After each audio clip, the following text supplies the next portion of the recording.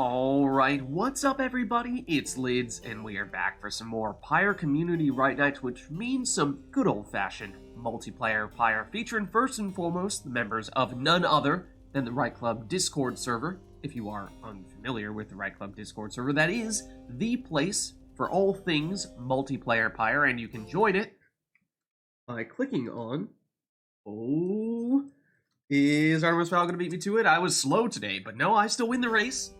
That is the link to join said Discord group. But those of you in chat, you are not off the hook. No. Because you see the red circle with the white L below chat. You click on that, you will see all the various requests that you can make today, including things ranging from selecting players' exiles, masteries, talismans, songs, arenas, even Titan stars. All that stuff is fair game. So, without further ado, let me jump into versus mode here. Set ourselves back to our defaults, and then we will get going. So let me know, chat, if there is anybody who would like to get us started today. In the meantime, why don't I hop into said Discord group, and I believe I am now ready when you are.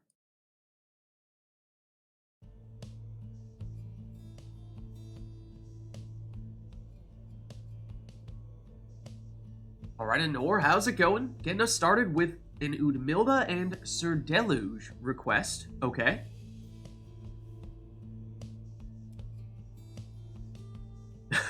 Not sure where that one came. I mean, it's not like it's ridiculously crazy or anything like that. It's just not sure if there's a specific reason for those two. Do they have anything in common?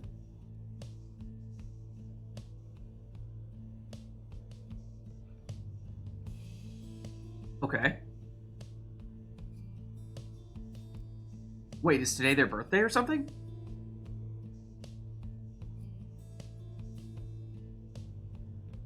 Oh man, Anor is on top of it. She knows her stuff.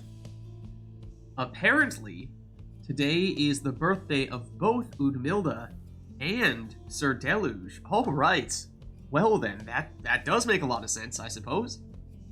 Okay, and oh man, we are getting started on a high note here.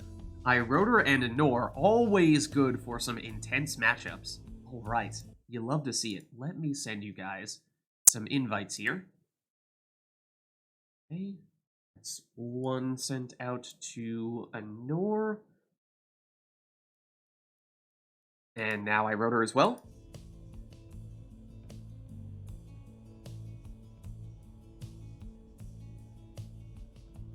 And then I assume for you two... Hey, how's it going? I vaguely remember, Iroder, last time we had you in, I substantially increased your volume. You may have... Well, I may have made you a little too loud. I've bumped you down a little bit now, but hopefully that's the right balance at this stage. I apologize if I forced Iroder into unknowingly destroying anyone's eardrums there. But for you two, I assume for Iroder it will be withdrawn and Anor the Nightwings for you, is that right? Yes. Okay. Let me give you controls again, Anor, no worries. How are you guys doing? What is up? Let's see. Let's just double check as well, Anor. I think we might have been having some other people going on mouse, keyboard recently. Yeah, let's just make sure. There we go. Awesome. All right. So yeah, you guys were saying Withdrawn and Nightwings? Let's set you up then. Oh, and I may... Unless you want to go Accusers. There we go. Unless Anor has turned into a CPU. Anor, I feel like maybe I'm making this up. Maybe it's because you're one of our few people who always plays on keyboard and mouse. Have we, every single time we've had you play, had you on as player 2? Is it just me? Or is that a thing? I feel like that might be a thing. No? Okay. In that case, I'm glad, because as we've said on a few occasions, there are at least one or two arenas where being player 2 can be a bit of a disadvantage, namely Blade of Lu, so hopefully it's not, you know, that we're just constantly putting you on player 2. It's like, you know what? I don't know when, if ever, we happen to have a Nor on player 1. Okay, at least last week we had your player 1. Alright. No worries then. Conspiracy theory debunked. Alright, so we have a Nor's request for both Udmilda and for Sir Deluge. Do we have anything else for this first one, or are we otherwise going to leave it up to the players? / RNG.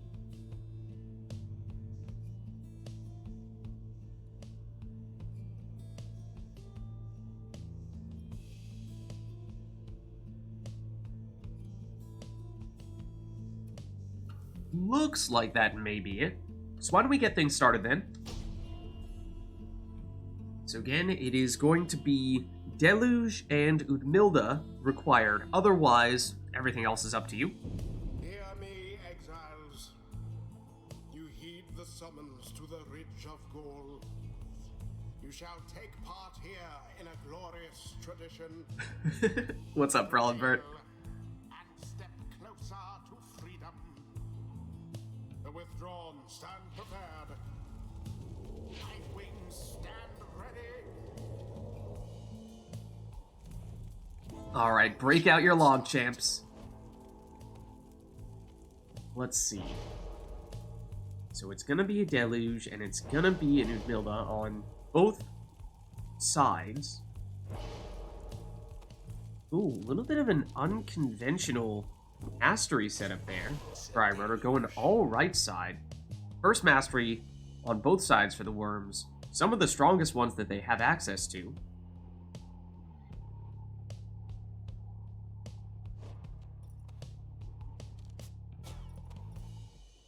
Oh, but I love to see this. At least from a talisman standpoint.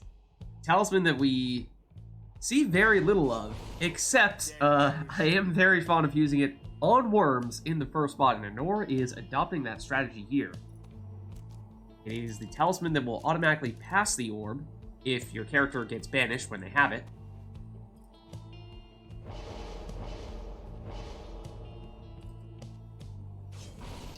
So for Iroder's non-requested exile, he'll go with a meta Vizpaleth.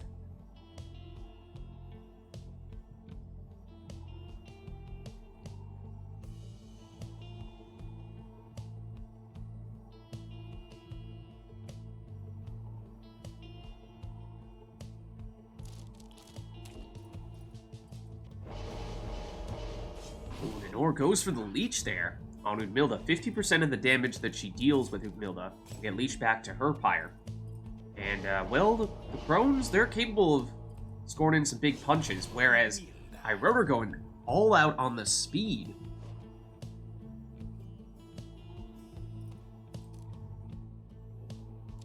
And of course, for Iroder, Udmilda is his team captain of sorts.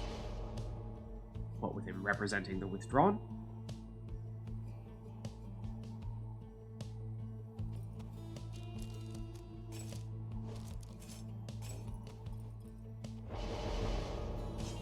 And Nor goes super portals with a Webland Thorn in, and here we go. Comes Iroder. Nor able to snuff that one out. Udmilda for Nor. Over to Deluge, back to Udmilda. Charges up the throw, it's unblockable. And it's for 17 here, so Nor cuts it a little bit short. But it'll still be the first to get on the board here. And here is Udmilda again. Ooh, looked to plunge in that time, but she's just a little bit short. Notably, Anor took that salute for the imps. That means they can transform back and forth between imp mode and howler mode. There is the Bright Wisp. When Anor gets banished with that worm, she will automatically pass the orb to a teammate. Oh, and Anor freezes everybody, which might have given her enough time to get her imp back. Just not enough to shut off that throw. So I wrote her on the board here with 25 after that. Once again, Anor putting that Bright Wisp to good use. Stunning Claim, stopping everyone for a few seconds there. There is Howler form with the orb. Now it is just Unmilda. He's waiting. Oh, and waits to go through that super portal. Gets infinite stamina when she does. Double banishment. Suddenly she has space to work with here. And plenty of time for this 30 damage throw. And remember, she took the leech there. So that's 30 damage plus 15 leech, which puts an orb back on 90 Pyre life. Back to Howler form. Back to Unmilda, who once again is by herself here. Though there is a portal for her to work with. She goes through it. Gets the infinite stamina. Oh, but I rode her just barely able to get the banish off there. But an orb back to full strength, and oh, has an opening. Plunges for 30, and again leeches back that Pyre life. This time getting her all the way back up to full. I rode her with the block. But Vids goes down. Nor with just Deluge here. Eyeing that portal, but I rode her seeing it coming. Ooh, Nor with the last second stunning claim, just in time to set up her imp.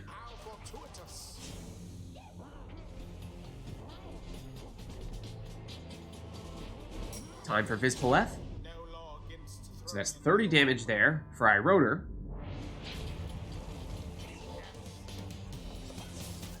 And Nor back to Unmilda. Now it's just Raji, and I rode her on the attack and has some space here. So enough time to throw this one in for 15. The Race of the Worms, Nor wins that. Gets it back to Raji. Oh, but everyone down here, except Deluge does return through the portal for infinite stamina. Thinks about it again. Oh, stunning claim. Gives time for Unmilda here. Oh, and all she needs is to make it in there. Doesn't matter how. Would have been enough damage.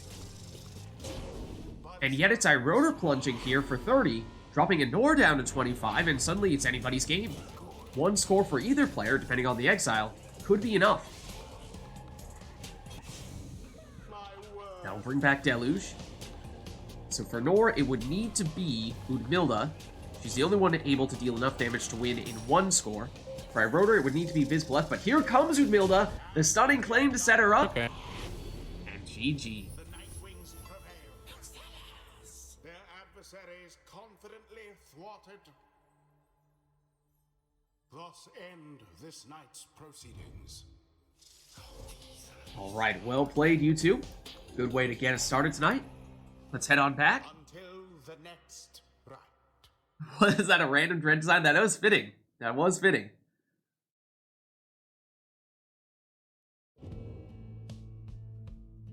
All right, well, chat, let us know if there's anything you would like to see for this next one.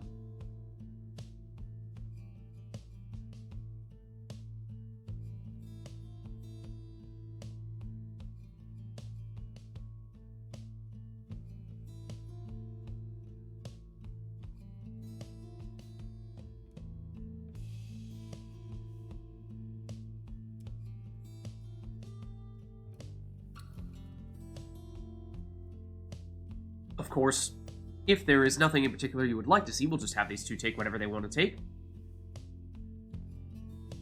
In which case, why don't we do that?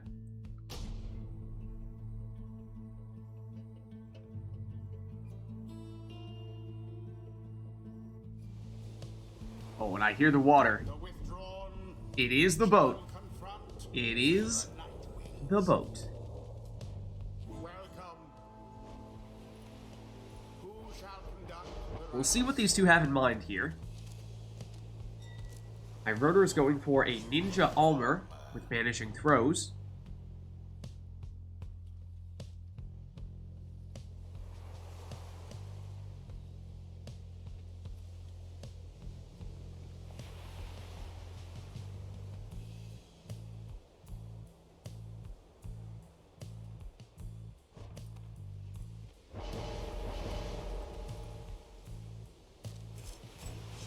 Nor with a similar approach, though going with prayer beads instead.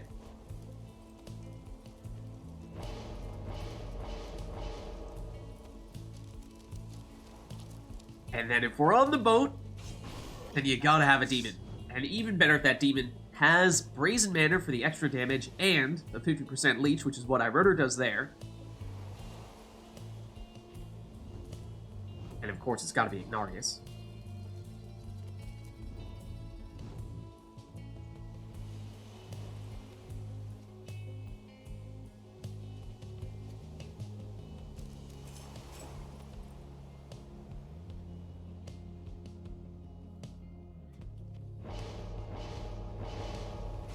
But instead of matching the demon, Anor goes for a crone.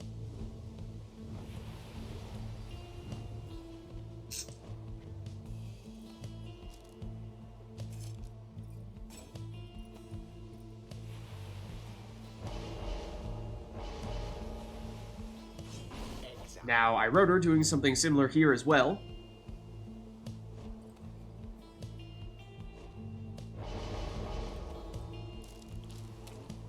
Okay, and here comes Anor's Leeching Demon, so similar setup for both players here. We'll have to see how this one plays out. It's iRotor leading off with his Ninja Savage. He goes down. Jody, for Anor, sets up Brazen Manor. It's active here, but she doesn't have enough air time on that jump to make it into the Pyre. Suddenly Anor with an aggressive attack that gets thwarted, and she is defenseless at the moment. That leaves time for iRotor, if he's quick, to plunge here for 30 with Ignarius. Leech not a factor this time, as iRotor still on full Pyre life. Though iRotor defenseless at the moment, so plenty of time for Anor, and she can plunge in, because remember she took Prayer Beads. So she'll still be at full strength here, but it's iRotor on the attack now. The throw is just short. Anor sets up Brazen Manor. Here's Jody. Looking for the big jump. Knocks back the defender. And there it is, 40 damage plus 20 leech as well. So that puts Anor back at 90 Pyre life. iRotor with the banishment on the throw. And the second one makes it in for 20. Anor wins the race to the orb. But Bertrude is down, as is Ulmer. Here comes iRotor. Forfeit. She plunges for 30. That drops Anor down to 40, and iRotor at 40 as well means either player with a Brazen Manor Demon could win with one score. Oh, that throw from iRotor just short. Bertrude speeds ahead. Can't get past Ignarius. Ignarius sets up the Brazen Manor, but in the meantime, Anor on the attack here picks up the orb and plunges for 20.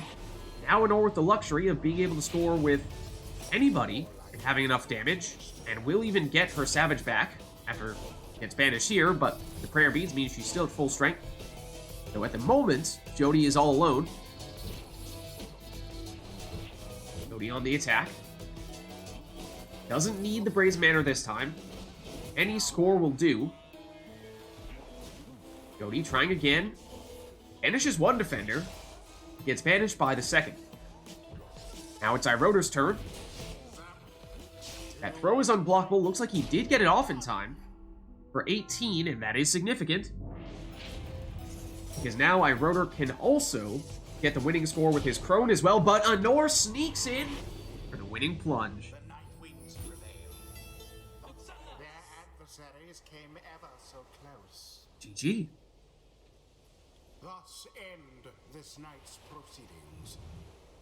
2 matches, 2 one-score games. Off to a great start. Until the stars align.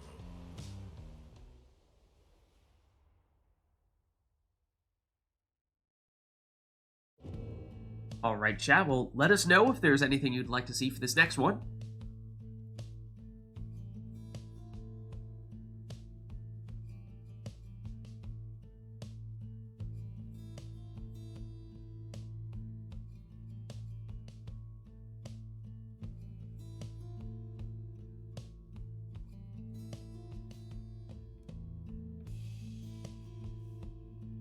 Alright, we have a song.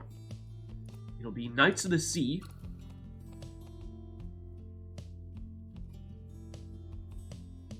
So that's locked in.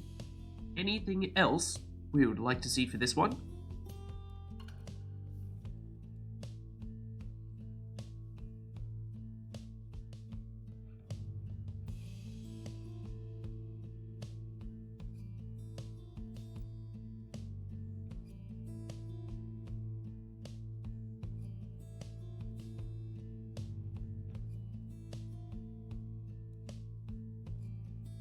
If not, then of course we'll just have these two take whatever they want to take again.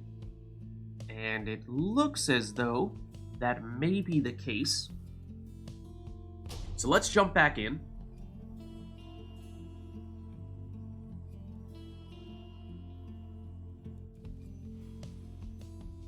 The withdrawn, Alright, and this time it'll be the Glade of Lu.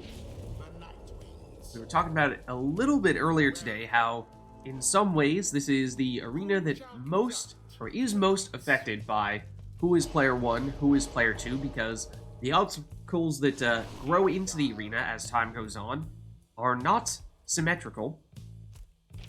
They have the potential to pin in player 2 more so than player 1. So in that way, gonna be a little bit tougher for Anor here.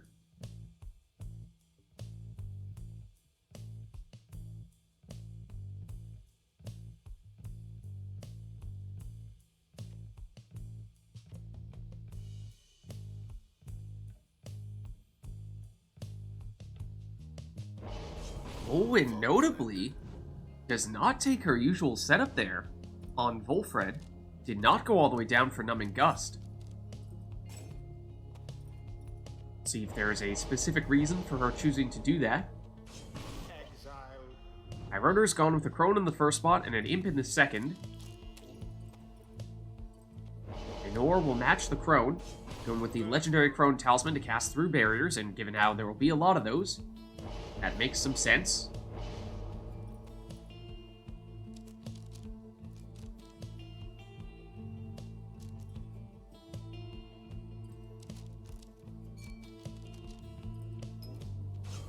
Ooh, then Iroder. An interesting choice there. The extra mobility from the Cur, but takes Bottled Void, meaning that whenever that Cur comes back from banishment, it will suck in close by exiles and potentially banish them in Dalbert's aura.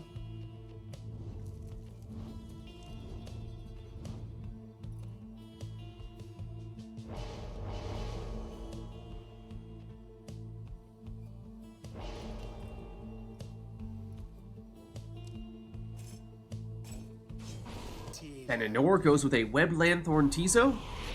And here we go. Volfred down quickly here. And Iroder nearly with a quick score. Anor back with Volfred, but he goes down. Here is that Bottled Void Dalbert, but he's banished as well.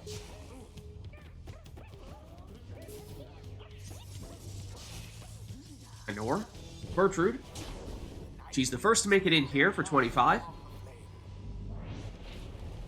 That will start to make this arena smaller. Iroder with the quick attack there. Throws this one in for 18. Iroder nearly went for the same strategy here, but does have it back. So may opt to go that route once again. Has the portal. Doesn't take him much further, though. Two-pronged approach, one side with the Crone, the other side with the Cur. There you see, that was the Exploding Sapling. That is what Anor opted to take rather than Numbing Gust. So at least on one occasion it did pay off for her, but Numbing Gust, of course, very strong mastery. So it's hard to justify not taking it if you're going down the left side for those saps. But meanwhile, Anor defenseless for a moment there. That would be the situation in which Numbing Gust would help. But she is still able to fend that one off.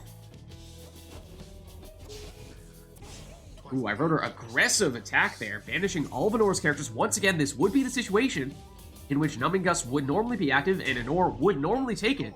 But I wrote her perhaps is bearing that in mind and being extra aggressive with the banishments for that reason. Anor gets blocked this time. So here's our rotor. This time with Dalbert. Using that Cur mobility to help get around. But can't find a way past Volfred. There's the Exploding Sapling again.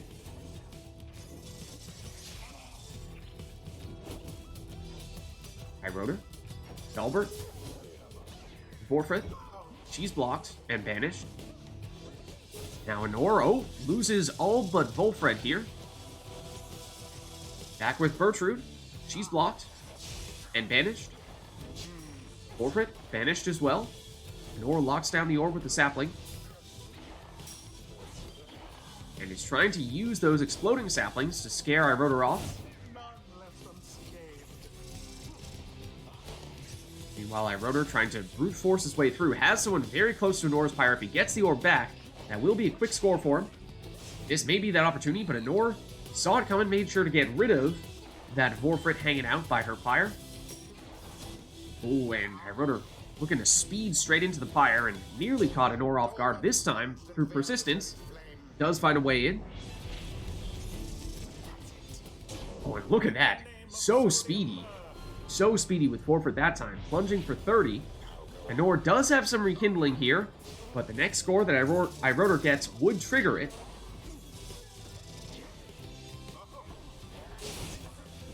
Not that time there for Bertrude. Here comes iRotor. Oh, ever so close to triggering the rekindling.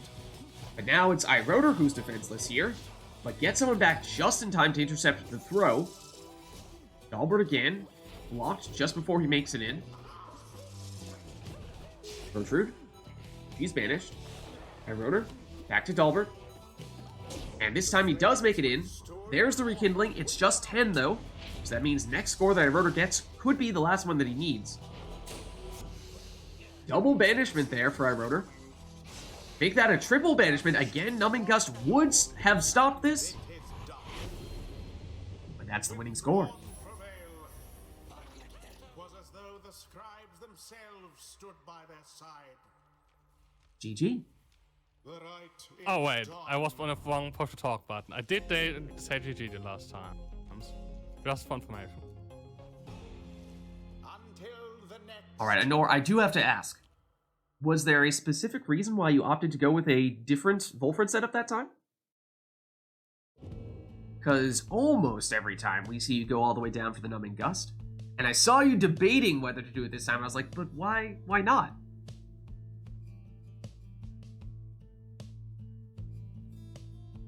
Just wanted to try something different. Alright, fair enough. Fair enough. If you don't test it out, you'll never know. Alright, well then, let's reset ourselves here, but chat, let us know if there's anything you would like to see for this next one.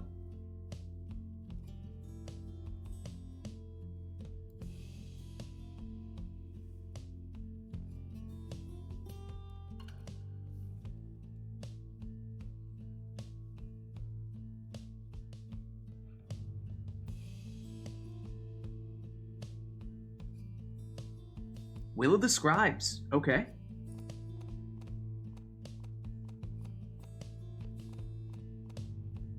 So we have the song. Will there be anything else in addition to that? Or is today one of those days when we're just in a musical mood? Nothing wrong with that.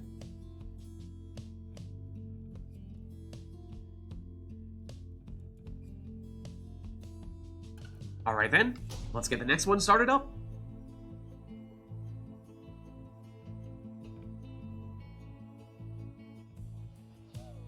Oh, and you hear the imps. That of course means we're at the Isle of Kalamer. Take on the night wings. Welcome. Who shall conduct the rites? And iRotor goes all left side power casting Headwind there with Gold's Bracer.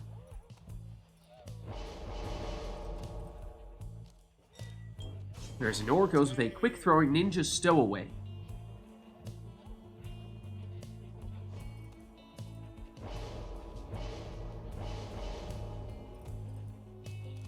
And I think we have seen iRotor go all Nomad before, and that's a second Nomad. Notably, Snadra there did have Bottled Void.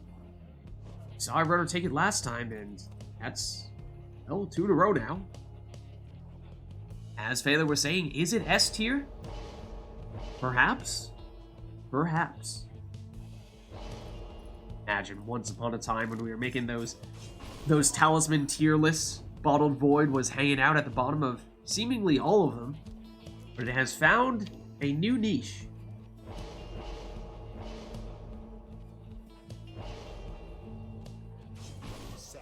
Now iRotor go with the sap in his last spot with Pulmus.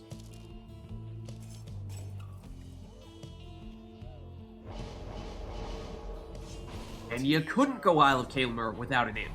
So at least Anor checks that one off the box. There's those big power casts from Headwind. That gets rid of all of Anor's exiles, but the Stowaway has returned. There's the ninja strats. The overthrow gets intercepted. Iroder shoulder smashes the defender. Anor gets it back. Iroder able to banish the attacker. And, yeah, has Palmas hanging out, hiding at the bottom of the screen. Snadra down, though. Back to Ninja Stowaway. First row once again intercepted. And is Palmas here bringing back Snadra? That's a double banishment there. Good cast from Anor. Palmer. Biding his time.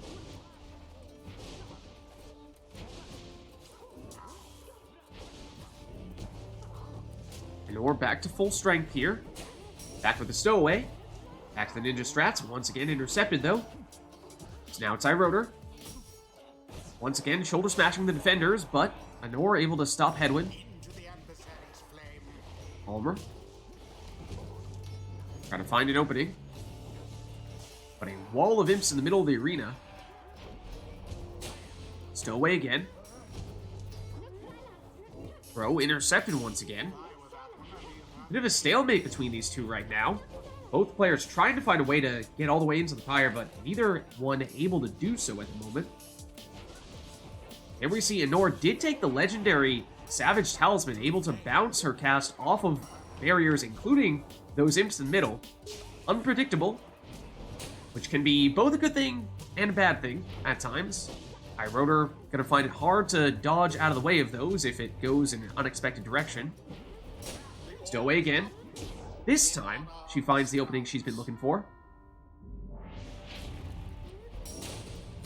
Anor teleports to the orb. Uses those imps to create a bit of a wall, but her throw is intercepted. Iroder brings back both friends. Now Snadra. Brings Headwind back.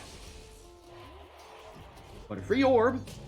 Janor takes and tries to deliberately wait until the defender has passed by before she triggers her throw, but still Iroder able to intercept, and now Iroder back on the attack.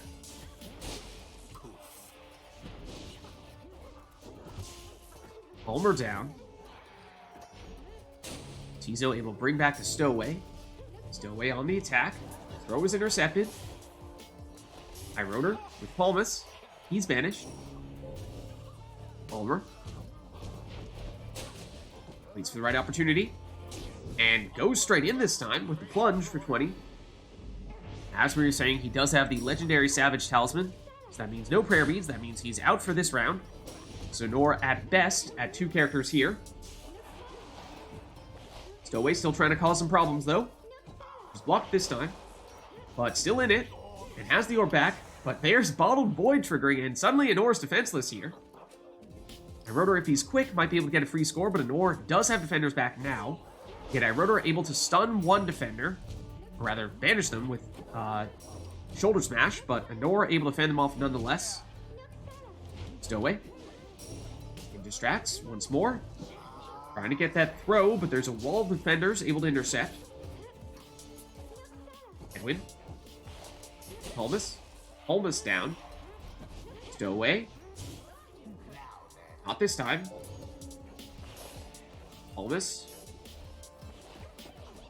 Back to Headwind. Headwind makes it in for 20, and he does have the 10 leech. Iroder did go all the way down on the left side for that.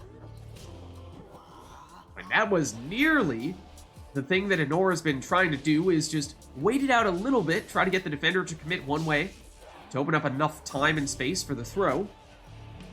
Still intercepted, though. Palmer, perhaps waiting for the Stowaway to return. No, he does it himself this time, but doesn't make it into the Pyre. However, with the numbers advantage for the moment, shoulder smashes one defender and does make it in there. That there was Snadra, I believe. She's out for this round, and she does not have the leech. That imp is going completely crazy in the middle. Headwind very close to the Pyre, and that does set up the plunge here, and that means 20 damage and the 10 leech. And that time Anor does have enough space to sneak in that 20 damage throw from the stowaway.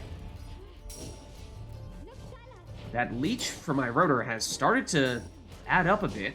That is the difference right now. But after that throw, we are level at 40 apiece. Now, of course, Iroder does have a Savage, and therefore, or rather, does have a Sap, and therefore does have some Rekindling. Oh, and look at that. The Stowaway somehow finds an opening for that throw. That means one more score, maybe all that Anor needs to trigger that Rekindling, and once again, trying to wait until the defender commits. Meanwhile, Headwind continuing to cause some problems with that shoulder smash, using it offensively. Get rid of defenders. Stowaway tries to find a different angle, and does. Oh, no. 19 damage, 1 off the maximum, and that means that Iroder does not trigger his Rekindling, and so Iroder can still hang on for 2 more scores here. This will be one of them. There is the 10 Rekindling. But after that plunge, Anor is now down 1 character, but sneaks in with the quick stowaway throw, and that'll do the trick. And such a well-conducted victory it was. The ceremony is complete. All right, let's head on back then. Until the next rite. Oh no. It started, hasn't it? There is no escape. There is no escape. All right. I suppose we're turning off the in-game music because I'm afraid it is that time. It is that time. Let's see, what number are we at already? 1, 2. Is it just 2? Oh no. Oh no. That's a third. That's a third, yep. Okay, well, let's just say we might be listening to this song for a little while now. Let's summon Tariq Bot, shall we?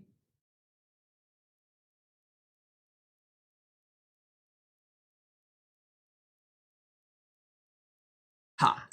Can't play that song if I can't spell it now, can we?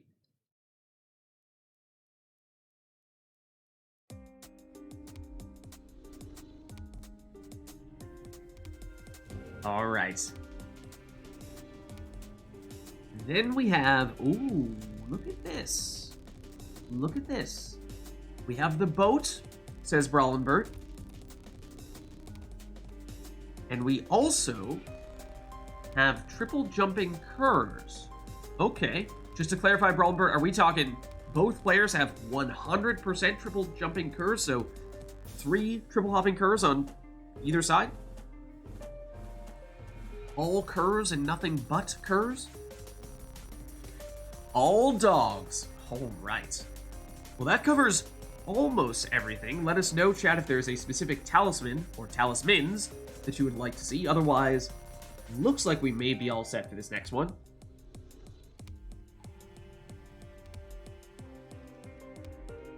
In which case, let's get started.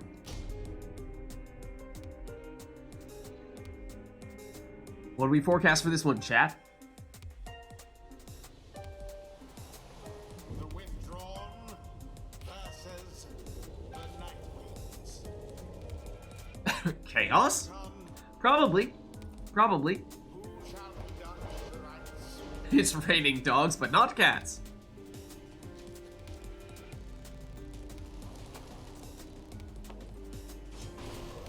Now, of course, whenever we see triple of a given class, the most important thing is to see which of those characters a player chooses to use first. Because that speaks volumes, of course. So in the case of Iroder, it is Barker. In the case of Nor, it's a little bit of a trick question, because although whatever exile she takes first here will go first in the very first round, every subsequent round, the second character that she chooses will go first. So is this really Rookie in the lead spot, or is it Rookie in the secondary spot in this case?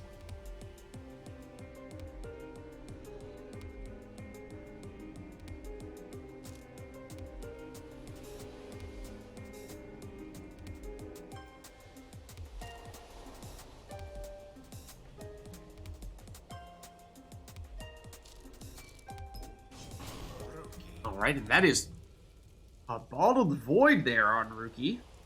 Okay, let's add to the chaos then.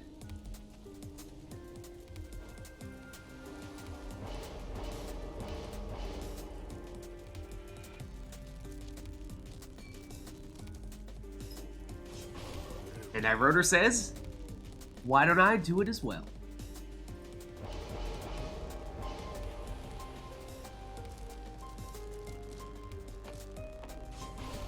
And then Titan Tooth there on Dalbert. I believe that is what we saw Iroder take on his Barker. So that'll stun anyone that those Curs jump into. And Cur Fang on Iroder's Dalbert for extra plunging damage.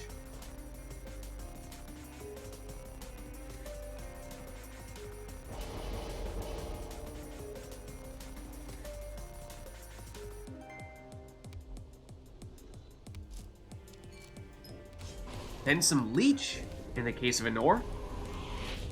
Alright, so here we go. Triple hop and Cur, and that was Iroder we saw who took Titan Tooth on his first Cur. And that is a double Titan Tooth stun, if I'm not mistaken. That may slow things down a little bit. Meanwhile, Anor nearly finding a way through there. But I do get the feeling we're going to see a whole lot of that Titan Tooth stuff triggering, because both players are going to be jumping a whole lot with these characters. Iroder for a second there, it looked like you found a loophole in the whole you can only move one exile at a time thing. Does make it in for 20, but what with the momentum of one Cur continuing to go as another Cur continues forward with the orb, Iroder for a second there, it looked like he had two Curs moving into scoring position simultaneously. This time just goes straight in for 28. That is his Cur Fang Dalbert there. So if he had the choice of which Cur to score with, it would be that one. That's another double Titan Tooth stun. And Iroder keeps pouring on the pressure here. Don't think we saw either player take a Prayer Beads, though. So that means that if our players are to continue to plunge, whoever does so will always be down one Cur in the next round. There's the Bottled Void working. Iroder locked. Has it back here. And goes under the defender that time for 15. That means, depending on which Cur it is, Iroder may be able to finish the job here. Might be that Rookie was his only 15 damage Cur, but look at this. Once again, Iroder moving in with multiple Curs simultaneously. That Titan Tooth stuns both players, so double Titan Tooth that time. And now, Iroder follows up for the winning plunge. Okay. GG. Crushing victory it was. The rite is ended. Alright, well played, you two. That was our triple Curs, triple Hoppin' Curs on both sides.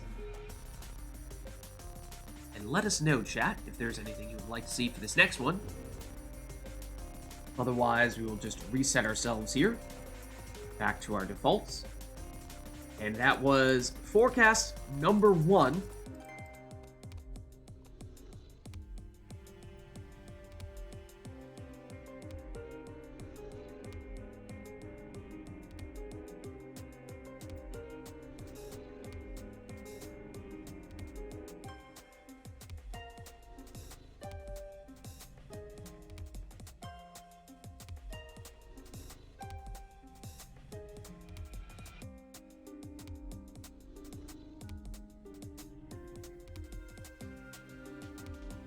Alright, not seeing anything else at the moment, though.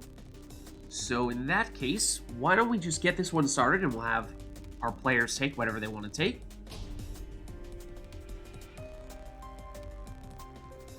In which case, I don't know, uncertain forecast here, chat. What are we reading? The withdrawn shall now Hoo hoo hoo hoo, in the Pit of Malith. There is some potential here for some memery. Who shall conduct the rites? Will we see it, though? Will we see it, though?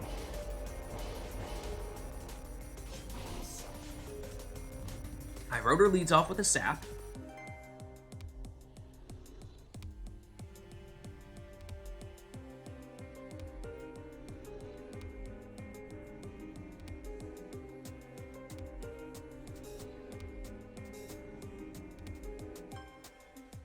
Now, there are some sap memes on this arena, but Anor perhaps trying to weigh that here and gauge, is that what iRotor's looking to do here? Or is that just a perfectly normal sap? We do see Anor go with the sap as well. Once again, does not take the Numbing Gust. Takes the Exploding Sapling instead.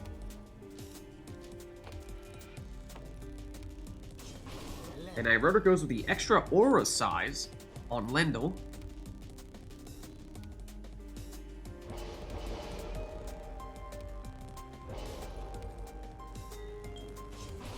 And Anor goes Ninja Stowaway.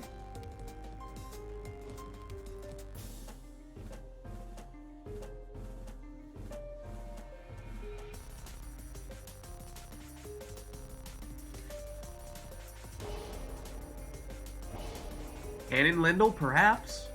Perhaps.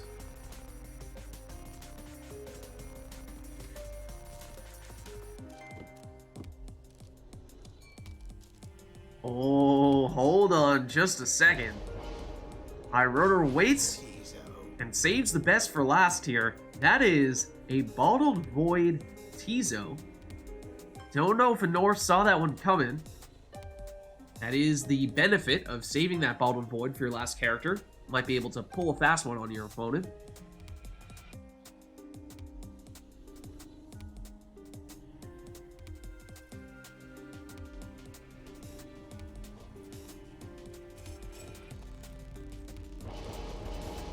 Teaming with Tizo no longer canon. That is true. That is true. Definitely Lendl plus Tizo.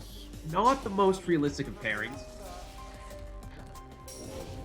However, there is iRotor triggering Bottled Void, and in doing so, getting rid of the last of Anor's exiles. So time now for iRotor to throw this one in for 25. Both players setting up their saplings, and that orb is very difficult to pick up right now. Anor does find a way to make it happen, though. It is just Volfred for her right now. Waits for some reinforcements, has them, but makes her move with Volfred. He's banished. Stowaway tries to make her move as well. She goes down, as does Bertrude. But Bertrude comes back quickly. Can she defend against this attack? No, iRotor able to sneak in a quick 7-point throw. Anor with those exploding saplings. As we said, she opted to take those rather than going all the way down on the left side for Numbing Gust.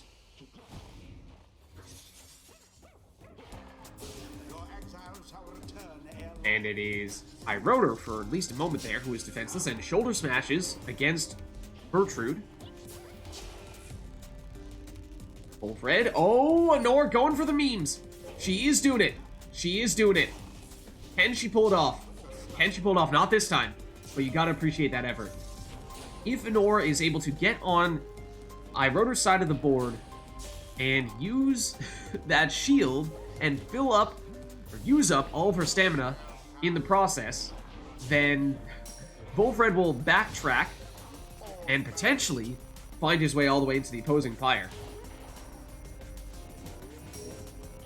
Anor now with the stowaway. Oh, and off the wall and into the Pyre. That is the other meme that we might see.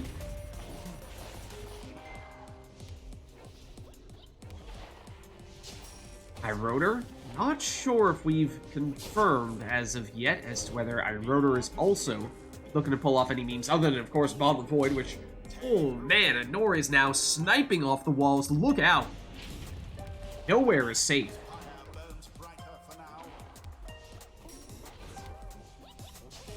Oh, iRotor sees all those exiles right next to each other, looking for the big explosion with Tizo, who is still hanging out right next to Anor's Pyre, does the explosion now, sets up a very dangerous portal. Not to mention, that Tizo does have Bottled Void. Has returned and goes through the portal, set up the big banishment. And there's Lendl going through it, setting up this 20 damage throw. Another instance that time where I think Anor did not have any exiles back, and so, of course, if she had used Numbing Gust, then iRotor may not have been able to score there. But she has been putting good use to those exploding saplings. That is the trade-off she decided to make. Wolfred back. But I wrote her with a multi-pronged attack here. All of his exiles in scoring positions here. They all go down except for Palmas, who sets up a sapling near Anor's Pyre, but Anor able to stop that from materializing. Stowaway. Perhaps looking to... Oh no, that was a throw off the wall. For a second, maybe wondered if maybe she was going to try to jump off the wall instead. I wrote her, blocked, and banished. There's the Numbing Gust, or rather, there's the Bottled Void, I should say. And suddenly it is 3-0 right now in terms of exiles. Means plenty of time for I wrote her to throw that one in. And it's the situation we were saying before that normally a Nor setup would be specifically designed to prevent that from happening, but not this time. Nor trying to sneak in to get that orbit is right on the cusp of Iroder's sapling. Now the sapling is gone, however. And now Iroder's Anor's exiles are gone. Wolfred returns, however. Here comes the rest of the squad. Iroder. Oh, going with the clever jump in with usually a Nomad for whatever reason, and then switch quickly to the sap and shield them to prevent them from getting banished as they foray forward toward the opposing Pyre. Ooh, Stowaway able to throw, but gets banished as soon as she does. That means no one back to defend right now. Iroder opts to throw with Lendl. That gets intercepted. Stowaway banished. Sap versus Sap. It's Nor here with Wolfred, but he goes down. Bertrude. To Stowaway. Off the wall.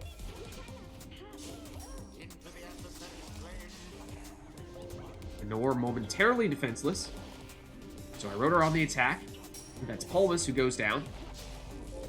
Same with Wolfred. And Lendl does make it in here for 20. Dropping Nor down to 3 Pyre life. Now she does have, I believe, 10 rekindling still with Wolfred. So she will have a second life bar. Here comes the Stowaway. That throw is intercepted. Iroder deliberately throws the orb off of his own Pyre to bounce it out, although it does go to Wolfred here. Anor, oh, she's going for the memes. Not this time. Iroder says, get out of here. Anor goes for the off-the-wall throw, not this time either. They have just tried to jump off the wall with Bertrude. And the Pyre will see if she can pull that one off. Not yet seen that one, I don't think.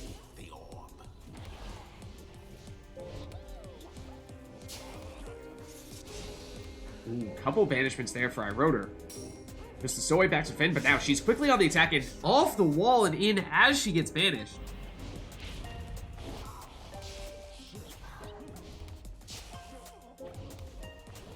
The orb, Stowaway teleports to it to pick it up. The throw is intercepted. Now Iroder on the counter. The Palmas goes down. Bertrude now. And that's what, yes, Anor is definitely looking to do. We've seen her try it on a few occasions now. Use Bertrude, who has a big jump to bounce off the wall and into the Pyre. Hasn't quite made it happen just yet. Keep an eye out for that portal, though, that Iroder just made. That will make for a quick way up the field. And there is the off-the-wall throw for the Stowaway. That's 3. And it does drop Iroder down to 20 Pyre life, which is important. That means one more throw from the Stowaway, if it is full damage, would be sufficient to trigger Iroder's rekindling. But Anor defenseless now. Iroder with time. Oh, the throw off target. Somehow from the opposite side of the Pyre, the orb ended up going through the Pyre, yet didn't actually score. Stowaway's throws are all blocked. Nor keep an eye out on that portal, which Iroder does go through with multiple characters. Brute forcing his way through, but somehow Nor able to fend that off. Bertrude banished, though. Anor defenseless until the Stowaway returns. Here she is. Has the orb. She's banished. That leaves her with just Wolfred. Iroder has the portal, uses it. But Anor back to full strength here. Stowaway off the wall and in, and there is the rekindling. Momentum building here for Anor as suddenly she takes the lead as she has not yet used her rekindling, whereas Iroder has. That means one score is all Anor needs here. Iroder currently defenseless. Does she go for off the wall? She, I think, did. But it doesn't work this time. Ironer can't make it happen with Lindel. Stowaway. Ninja strats. Blocks. Teleports to the orb again. And there it is, off the wall and in GG. for the win. GG.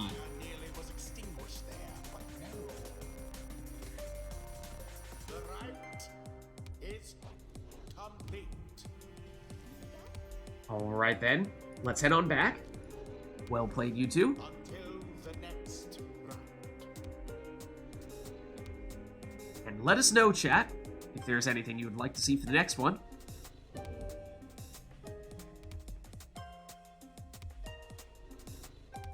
Very clutch moon crest indeed. When it works, it works. That was forecast number 2 of 3, I believe.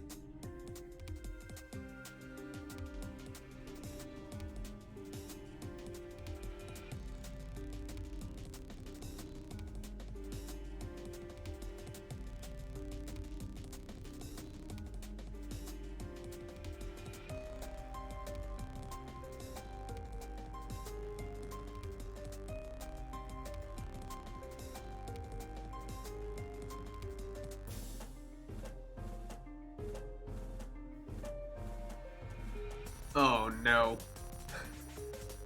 That does not count, Amanda. 5 cat. I'll have to think about that one. Have to see what that means. Okay, we're adding to the forecast list. I see. Alrighty then. So the forecast continues. Oh, and look at this. Honor says turn customize off. Now that of course means we will get randomized exiles, masteries, and talismans for both players. And Brawlenbert was thinking the same thing. Alright, well, we'll have 2 in a row then. Brawlenbert just remind me for the next one. But it means we won't even get the squad selection screen. We'll just go straight into the right, and it will be a bit of a guessing game, trying to figure out what each player's setup will be. So in that case, I don't know, chat. What do we forecast?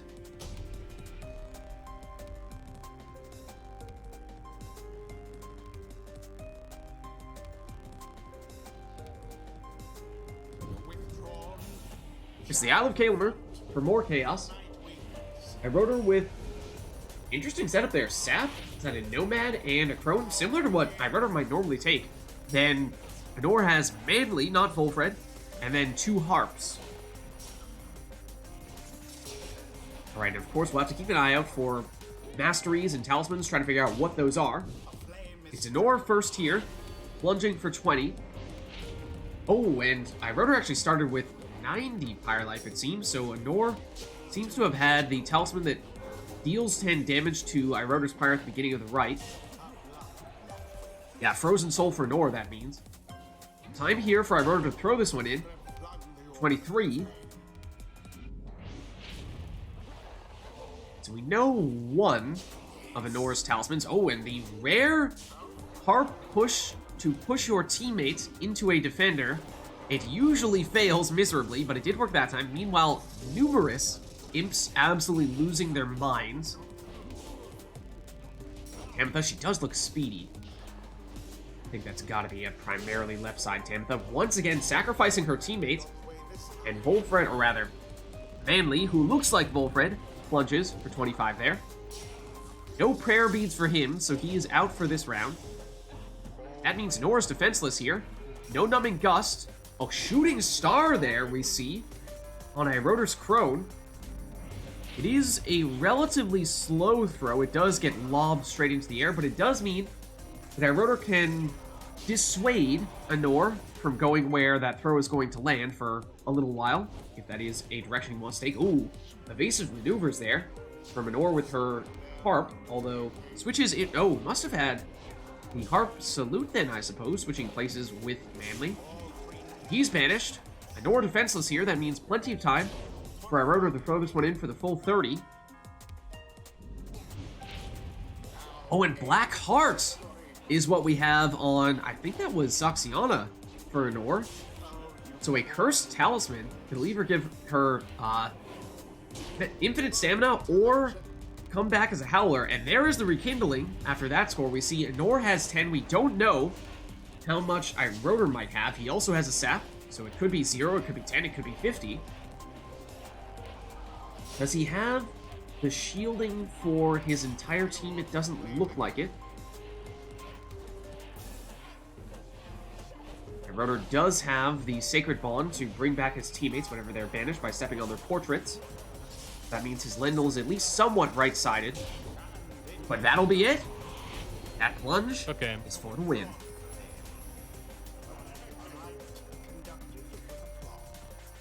GG. Both harps had the salutes. Alright, well, let's head on back. And, a bit unfortunate, yeah. 1 is good. 2 is maybe a bit overkill. So if you have 2 or 3 harps, and only one of them has that salute, then you have to remember which one it is. At times it can be a bit of an awkward shuffle, trying to find that harp. But we do have Customize turned off for this one as well. And we still have Forecast. So that means that unless we have an arena, that would be everything locked in for this one. So let us know if there's a specific location at which you would like this next rite to take place. Otherwise, we'll be good to go.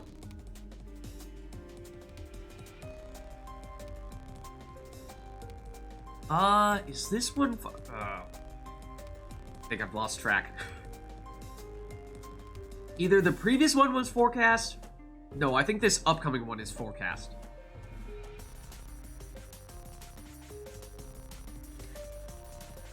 They get stuck in the salute animation. What if you salute one harp into the other harp? Maybe I've just never taken 2 harps with the salute simultaneously before.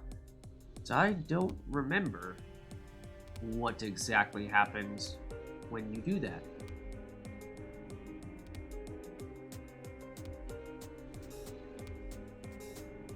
Alright, but not seeing any arena requests here. Thanks to lag, we know for certain. Oh, is this part of lag's testing? Alright, but no arena requests here, so I think that means we are just hopping straight back in here. And again, Customize off, so totally randomized. Both players set up, so we'll see what we end up with here. What do we forecast?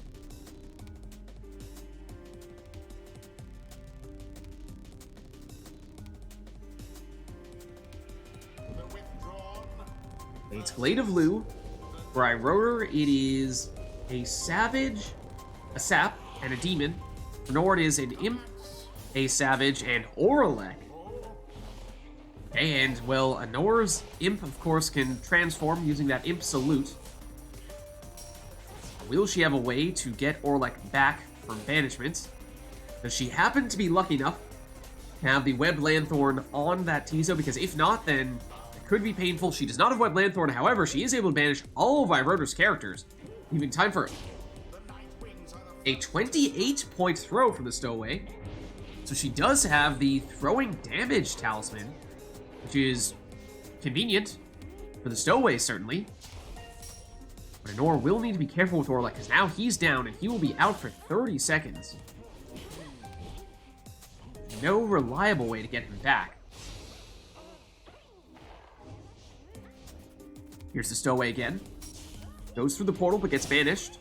Infernal Bloom there. I didn't catch who that was who had it. Oh, was that a Typhoon bottle for Nor? So it was the effects of Numbing Gust, but she doesn't have a sap. That's Rotor who has the sap. That would be, I suppose, a way in which she could make up for having Oralek, who may get banished for extended periods of time. Here is Oralek, though. He has returned. Through the portal he goes, and that is a super portal with Star Sign, meaning that whoever goes through it will get infinite stamina, and infinite stamina Oralek is a scary sight. Rotor, though, plunges here for 20. Anor did have the additional starting Pyre life with Oralek, it seems, because she's still at 115 even after that score. Everyone down on Rotor's side here. No, it's Astral Eye. Oh, okay. Astral Eye for the Stowaway. So that means extra damage, whether it be a throw or a plunge, but reduced hope So all of Honora's characters take a long time to come back from banishment, and does have, seemingly, the Typhoon Bottle, which is amazing to counteract that, but it is not enough to slow down Iroder. He's still able to plunge in for the win there.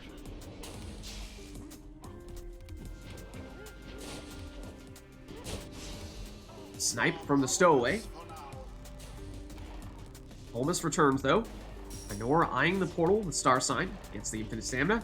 Doesn't affect the Howler, though, because it cannot sprint. Here's Jody. Knocks back the stowaway. Jody gets it back. Blocked.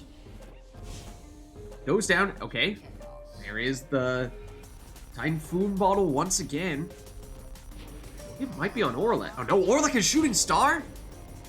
What? This is a crazy setup that Honora has.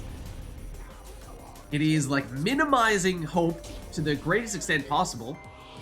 And yet she does have a way, not the way you would have expected, but a way to counteract that reduced hope.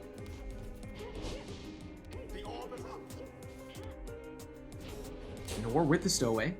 It's Jody back to defend right now, but Almus has returned. Pyre. Meanwhile, Jody goes down. And Nor trying to take advantage of Iroder only having at best 2 exiles here. 2 exiles that take a little while to come back from banishment, so if she can make a point of banishing both of them, then she might be able to create an opening. Needs to be careful with Orlek, though, as we've said before. It takes a very long time to come back from banishment. No Brazen Manor. There is the Imp to set up the banishments. Infinite Stamina after going through the portal. Oh, Stowaway nearly sneaks around. Jody. And there's the double banishment that Nor was waiting for. Giving Orlek the opportunity to go in here. And, oh, that's rekindling. Okay. So it's 10 for Iroder. He's now onto his second life bar. Means next score for Nor may be all that she needs. But Orlek goes down, as does the Stowaway. That does trigger Typhoon Bottle, but it means only Tizo back to defend for Nor, and Iroder speeds in for the 10 damage on the throw. I love the sound effect when Tizo transforms. His little laugh. Stowaway for Nor. Eyes the portal, goes through for the stamina. Oh, goes around one defender. And in for the winning plunge. Shooting Storlek, Pog. GG. And that was a very, very unusual, but somewhat logical setup for a Nor. Of course, totally randomized. But sometimes that stuff happens. Alright, and Customize turned off once again. Chat says, I like what I see. Give us some more. And Nora says she's up for 2 more. So heads up, if anyone in chat is looking to get in on the action, and Nora is looking to swap out relatively soon, so prepare yourself accordingly if necessary. And I wrote her just to check in with you. You good to stick around? You feel like you're going to want to swap out as well? I can stick around. Okay, and it looks like Amanda may be the person to switch places with Honor in that case. So, once again, we have, I believe this will now be 5 cast, or should I say 5 cat. And Customize turned off means we have almost everything locked in here, other than the arena. So let us know if there is a specific arena you would like to see. Otherwise, we are good to go here. What's up, Boxfoco? How's it going? How are you? We are in the midst of more forecasts, and in the midst of a bunch of Customize off matches. Alright, and well, the number of cats continues.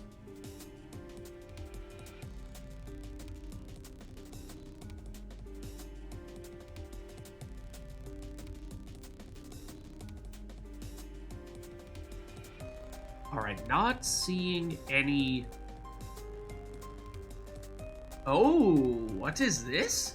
Something not named forecast for the song request? And you almost named it perfectly. I know what you mean. The secret is you don't have any vowels. But anyways, let's get going here. Customize turned off, so once again, randomized stuffs. Yeah, ever so close. Just got the E in there. The withdrawn shall take Alright, we're at the Fall of Solium here. We have the additional starting Pyre Life for Iroder. It's a demon, it's a crone, and a savage. For Nor, it is imp, savage, and another imp. Here is Gareth. He does have the salute to teleport to the orb, but everyone down, at least for the moment. On Anora's side, she does start to get people back. Iroder was thinking about the throw, but may have been just a little bit short on it, and so had to reposition, and in doing so, gave Nora some time to recover. That is seemingly a long-distance throw. No, it's the normal distance, but once again, Anor has a throwing character that either has the additional throwing damage or the the additional 8 damage and reduced hope with Astral Eye. One way or the other, that is possibly the same setup 2 times in a row on a randomized team for Anor. What's up, Core? How's it going? How are you? We are in a randomized, customized, turned off match here. And it seems as though Anor has possibly gotten exactly the same exile twice in a row. But Anor is defenseless here till Tizo returns. Here he is. Tizo moving in. Seems like Iroder does not have the Savage Salute. Oh, an opening here for Tizo. He plunges for 15. Oh, no, that was Messenger Imp. Almer, does he have the salute?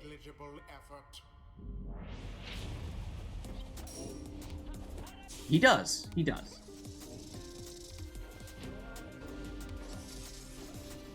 Imp on either side. Messenger Imp taking the southern route. He goes down. Jody to Bertrude. Back to Jody. Back to Bertrude. Who will it be here? Both moving in. Each from a different angle. Jody goes down. Bertrude does as well, though. As does Almer. That means time now for Nor, who has a portal relatively close to Iroder's Pyre, and so she plunges. This time, I believe that is Tizo. So both of those imps have the 15 damage, neither one going all the way down on the left side, it seems.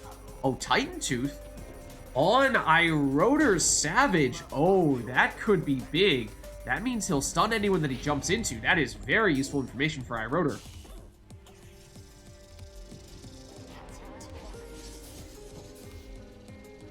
Gareth. He's blocked. And he gets rid of Bertrude.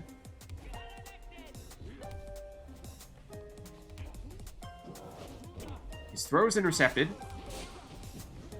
Both Savages thinking about teleporting to the orbits. Iroder who pulls the trigger first. Anor thinking about the portal. Goes through, oh, and suddenly goes past one defender, although Iroder does have other players back to cover. Gareth has returned for Nor, but oh, meanwhile, that portal got a little bit closer, and that sets up this plunge here for 15. Almer, his throw is blocked, but he has it back.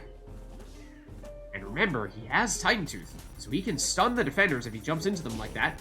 That makes him very dangerous. I think Nor has leeching on one of the imps. Ooh, that is worth keeping an eye out for. Let's see, she's at 78 Pyre life here. To see if that goes up at any point. Tizo biding his time. And we're back at full strength. And that sets up her other imp, who sets up a very dangerous portal. And Nor goes through that portal, but now loses the last of her exiles. Tizo has returned. Oh, and Iroder goes for the jump. That'll be 30 damage in that case. Almer. Jody, back to Almer. Who will it be? Almer, he's banished. That leaves just Jody on the attack here, and Bertrude is permanently banished after plunging. So it's just Jody here, no banishment on her throws. No Celestial Spike. Izo has it back. Sets up a portal for Anor. She goes through that portal. Pyre with a bit of an opening here and jumps over the defender and in for 20 damage. That drops Anor down to 28. That means Jody, at least, and even Bertrude as well, may be able to finish this one for Pyre with just one score. Of course, there is the chance that somebody has RITE NITE, the 20 rekindling talisman. We just may not know about it. We've seen it happen before. Here comes Anor, though. Pyre gets someone back. Bertrude in time to defend, and Anor defenseless, at least momentarily. Here comes the team. Not this time for Bertrude. As we were saying, one score may be all that Bertrude needs. Anor back through that portal.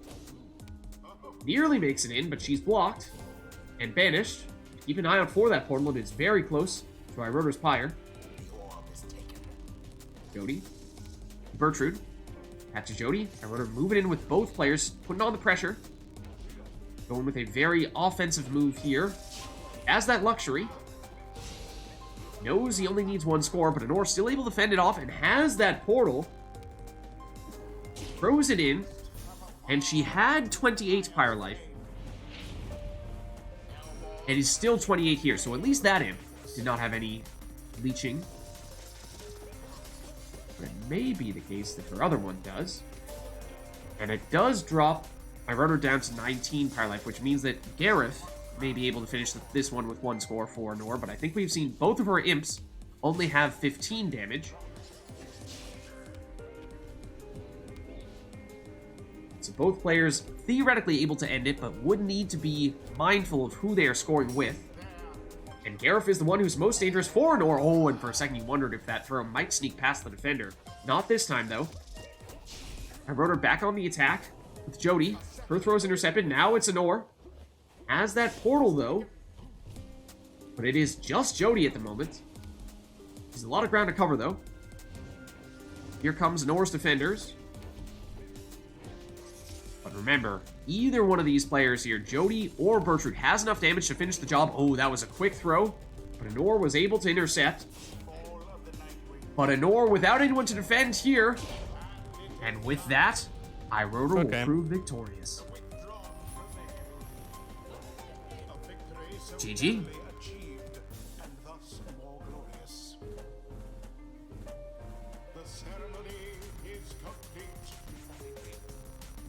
All right, let's head on back. Until the stars align.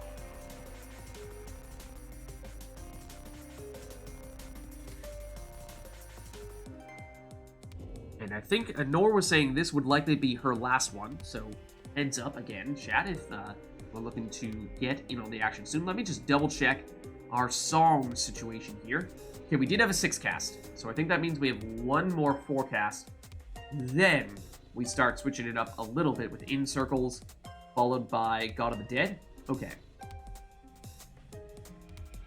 Yeah, this upcoming one will be your last one, exactly. So one more for Anor.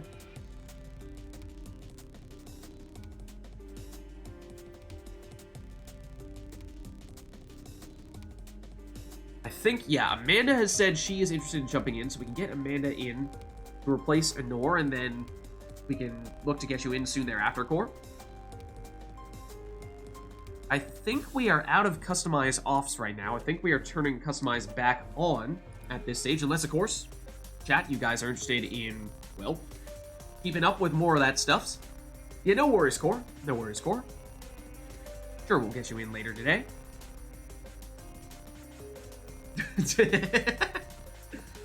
There's the cue. Get in line.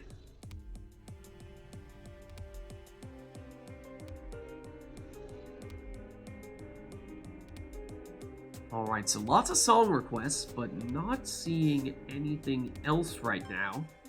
In which case, maybe this will just be one in which both Pyre and Anor will take whatever they want to take. Of course, after having a lot of customized off matches. It's been a while since they were last able to do that. So let's make it happen.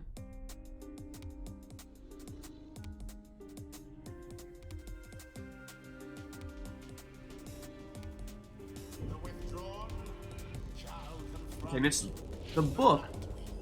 Not sure if we've seen that yet today. Welcome. Who shall conduct the rites?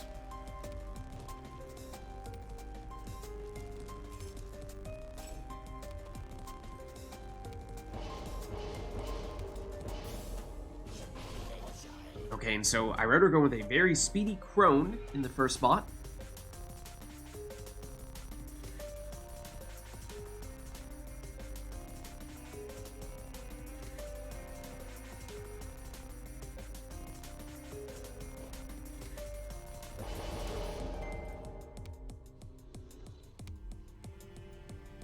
Whereas Anor going with the Harp Salute, which means she will be able to switch places with her closest ally.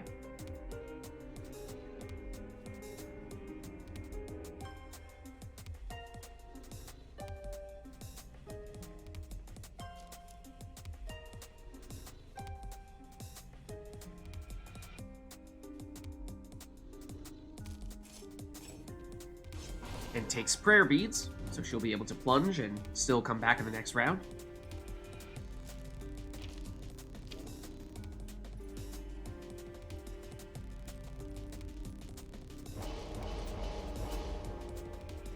Meanwhile, I wrote her building a Beyonders team here. That's 2 out of 2 Beyonders members right now, with Palmas there with Nutrition Stick and full rekindling.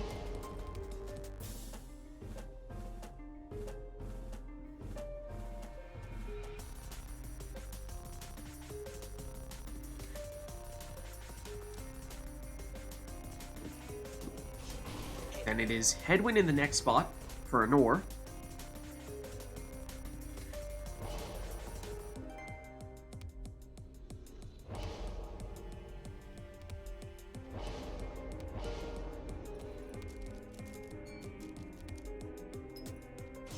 Alright, and the Beyonder streak is broken. However, I wrote her goes with a Cur there, and rather than taking the triple hop, goes with the quick respawn and does take Bald Void. We've seen I wrote her do that on a few occasions today.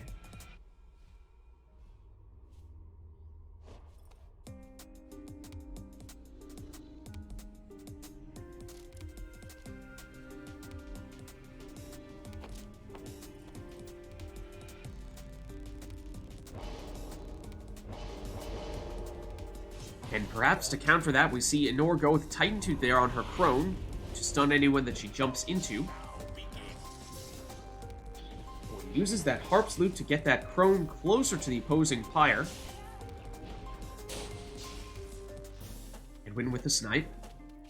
But it's Dalbert on the attack. He does have Lucky Break, which could be Iroder's idea of how he's going to put that Ball of Void to use. Here is Dalbert. He's banished. Oh, Iroder putting on the pressure here. Aggressive banishment. That means Anor momentarily was defenseless, but speeds out with Bertrude. And she has Titan Tooth, and she sent Dalbert absolutely flying there. That throw is unblockable, and it will get in for 24 here. Here's our Rotor. His Crone, not enough time to charge up that throw. Ametha. Which is into Headwind this time. He plunges for 20. Don't recall as to whether Anor went down for the leech, but it won't be relevant this time round. She's still on her starting fire life there, 100, but Iroder plunges here for 20 with Dalbert. Now he had Bald and Void, so he is not going to be in for this round. Forfeit. Well, leaps over the defenders and into the Pyre here for 30 damage. Dalbert and Pamantha collide. Pamantha switches places with Headwind, who gets rid of Dalbert. Dalbert comes back quickly, though. So, Pamantha able to outrun him.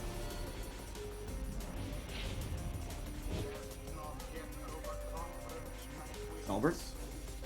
And Forfeit. Dalbert down. Forfeit lining up that cast. Gets rid of one defender. But Anor is on the attack. Not for long. Here's Palmas. Elusive. Very elusive. But Iroder just can't find a way into the Pyre. Ametha switches over into Headwind. He plunges for 20. But no prayer beads for him, whereas there was prayer beads for Pamitha, so that means Nora's just down one additional character here. Oh, and there is the Titan Tooth, though. Nora able to stun Iroder temporarily. Not long enough to stop Palmas from banishing Gertrude, though. Iroder locks down the orb with the sapling. And moves in with Dalbert. Not this time. Pamitha. Around the sapling, around the defender. Now remember, Iroder did take the full rekindling here, so although Anor may be able to trigger that with one more score, Iroder does have a relatively significant second life bar, and that is the second time we've seen Dalbert fly across the arena as he's stunned by Titan Tooth, and that gives Anor time to make it in for that plunge, and that does trigger the rekindling. As we were saying, it is 50 here. Two-pronged attack. Will it be Dalbert, or will it be Vorfrick? The answer is, it will be neither. Dalbert's back, though. Not for long. Here's Gertrude. She's banished. Edwin. Blocked. And banished. Dalbert. Vorfrick. Dalbert and Vorfrick. Nor with Gertrude. Back to Edwin, back to Gertrude. Gertrude blocked, but she does have that Titan Tooth. But give her enough time this go round nearly, but does get banished before she gets off the throw. Iroder trying to fake an ore out. Was it going to be a jump, a throw? Nothing comes of it this time, but here comes Palmas. He's pushed back with Pamitha.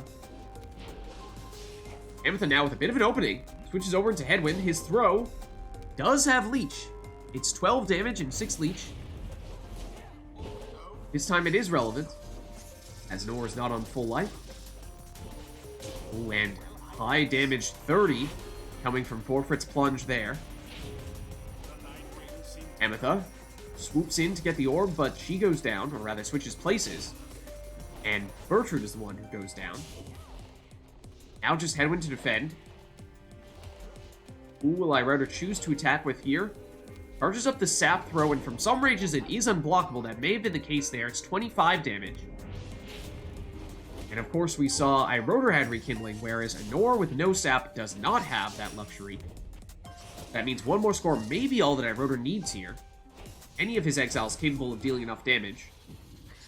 There is the stun on Titan Tooth. Not enough time though for Anor to do anything with that opportunity. Edwin.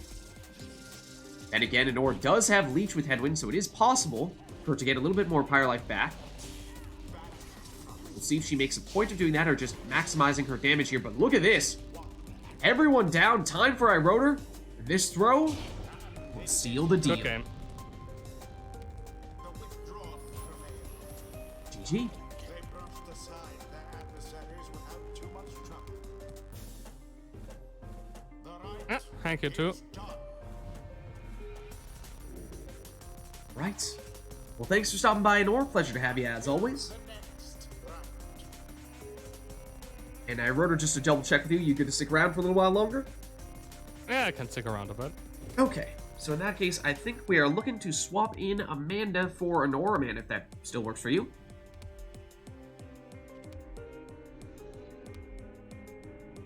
Yeah, that works. All right. Give me just a second here. I'll send you the invite.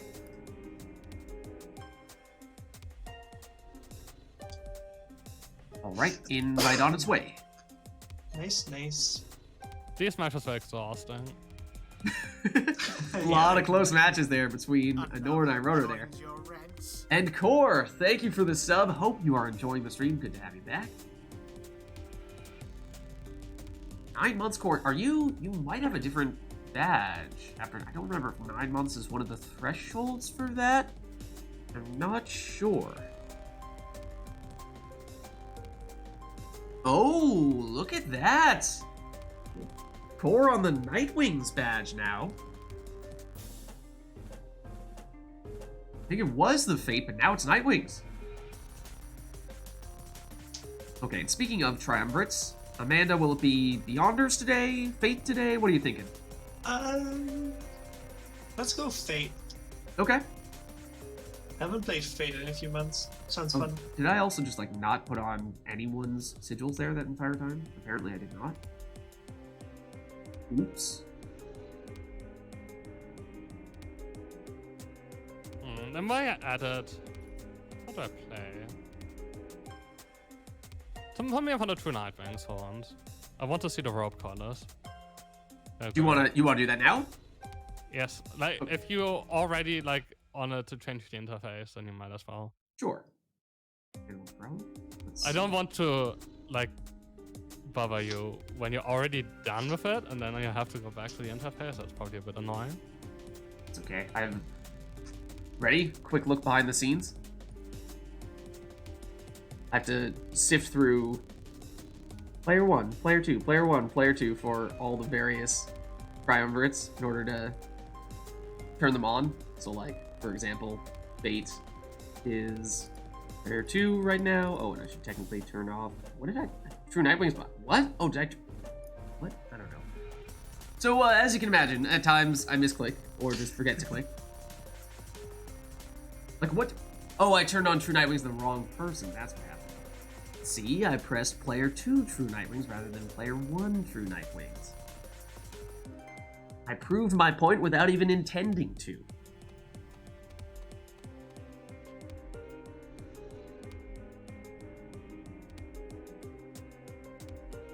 Alright, let's see. So, we now have our first match of the day between iRotor and Amanda. Let us know, chat, if there's anything you would like to see for this one. I think we are now on to non-forecasts for songs. We do still have a song queue, but I believe, let me just verify here real quick, but I think we are now on to end circles, or Yes, in I circles, think you're, with I no think you're vowels. right.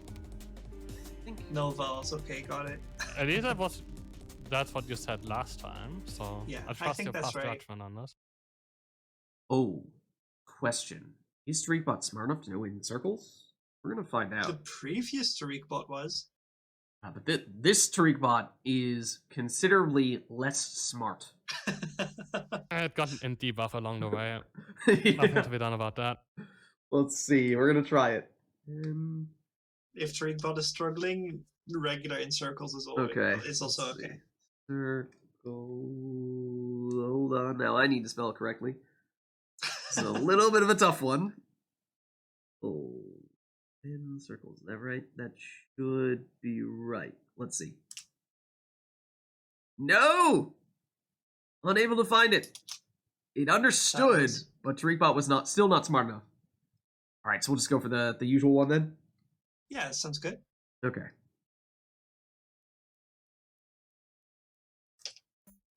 There we go.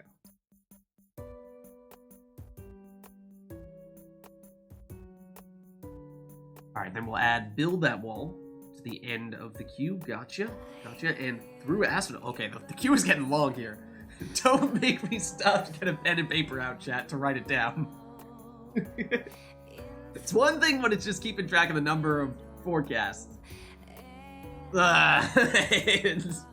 All right, the pen and paper is coming out. One moment. One moment. All right, let's see.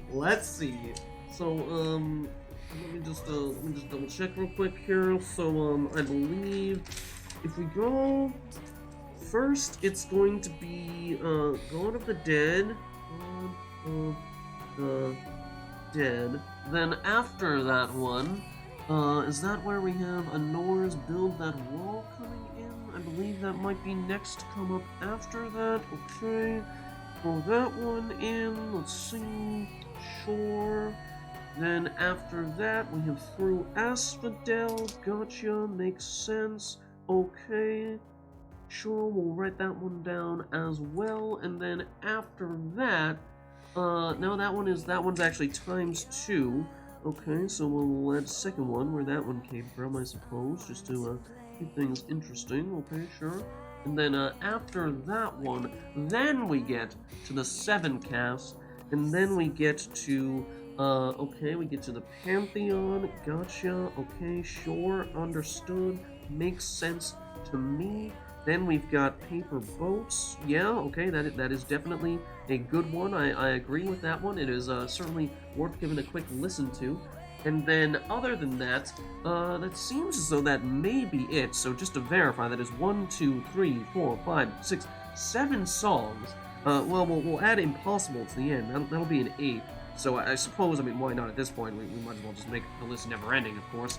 She Shines as well. That'll be a 9th. I'm afraid at this point, if my calculations are correct. I believe that is our 9th request at this point. I do feel the need to at least confirm, chat, that in case you did not remember, if we do not have enough time to finish all these songs during today's stream, we will not carry them over into the subsequent stream. Just to verify that with you all, in case you were unfamiliar with that. But, alright. So, as a quick confirmation here, we have God of the Dead, Build That Wall, Through Asphodel, Seven Cast, The Pantheon, Paper Boats, Impossible, and finally, She Shines. Alright. Yes, needless to say, breaking out the pen and paper probably was necessary. Probably was necessary to keep track of all that. Let's see, let me just make sure that I looped this one. I did. Okay, cool. Alright. So, with that, we have the song. Certainly have the song locked in for quite a while. Do we have that last forecast? Is that a new one? We adding a forecast to the end of that? I'm afraid we are adding a forecast to that one. Are indeed adding a forecast to that one. 1, 2, 3, 4, 5, 6, 7, 8, 9, 10 songs in the queue. Exactly the duration of one round of In Circles. I mean, at this point, you could make the case. The queue is long enough that we ought to just not loop the songs and instead just have them chaining one into the next, and actually have it be a playlist. But, alright, we'll keep it as is, but let's just say that at this point, we may be running out of time for those songs. We'll have to see. Let's get started for this one. It'll be our first one between iRotor and Amanda, and both players mixing it up a little bit for their triumvirates here. This might be the first time we've seen iRotor go through Nightwings. Amanda, of course, once upon a time, was a dedicated Fate player.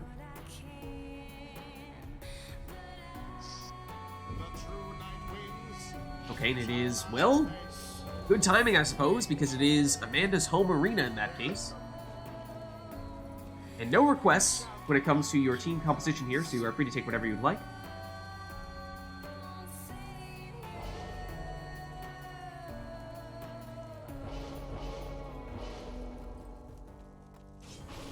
There'll be a nutrition stick, Palmas, in the first spot there, for iRotor.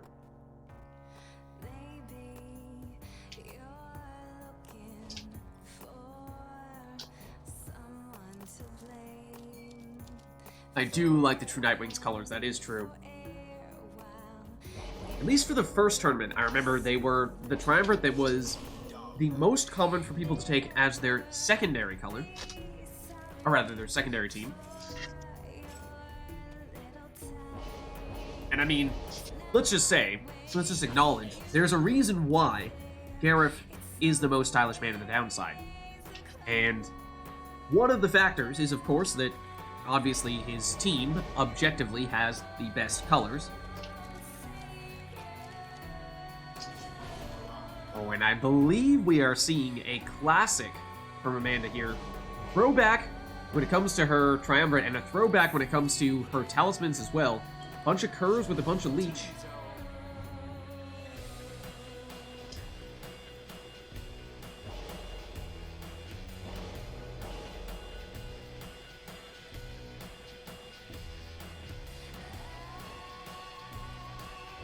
Ooh, opts not to Snadra. Bold decision. Bold choice there. Goes instead for the quick throwing headwind. Alright, so here, with more leech, mind you. So here we go. As we were saying, first one of the day between iRotor and Amanda. Here comes iRotor. And oddly enough, the second imp from the True Nightwings does have purple raiments, which does look a fair bit like one of Amanda's exiles here. There's 11 damage on the imp throw for iRotor. Of course, the aura is still that True Nightwing's color, but meanwhile, that's iRotor plunging there with his sap for 25. This one right here, it is Tizo, Fry Rotor, who looks like he's a Fate member who has just accidentally found himself on the other side of the arena. Oh no. Oh no, the BM. The BM. 20 damage on the plunge, 10 leech as well. Ooh, well shielded there for my Rotor. There is the Imposter Imp. I mean, it would be fitting if it was Raji, because Raji is, of course, technically a member of the Fate, but it is Tizo on this occasion, who's wearing purple. Here he is. His throw, well, can banish, and banish 2 times at that. And the 3rd time makes it in for 25 damage here. So our Rotor did take the extra damage. And is going for the sap throw this time, though Amanda able to intercept. Trying to go in with her curve, but he's blocked. Dalbert banished now. That leaves Amanda defenseless here for the moment, although gets Barker back just in time. Now it's Barker on the attack. Over to Dalbert, back to Barker. Barker, oh, nearly juked a defender there, but does go down. I run her through a portal, but not much further than that. Back through, though, looking to take out the entirety of Amanda's team, and does so. And this will be undefended if he's quick, but can banish defenders with his throw. Oh, but Amanda able to banish with Shoulder Smash on Headwind. Here's Dalbert. Backs up, tries again. This time he gets banished.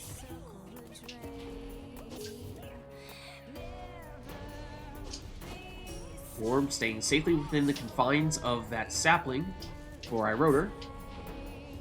Does he have the range? No, moves in a little bit closer. Oh, but does get the throw off for 24. Slightly less than maximum, but does have just enough damage here with either this sap or Tizo, his higher damage imp, to win this one with 1 more score. It would need to be the maximum damage, though, so he is to throw, needs to make sure that it is the full damage on the throw. Of course, plunging would obviously do the trick as well. But then again, Amanda does have a ton of leech on, well, every single one of her characters. She might be able to get some Pyre life back, although defenseless here. Oh, and iRotor sneaks around the other way! And in for the winning plunge. By the way, the Fate Imp has the... Like, the secondary color is always the main Imp color. So the Fate Imp actually looked like beige. I thought it was Tizo, though. I thought it was Tizo who had the different color. It was? Raji? No, Raji, like, the Imp... like, in Fate colors is not purple for the most part. Huh. Like, if Here's your a Triumvirate color. is the Fate, then with the current mod, it looks different if you pick multiple imps. Mm-hmm. But, like, you can show them off in Fate colors in extra, right? Then you see what Maybe. you If I'm picking an imp. You can just hover over it. Oh, fair. Yeah, I'll do that. Unless it's customized off. Oh, the timing. The timing. Perfect. You love it. You love to see it. Let's see. So, 1 moment. Let me please consult the list. Let us see. So that was in circles. Let us mark that one. Technically, I didn't even have that one on the list because we had already set it up. God of the Dead, I believe, will be up next. 1 moment, please.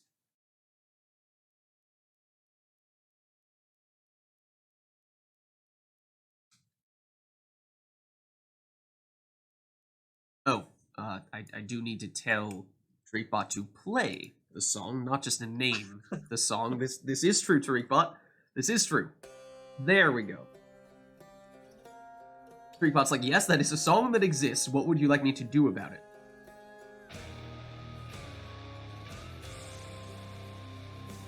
Oh, okay. We have an exile request here from Brawlenbert for a sap and a demon. Sure, a sap and a demon. Okay, will that be all, chat? Will that be all?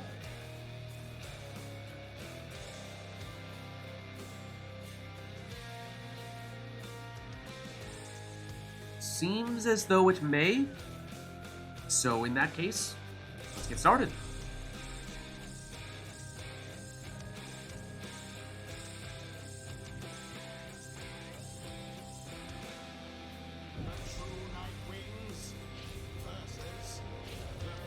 Alright, we are at the Fall of Solium.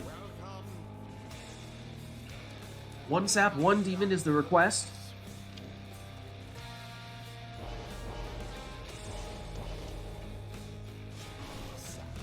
And so Iroder will lead off with that sap. Can you flop the impasse? Yes, I will. Good shot. And just delete the talisman vendor.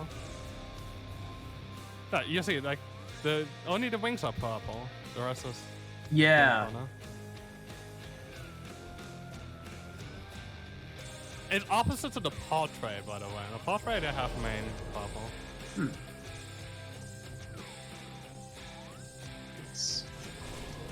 Okay, so Amanda has locked in her non-requested exile. That means we know her remaining ones will be a sap and a demon. Whereas Iroder has already taken the sap, so does have 1 more exile that he has the flexibility to choose whatever he would like for. And it looks like this may be it.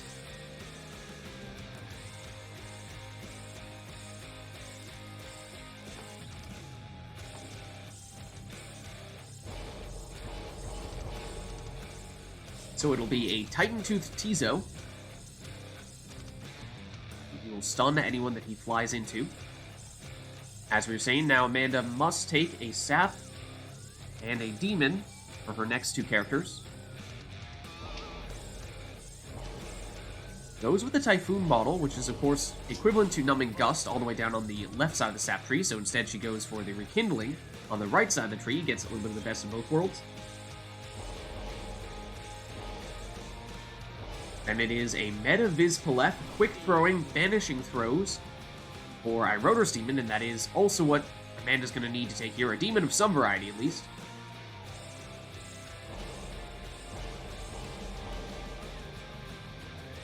She goes for the starting Pyre Life though. And oh, first talisman there. Black Claw. Bold choice. We'll have to see if it pays off for her. Oh, Lids, it's bold strategy. Okay, you're right, you're right. There's the Titan Tooth. There's the Titan Tooth again. So I wrote her stunning Amanda with some regularity here.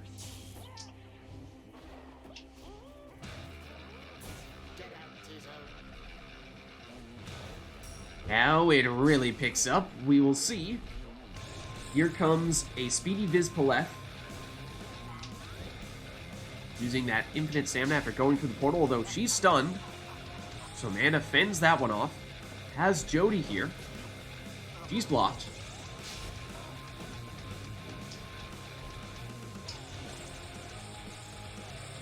And they're blocking that portal, or at least trying to, and yet Iroder still finds a way through it. But that sapling is enough to slow him down. And once again, Amanda, keeping an eye on that portal, is fairly dangerous, the placement there for Iroder. And they're trying to speed past. Oh, and switches into her demon, although Jody does go down. Here comes Iroder's demon, the infinite stamina. Full speed ahead toward the Pyre and sets up that 30 damage throw. And without first, the orb switches into Jody, and as we're seeing here, she does have her aura even when she has the orb. That is the upside of the Cursed Talisman that Amanda took. Once again, super quick. That infinite stamina on Viz Paleth there. Rotor uses that mobility to get close enough to be within throwing range.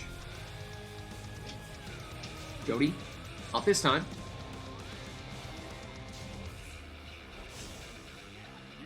Ooh, and Iroder banishes the last of Amanda's characters, but that does trigger the Typhoon Bottle.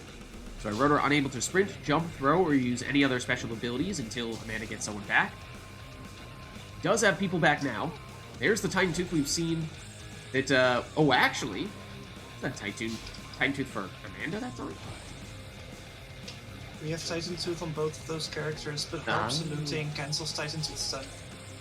So she has a way around it by switching, using that Harp Salute. It's a bit of a workaround. Flies on in for 20 here.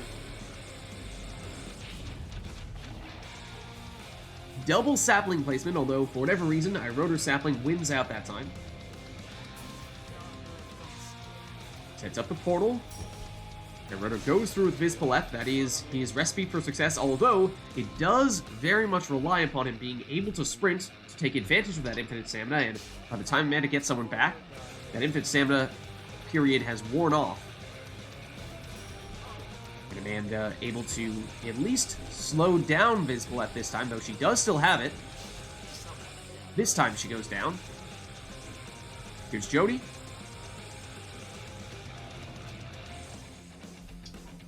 Jody and Volfred. Volfred taking the southern route, Jody the northern route.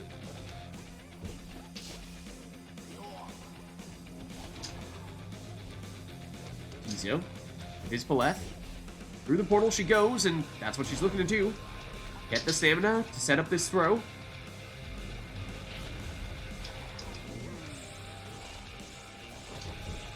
Here's Jody, switching places. Trying to move in, but she goes down. Iroder. Can't connect on the throw, but does still get rid of the defender. And does still have the orb back here. Not for long. Amanda with Pamitha. Has that Titan Tooth, so Iroder a little bit reluctant to get in Pamitha's way, and so Pamitha switches places with Jody, setting up the higher damage score. The throw here from Volfred. And Iroder able to intercept. Pressing forward here with Vids Palette. Although Numbing Gust activates at just the right time to prevent Iroder from throwing it in, so he does need to plunge here. That means he will lose Vids Palette for this round, but with one more score, he may still be able to trigger Amanda's Rekindling, although she has taken 50 of that, as has Iroder, if I remember correctly.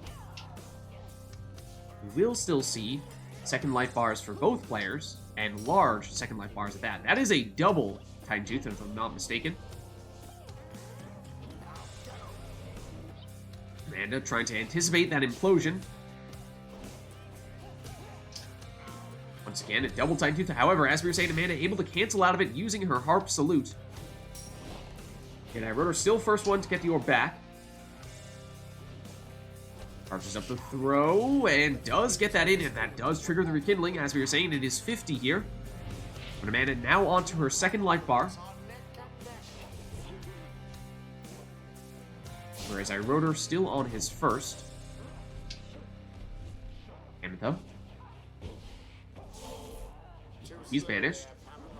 Vids Palette putting the pressure on and does get rid of the defender, although Jody has returned just in time.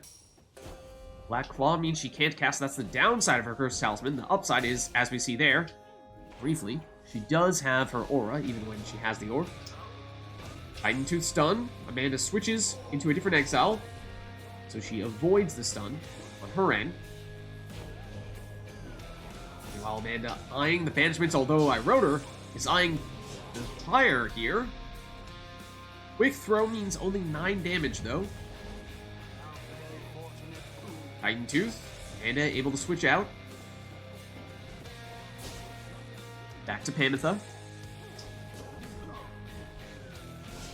And Amanda switches out of the stun. Goes down that time.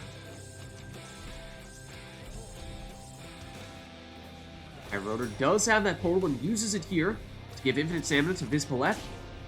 And that throw is for 29 damage, one less than the maximum, but it drops Amanda down to 12. As we were saying, she already has seen her Rekindling. This is her second life bar.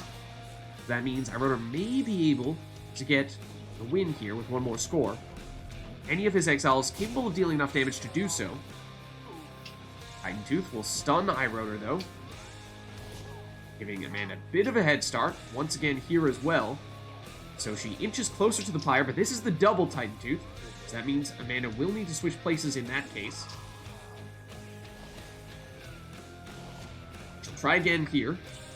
Zooms past one defender, waiting to get that stamina back so that she can jump up or fly up and force the stun with Titan Tooth, although doesn't need to this time. Makes it in for 20 damage on the plunge. But with no prayer beads means that Pamitha is out for this round.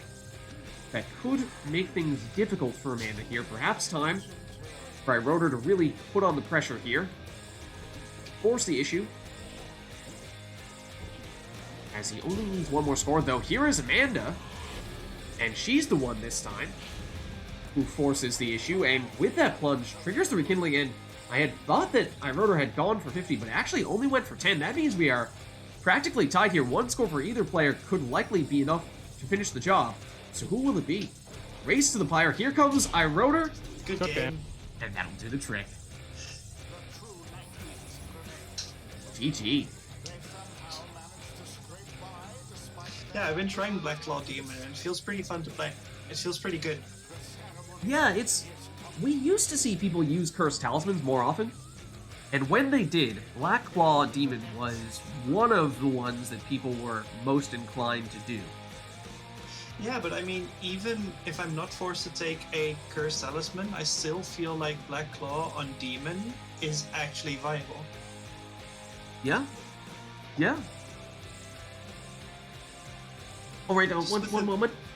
I do need to look back and consult our list here. If I'm not mistaken, we have just finished God of the Dead, and so that one will need to be checked off from the list, and that means that we will go to number 2 on the list here, and as it turns out, number 2 just so happens on this occasion to be Build That Wall. So that means we'll need to instruct RITEBot to please stop playing God of the Dead.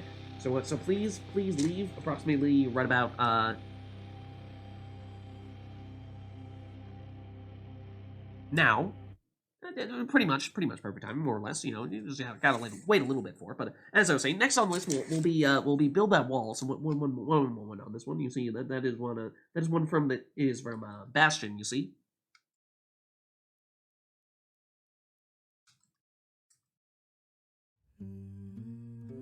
There we go. All right. Number 2 on the list, Build That Wall. As I was just saying. So we continue down the list, making progress. Let us know, chat, if there's anything else you would like to see in addition to, well, we've got the auditory component all set for a while still. But as for the gameplay, let us know if there's anything you want to see.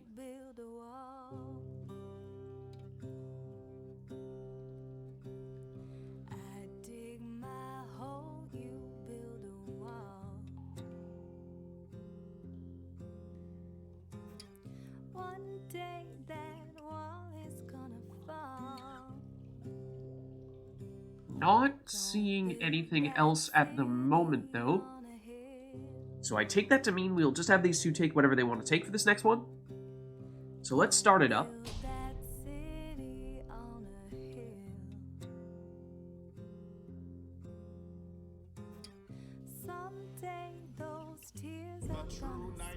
Oh, Brawlbert, that is exactly what is happening right now.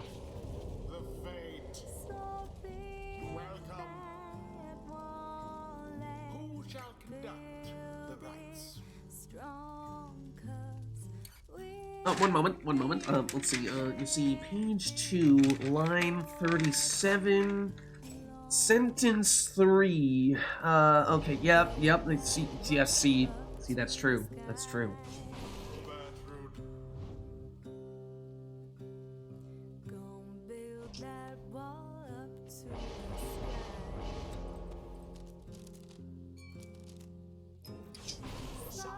Okay, so it's Bertrude first for Iroder, and it's Snadra first for Amanda.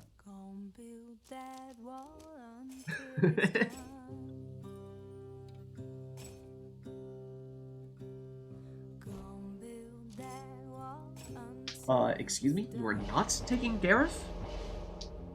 Rookie mistake.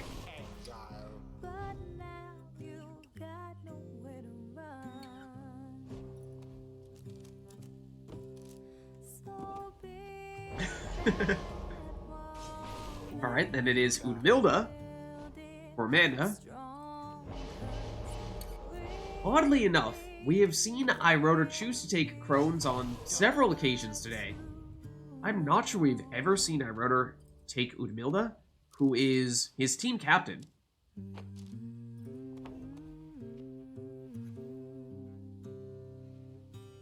That was fast in the first try. I was gonna say, I feel like we heard Udmilda on one occasion. Oh yes, you were forced to via request. That is true, but has never voluntarily taken his team captain. What does that say about his team? I mean, technically now his team captain would be Orlek, I suppose, but... Alas, here we are. No request for this one.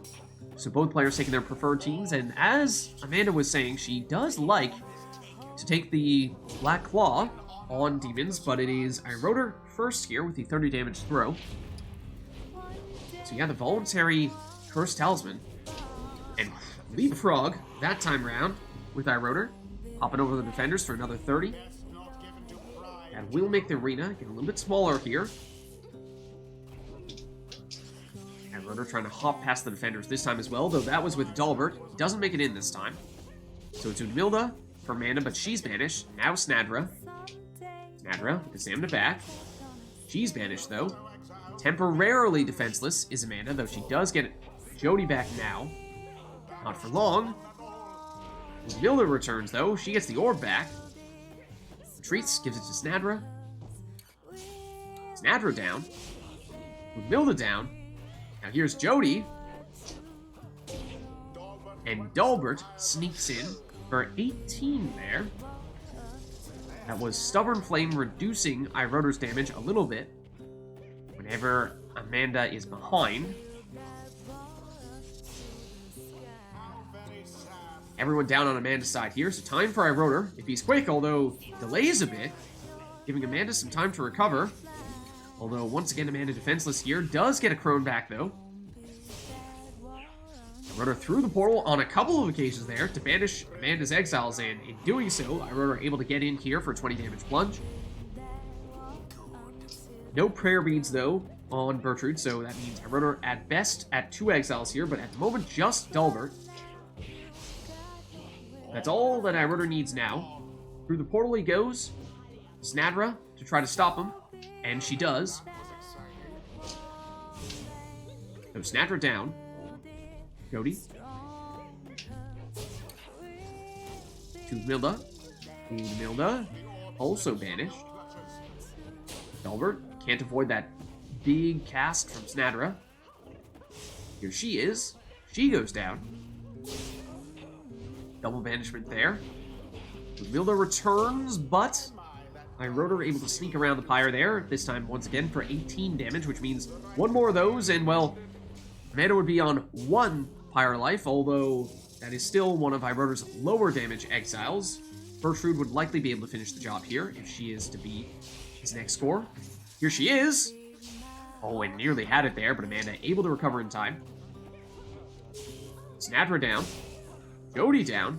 Amanda defenseless here. Iroder through the portal with the throw. And it is just enough to get the job done. The true night winds prevail. They vastly outperformed their adversaries. The rite is ended. GG. Alright, let's head on back. And chat, let us know if there's anything you'd like to see for the next one. Until the stars align. In the meantime, we will refer back to our list here to cross-reference between what we have and have not yet used for our song requests. You see, one moment here.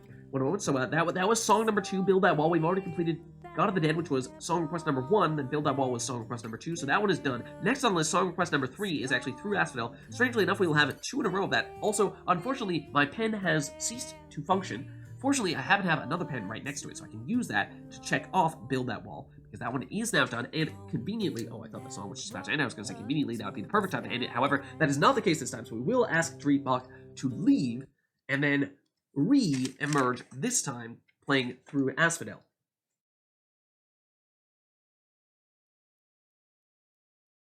I'll do 2 more rides if anyone wants to hop in. Okay.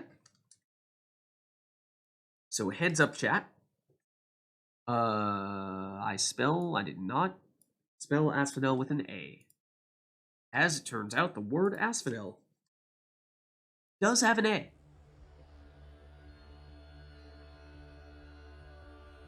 But heads up, chat.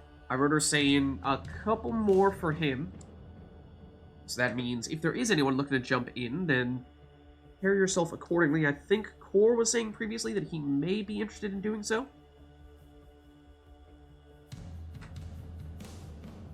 Oh, and look at this. Iroder turns Customize off here. So, of course, means randomized exiles, masteries, and talismans. And did we have... Yeah, what did we have for Build That Wall? What arena did we have? Oh, the Glade of Lu. I suppose that does make sense.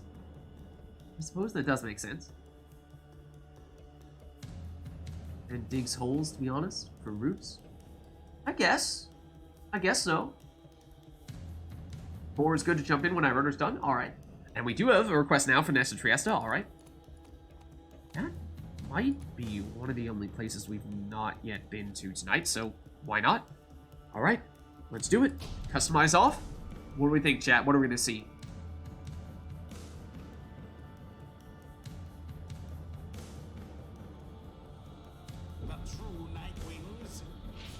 Okay, so for Iroder, it is a savage, a worm. Or is that 2 savages and a worm?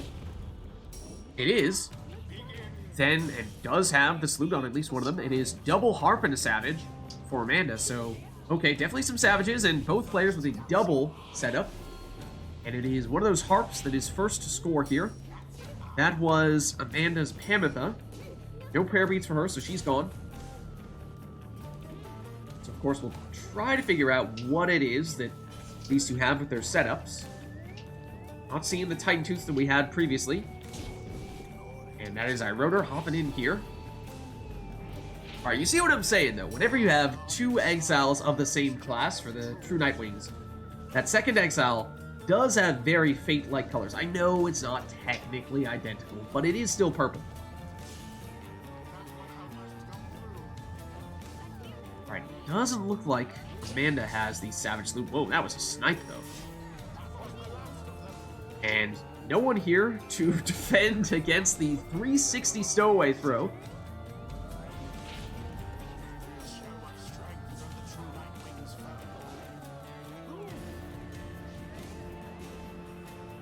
Oh, there is a Titan Tooth, though. Look at that.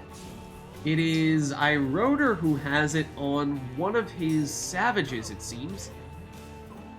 It is not the stowaway. I think it must be Gareth, then. And Gareth is the one who has that Fate-like coloration. Here is Gareth. He goes down. Lady River. Not this time. Amitha. Going for the counter. Harp pushes and finds her way in for 20.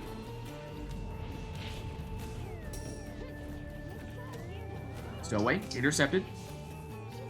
Here comes the other Stowaway. She's blocked and banished. And Harp push. Well done defensively there to throw off the throw. But on the second attempt, oh, and look at that. Iroder has the leech against Amanda. So it's the Stowaway has leech for Iroder, and Gareth has Titan Tooth, it seems. Not sure we have confirmed any of Amanda's talismans yet.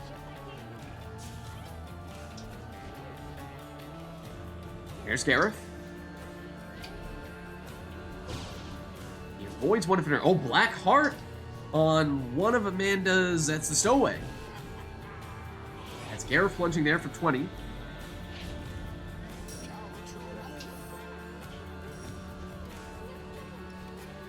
Stowaway, this time for Iroder, goes down.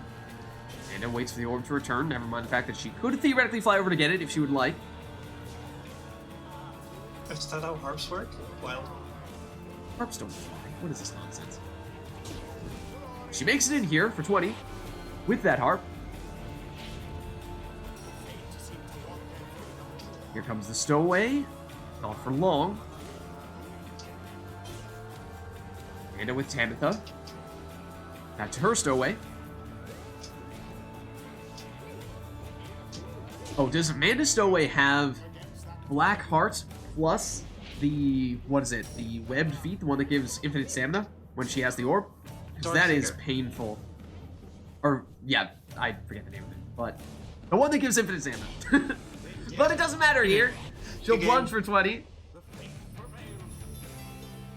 What is the name of the infinite stamina one for the savages? choice is Dark Figure. Dark Vigor. Yeah, because you definitely had Black Heart, which had the chance of giving you Yeah. infinite stamina, Yeah, and so I- it's just I a had both. completely You're dead right. talisman in that case. Yeah. until the stars align.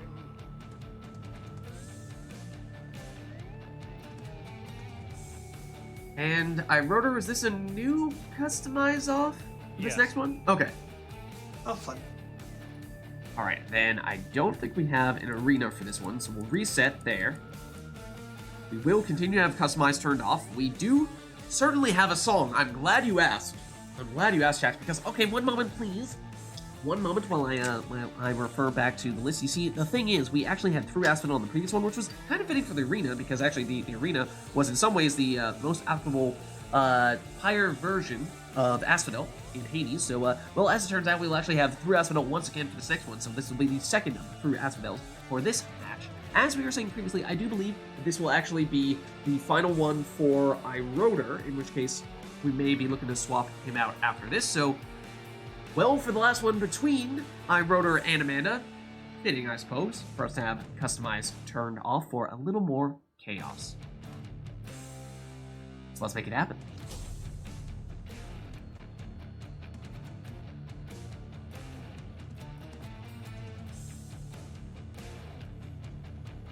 The true night wings Okay, it's the pit.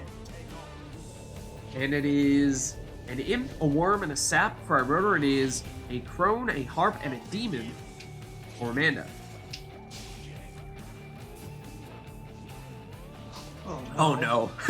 And Amanda continues to get cursed talismans. It's Black Hoof on Tamitha here, so she cannot pick up the orb. Meanwhile, Iroder plunges in here with his sap for 25.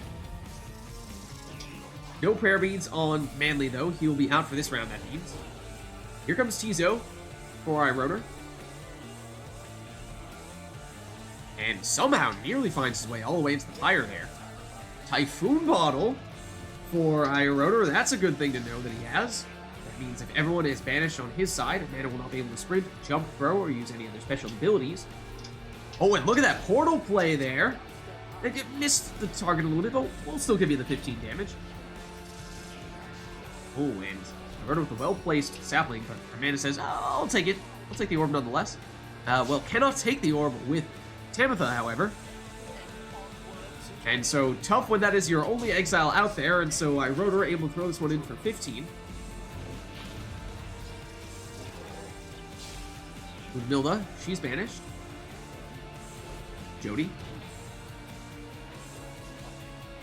Blocked.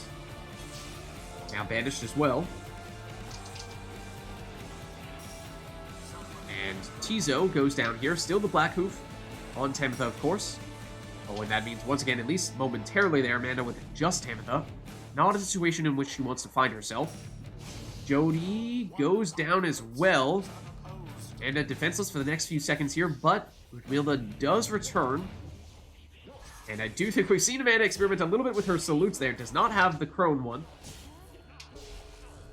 Oh, and that is, Iroder has Mooncrest, it seems, on Manly, giving him the chance to get him back more quickly from banishment. Figured there. Here is Manly. Back over to Cizo, eyeing the portal, and it is close to Amanda's Pyre, but Amanda able to recover in time. And keep Tamitha back to defend. Actually, Tamitha does move the orb slightly when she tries to pick it up, and in doing so, had the orb inadvertently hit her Pyre and bounce it out, although not enough to slow down Iroder here, I don't think, because he does have it back, and have enough time to throw this one in for 15. That drops Amanda down to 30. And no saps on Amanda's side, but of course there is the non-zero chance that she has Right Light as one of her talismans. That would mean she'd have 20 rekindling. If not, then it means that if Iroder is to score twice here, make it one more time after this 15 damage throw, and that may be all that Iroder needs. Milda. Blocked. Now banished. Iroder doesn't need to be picky. Any of his exiles could do it. Will it be this with the throw? Oh, just 4. Very quick throw in that case. Milda for Amanda. Oh, I was wondering if she might consider doing it. She went for the wall, or off the wall jump. The angle was right, but she did get blocked. That throw is unblockable. Oh, but it's just wide. And that would have been enough damage. I think we saw the 13 on that one. Jody, back to Milda down. Jody gets the orb back, but Jody goes down. That means Amanda defenseless here. Time for Iroder. His throw for 15. Good game. Good game. That'll do. The true Night Wings prevail. Yeah, for a second there, Nora, I was wondering as well. I thought there was a chance that Amanda might have had Stubborn Flame. Thus But in the end, this night's was not the case. Thanks for the rides. Well, thanks for stopping by, Thanks for Iroder. playing Ritter. That was fun. Good to have you. until the next run. Alright then. That means we are looking for someone to jump in to take Iroder's place. I think we were talking about potentially getting Core in here to do just that. Core, if you are still interested and available, we'd love to get you in now.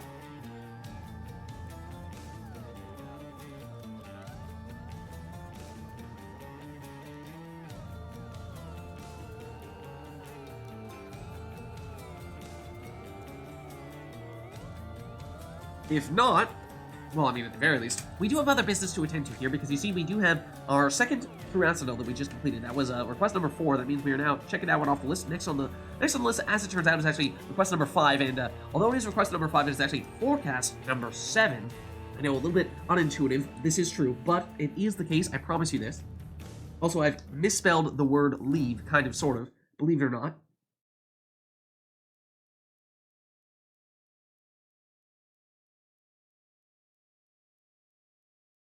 I've also definitely, absolutely butchered the spelling for the word transistor. No, transistor does not have a C in it. Hold on.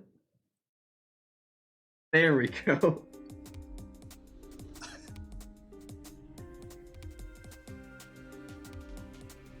Alright, so as I was saying, Iroder has taken a break. We're looking for someone else to jump in to take his place. Core, I think you had said you might be interested in doing so a little bit earlier. If you are still interested, you're welcome to do so now. Otherwise, we would be looking for someone else to jump in. Yeah, that works for you? Alright, awesome. Let's do it then. Let me send you the request here. There we go, should be on its way.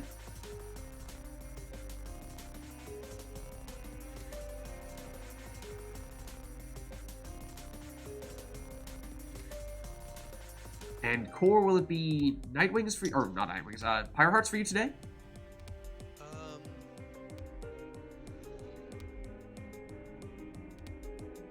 Let's go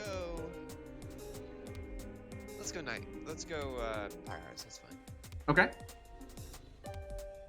Let's make it happen. Watch out.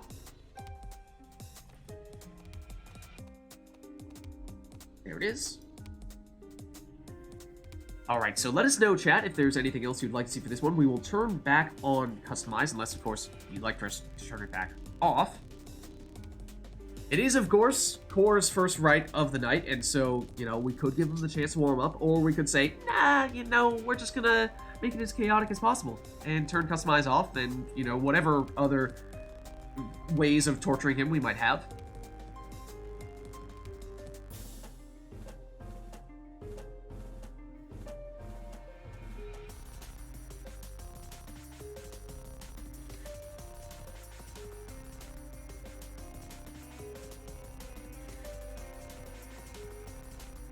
Not seeing anything else, though, at the moment, in which case, perhaps we'll just stick with this. Let's get started. And how's it going, Core? It feels like it's been a little while. Don't think we had you last week, did we? Yeah, I was here last week. You were? No, Yeah. my mistake. The Pyre Hearts versus the Fate. Welcome. Are there any requests? No requests here other than your song request, I believe, or at least I assume it is your song request for the 7th cast. But other than that, you're free to take whatever you'd like.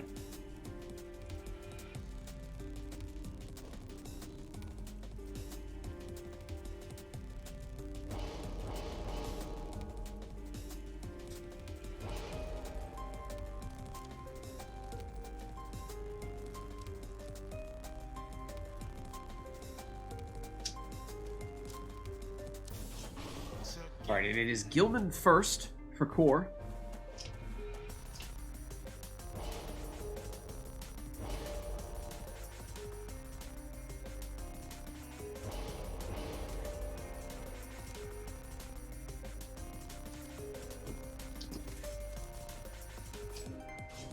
And it is a Prayer Beads Dalbert for Amanda.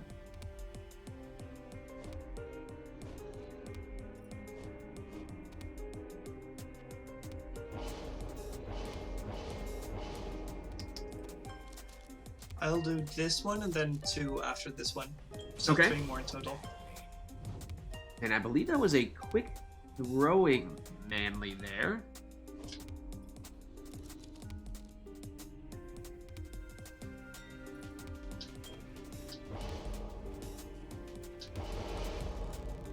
And talk about quick throwing, that is a quick throwing Ulmer with the ninja setup for Amanda.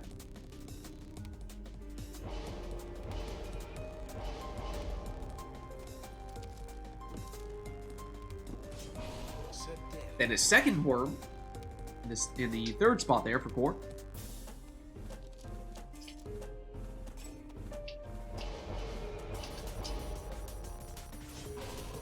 And Webbed Lanthorn Imp to round things out. And here we go. Is that a full Fate Team? That is a full Fate Team for Amanda there. Or rather, Messenger Imp rather than Raji. An almost full Fate Team. But it is core first with a 15 damage throw. Coming from one of those worms. Deluge trying to go on a banishing spree, but in the meantime, Amanda sneaks past with that 20 damage plunge with Dalbert. He had Prayer Bead, so he's still in for this round. Here comes Ulmer, though. His throw is intercepted. Core on the counterattack. His throw is unblockable. And it goes in for 14 damage there, 1 less than the maximum. Race to the orb, they tie. But it's Amanda following up here with Dalbert. He goes down. That means Amanda is defenseless for the moment. Core opts to just plunge straight in for 15. But he did not have Prayer Beads on Deluge. That means Deluge is out for this round. Or building a wall with that worm trail. But Amanda keeps on trying here, and on the third attempt, makes it in for 20 damage. Imports over to the orb and into the Pyre here for 20. That's Ulmer there. And I believe he had the quick throwing talisman, so he does not have Prayer Beads. He's out for this round, and then that is Core countering with this 11 damage throw. Once again, colliding in the middle. Amanda gets the orb back, though. Dalbert down. And Core has Seize Chance active, which means that is a 25 damage plunge that time.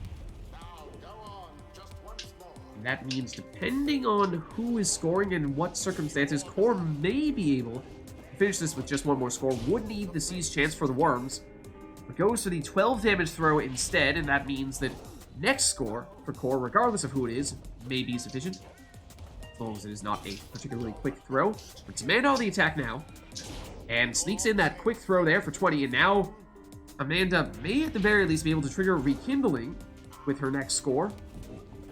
But of course, Core does have a sap. Oh, and that throw Good game. is just enough. Good game. GG. I thought for certain they would not. The rite is done. Alright, well played, you two. And let's head on back. Until the next rite.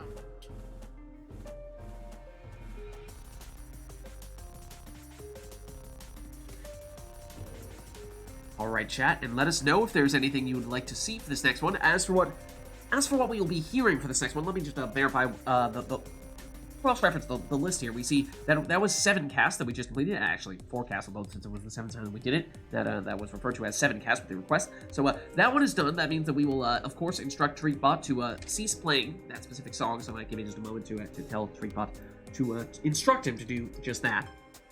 However, to replace that song, we will instead, let me just refer to page 47, line 3. Looks as though it will be the Pantheon, which, that Bastion? Question mark? I assume?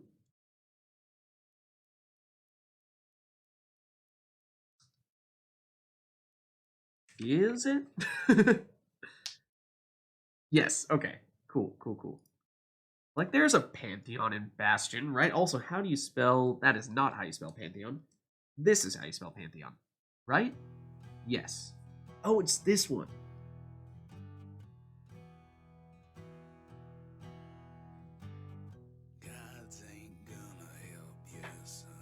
Oh, okay, we are... Hold on, one moment while I bring back up the list here. You see, we have an additional one that will be added to the end, so it will be Dirty Deal, taking, I believe this is actually the 11th spot. So, let's just add that one to the list here. Okay, gotcha.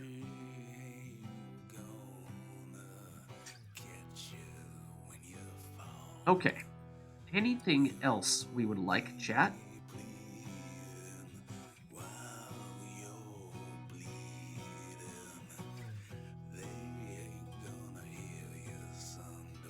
Not seeing anything else. So in that case, why don't we get this one started? We'll just have these two take whatever they want to take.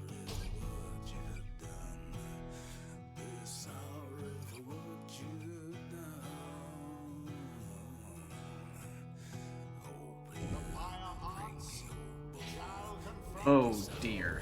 Well, they can choose whatever they want to choose, and I think we know what is about to happen.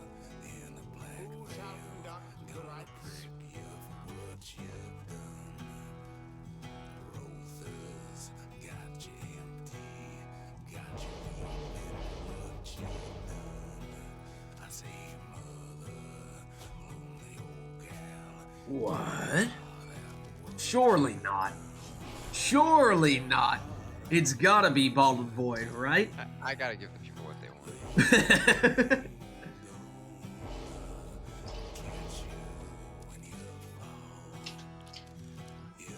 So Core is rocking the Bald and Void setup.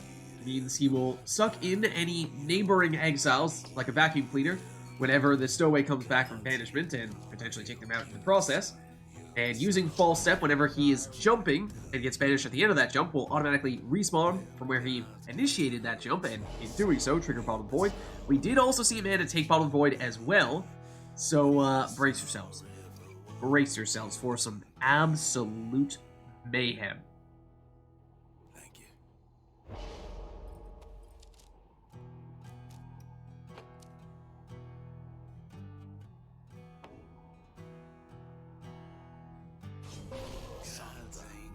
Then it's Snadra with starting Pyre Life in the second spot there for Core.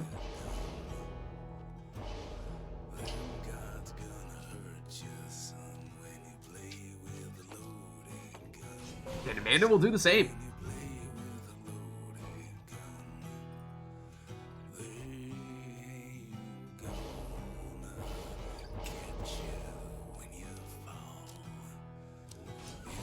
And it is an Exploding Worm in the last spot there for Core.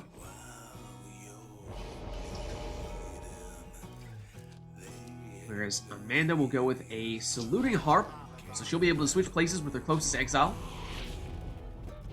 There you go. Here's Snadra. Brings back the Ball and Void character. In Amanda's case, it is the Imp. In Core's case, it is the Stowaway. And meanwhile, Snadra makes it all the way in for that plunge there. Amanda does have a Ball and Void ready to trigger there, as does Core now. Amanda able to sidestep that trigger, however, Amanda may be about to do it to Core. Core able to avoid it as well and just goes straight in with the Stowaway. So she plunges for 20.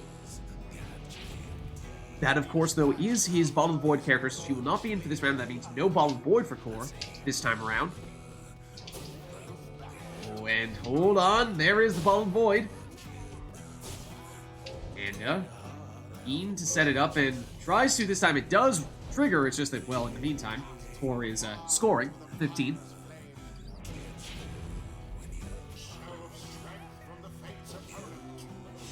And Amanda just bulldozes through Core's team here. Core able to recover and gets the Stowaway back and plunges with her for 20.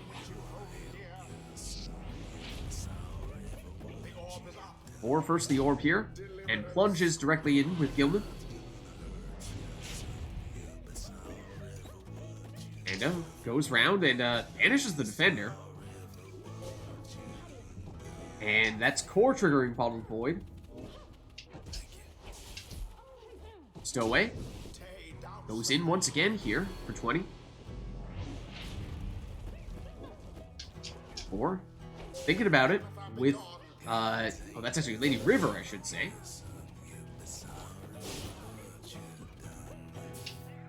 Amanda gets it back momentarily and has the opposite trigger Ball Void. She does, and that takes the orb away from Core and gives it back to Amanda, setting up this 20 damage plunge. Snadra triggers Bottom Void, buying her a little bit of time. That is the Stowaway, though. That is Core's Bottom Void character. And by triggering that Bottom Void, gets rid of several of Amanda's exiles to the point where Amanda's defenseless right now. That throw is unblockable, so Amanda did get someone back last second, but nothing she could do with that character.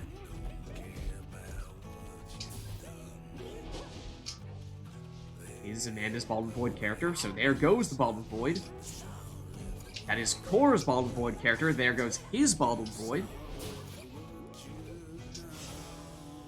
Oh, but Amanda defenseless for several seconds now. Time for Core. Charge up this throw. And that drops Amanda down to 5 Pyre life. Now, no rekindling, I don't believe, for either character, either player. So that means that next score for Core would almost certainly be enough. That means Amanda running out of time here. But does explode on 2/3 of Core's team, though Core brings them back very quickly. Here's the Stowaway on the attack. Lucid from Core here, although now it is just Lady River left, and Snadra back to defend. 1v1, Core seemingly willing to bide his time, get some reinforcements back, but same will happen for Amanda here. Oh, and the Stowaway right in the middle of all those Just defenders, and sneaks past for the win. Most excellently done this time, I must admit. GG. The right is done. Alright, well played, you two. Let's head on back. Couldn't have a right night without some Bottom Void memes. I think the Divine Retribution actually helps there. What's Divine Retribution? The 2 seconds on banishment time for the Nomad. Oh! Right. Kind of a nice thing like that. I never tried that before. Let us know, chat, if there's anything you'd like to see for the next one. Because you see, that was the Pantheon, that song request right there. And so that means that we are done with 1, 2, 3, 4, 5, 6 out of the 11 songs that have been requested thus far. That means we're moving on to number 7, which is, well, can you guess? Can you guess? Can you guess? Who is keeping track at this point? Well, Vids is. Because the answer is, in case you didn't know... Drum roll, please. As Lids takes a moment to type this one in.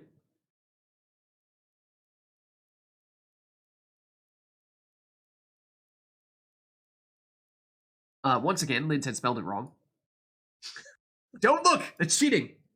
Then you know. That's cheating.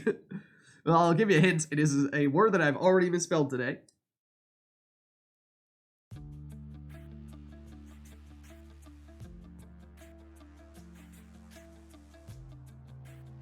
What's up, Chewing Dragon? How are you? How's it going? Hold on, did I accidentally not include, did I not activate the option for choosing exiles? We definitely had exiles requests earlier, right? Hold on. Now I feel the need to double check that I remembered to click that button. It's active. It's active. What is this? I can't choose exiles. I've activated it. I've activated it.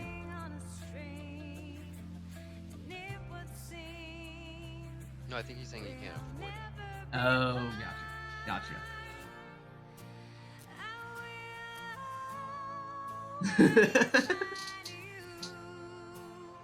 Let's see. Well, we do have an exiles request for Core. What Chewing Dragon wants. Oh, that's so wholesome.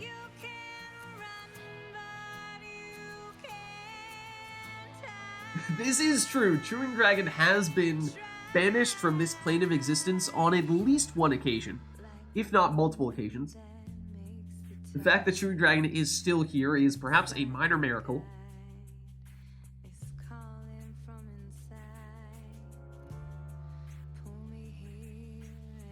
Well, Core has said that True Dragon, it is up to you to choose. A kind gesture. First pick is Barker for both teams. Alright. Alright, some Barker action then. Anything else, or will that be all?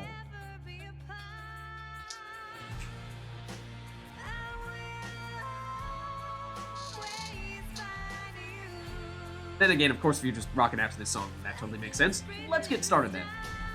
What are the other dogs' names Oh. on Dissident? I don't know. Oh, man, hold on. We have time. We have time. We have time for that one. Okay. We'll make it happen. We'll make it happen. Mastery's off, says Amanda. Yeah, we could have Mastery's just not picked off. him, that's right, but... Oh, that's true. I suppose, but we'll make it official.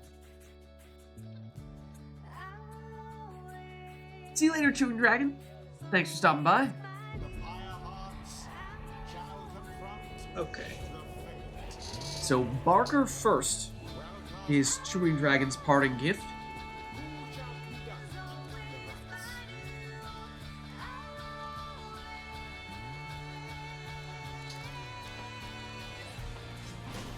No masteries, of course, means no triple hopping, no extra speed, no extra damage on the plunges, so these curves not quite as potent.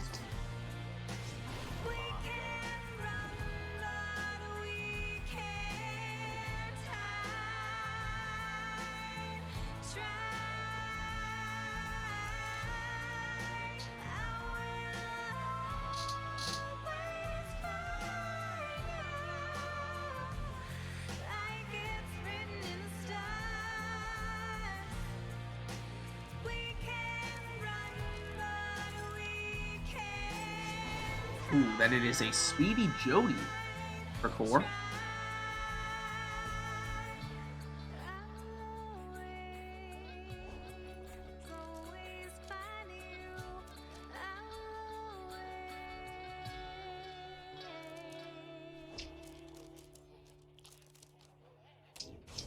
Udmilda. And it's gotta be Leech for Amanda.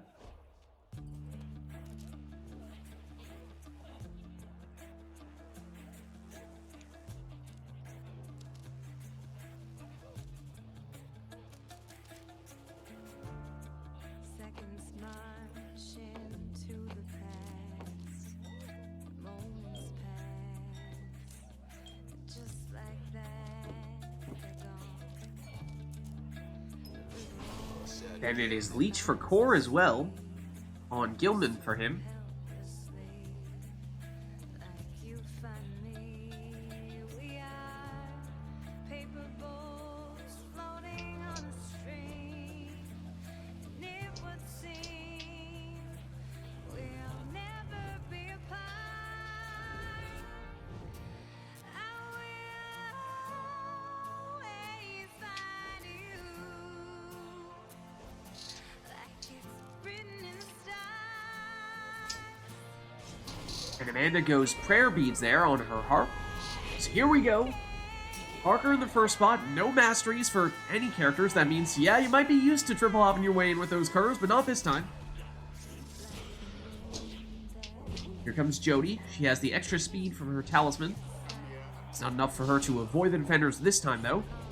Ametha with prayer beads. One of Amanda's presumed go-to scorers. Parker, oh, has Luminous Idol. We've seen it. Be very effective in the past. I think SSC was the first one to trademark that move. Mostly with harps, but I suppose works with curves as well. Milda, not this time. Jody, oh, look at that. Core still has a worm hanging out next to Amanda's Pyre for an easy 15 damage on that throw. And, well, when curves collide, Amanda stuns Core, and in doing so, sets up... Oh, the little imp there just knocks Amanda ever so slightly to the side, setting up the banishment, although Man is still able to plunge here for 25 and get the 50% leech as well. Let's see if the imp does it to her again. Not this time. Not this time. A little more mercy from the arena. 4. Banish. Udmilda. She goes down. Amitha. Just trying to find a way away from Gilman, who will not leave her alone. Worms do be speedy. Worms are speedy indeed, and speed into the Pyre, setting up this throw, is Core. 15 damage and 10 leech as well. And Core only needed the single hop this time. Worms are back. And Core once again throws it in for 15 and leeches for 10. Core chipping away and also getting a fair bit of Pyre life back after those two most recent scores. Jody. She's banished. Amitha. To Milda, who's blocked. But still in here, big cast from her. And tries to hop in, but she gets blocked again. Now Core on the counter, but Amanda's Titan Tooth will slow him down. Core just so happens to end up back in Core's possession, but it's Amanda now. Amitha blocked, banished, and Core at least momentarily did not have anyone to slow him down here, but Parker has returned, and here he is. Milda gets sniped. Parker goes down. That leaves just Pamitha to defend right now. Ooh, and Core hops over her and into the Pyre here for 15. Core once again, not this time. Amanda to Parker. Parker has an opening here. Oh, but Jody just fast enough to chase him down. Here is Jody, who throws the orb at her own Pyre to bounce it out and actually moves the orb quite a ways toward Amanda's Pyre. Here is Jody. No one to stop her right now. Good game. And with that, seals the deal. GG. Thanks for the games. See ya. Thanks for stopping by.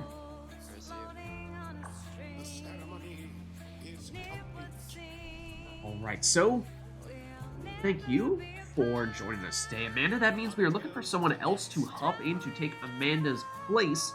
Is there anyone in chat who would like to do that? Failer says he'll jump in. Alright, Andrew. I mean, we also happen to have this player on the Fate, so that also works well. Give me just a second here, Failer. Oh, also, let me... we'll leave the paper boats going for the moment. But, of course, we will have another one in just a second here. Failer, stop trying to request to see the broadcast. One moment.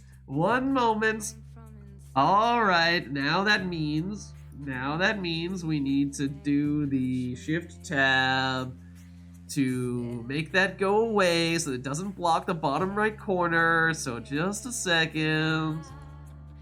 Just do this. Now it's gone. Now we go back.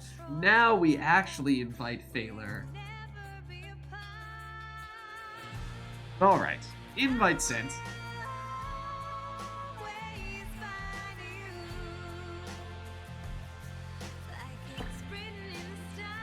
Okay.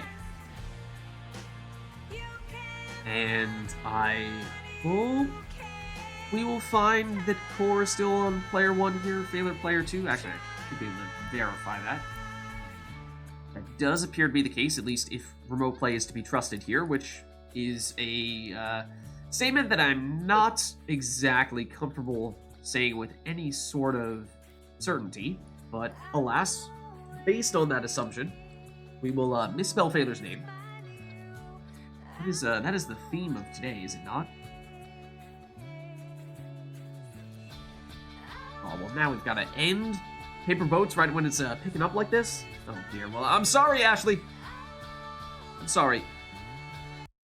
Because you see, if we are to refer back to our list here of all the various songs that we have seen requested, you see that was Paper Boats. Paper Boats is now complete. That was the 1, 2, 3, 4, 5, 6, 7th song of the various requests that we've had today. We still have 1, 2, 3, 4 songs remaining in the queue. The next one on the list is actually another one from the same game. Another one from the same game. I wonder if anyone from chat can recall as to what is next on the list in that case. One that we've seen on several prior occasions. You may be able to guess it out of the blue.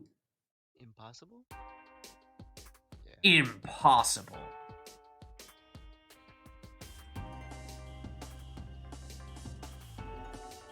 Alright, well, chat, let us know if there's anything else that you would like to see for this next one. I assume this is Phaler confirming that he is player 2.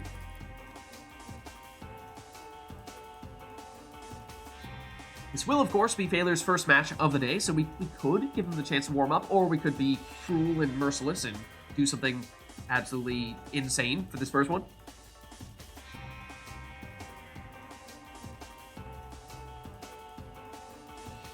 So I mean you want to play Transistor. Yeah, it's, well, I won't say where Transistor is from, but it is from Transistor indeed. This is the final boss. It may or may not be a boss song.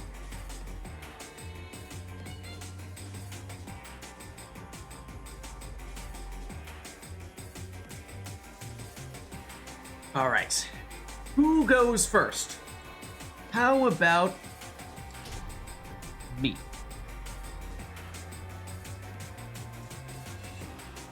No requests for this one, so we will have both players take whatever they would like to take here. And we're at the pit.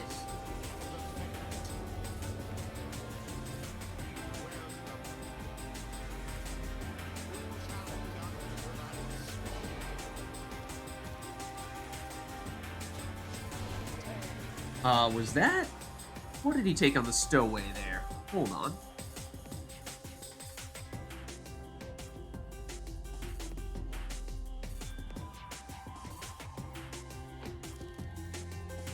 Right. Meanwhile, Phaler is taking a page out of Core's book here, going with a Titan Tooth Gilman, one of Core's most popular choices.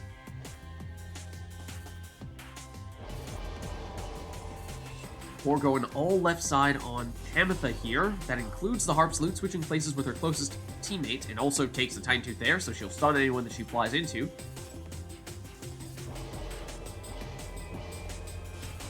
Okay, they're going with the Web Lanthorn on his Imp.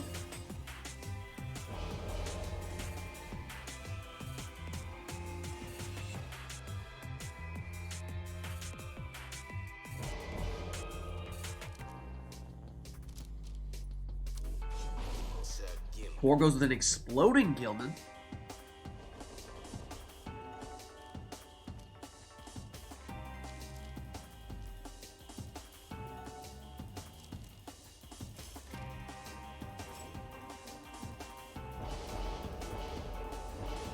And last choice for Phaler is a Prayer Beads Crone with the Crone Salute, which means he'll be able to transform all of Core's exiles into defenseless howlers once during this rite, and just barely has enough range on that throw. It's 11 damage there.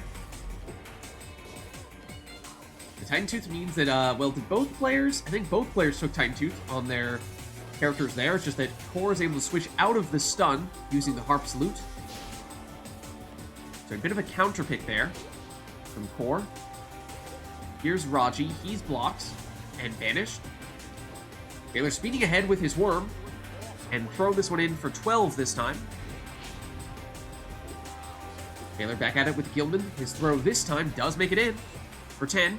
So Phaler whittling away at Core's Pyre. Trying to do so again here. Once again, does stun Core. Oh, but Core able to stun him as well with his Titan Tooth. Raji trying to outmaneuver the stowaway. Phaler loses 2 exiles here. That is, once again, the double Titan Tooth, however. Core able to switch out of it. And Core, did he use the stunning claim there? Looks like he may have. Stun everyone on the field except for the exiles that came back from banishment, which were, well, to Core's. But now, Core defenseless at the moment. Phaler able to throw this one in for the full 30.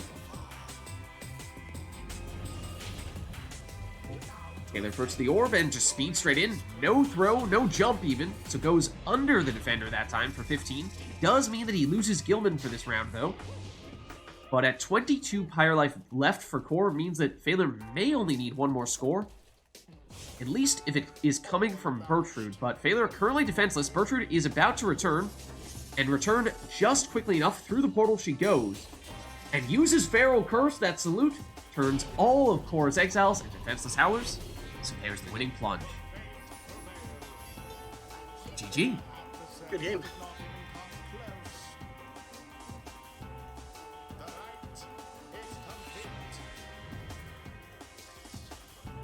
Alright, let's head on back then.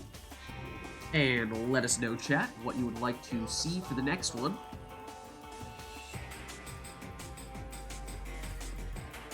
Alright, let us see here. One moment while I refer back to our list. So we just completed a rite with Impossible, and you see that one was the 1, 2, 3, 4, 5, 6, 7, 8th. The 8th of the songs that we had in our queue. That means we will move on to the 9th of 11, and the 9th of 11 is, as it turns out, another song from this same game. We shall see if anyone from chat can guess as to which one this is. We shall also see if Lids is able to spell this word.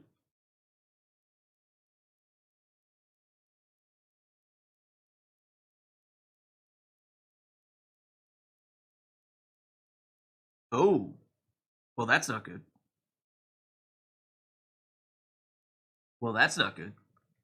Tariqbot is not smart enough for this one, I'm afraid.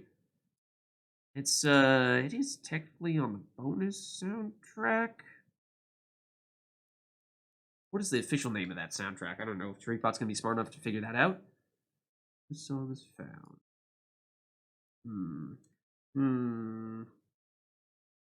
Is it extended soundtrack? What is the name of the alternate soundtrack? It's Transistor, in case you can't tell. You got it. What was the secret? Oh, just putting in the URL. I suppose that works too.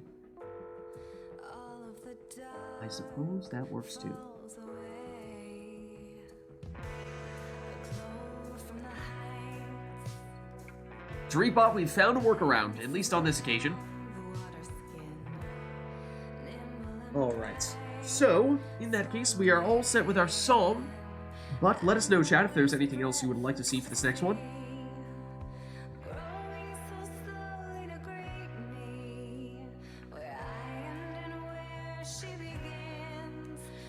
Hey, that's a Radiohead quote, I just realized. That's a Radiohead song. What? Where'd that come from, Darren?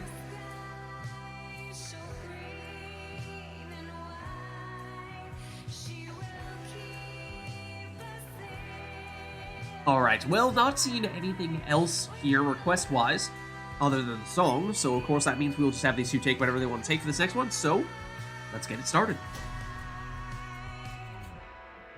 Lost in the clouds, like tears in the rain. Winking Okay, it is the book. all the same. Sleeping But no requests, so they can take whatever they'd like to take here. her diligence, watching us all lie awake, just on the edge of a dream. Sikor goes with a Luminous Idol on Jody. You don't see that on the demons very often. That'll be interesting to see. Meanwhile, Phaler going with the prayer beads on Ulmer.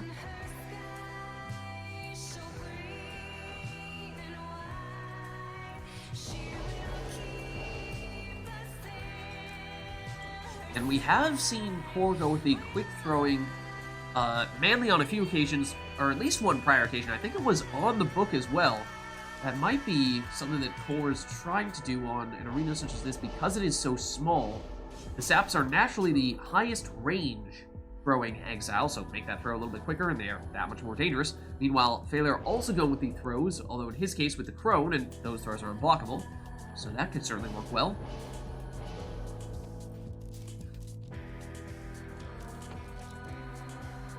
Then Core going with a second demon here. This time it is with Titan Tooth, stunning anyone that he jumps into. It's a very big team for Core. Not the highest hope stats, and so perhaps something that Phaler could exploit if he chooses to find a way to do that. When she shines for me at night, and her sky so green and white, she will keep us safe. And so Phaler goes with the usual Webland Thorn in. Here we go. Phaler teleports to the orb and hops into the Pyre here for 20. Core did take the additional starting Pyre life with one of those demons, so he started off with 135, still above 100, even after that score from Phaler. Phaler teleports back to the orb, looking to repeat what he did before, but not this time. Oh, and once again, though, teleports to the orb and hops in, so that is the tricky thing. When you're going against one of those savages who can teleport to the orb, you look away for a second, and they're already on the orb, and blink, and they'll be in your Pyre. Inarius, Manly. Manly may use the protection of that sapling to try to launch in a throw. That sapling moves closer, but Manly goes down. Phaler on the attack. Not for that long, as Core able to fend that off. Core now with Ignarius. Ignarius trying to knock back the defenders. The end of his jump. Can't do so this time. Phaler now on the attack.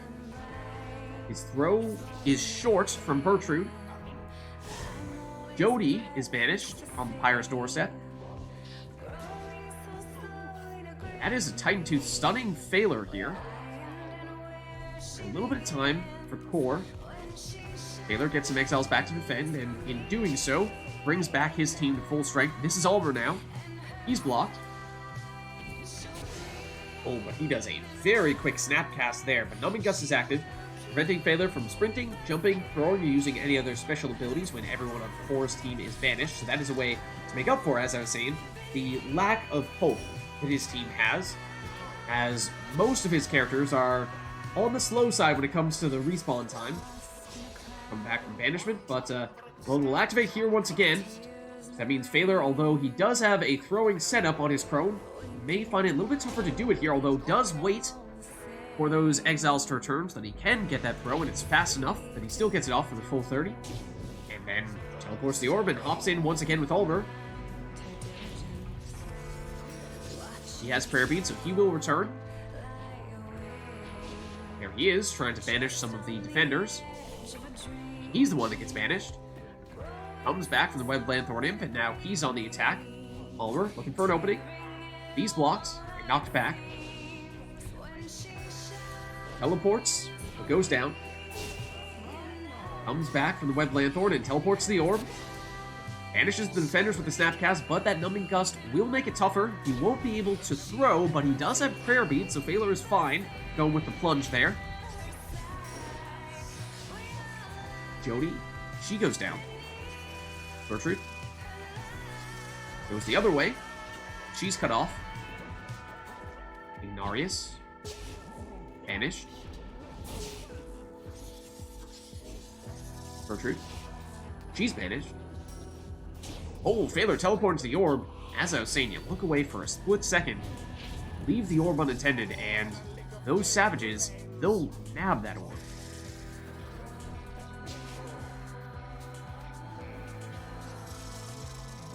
Bertrude. Now, of course, next score for Phaler, regardless of which exile it is, would be capable of triggering Core's Rekindling. I did not catch how much he put on Manly there. We do see he has Numbing Gust, which means at most he has just 10. Unless, of course, he went all the way down on the left side, but look at that quick throw there. That is Manly's strength, taking the quick throwing talisman. Oh, and Phaler nearly triggered that Rekindling now. Not this time. Core does have Celestial Spike on Jody, able to banish with the throws, but can't get it to land there. Here's Ulmer. He goes down. Manly. Gotta keep an eye out for Bertrude, chasing him down, and does just that. That does trigger Numbing Gust, at least for a second there. Perhaps all core needed to fend off that attack, and the orb unclaimed, and Phaler with Almer can teleport to the orb like that. But Phaler defenseless at the moment. Bertrude does return against Ignarius. Now the rest of the team is here. Can Core find a way through with Ignarius? Nearly does, and stuns the defenders with Titan Tooth. So he plunges in here for 30. But he has Titan Tooth. That means no prayer beads. So Ignarius is gone for this round. You saw maybe Core for a split second there, hesitating, thinking, do I try to charge up the throw instead? But went for the plunge. Oh, and Phaler nearly went straight in there with his imp. Has a very dangerous portal. It's Almer on the attack here. Causes some trouble.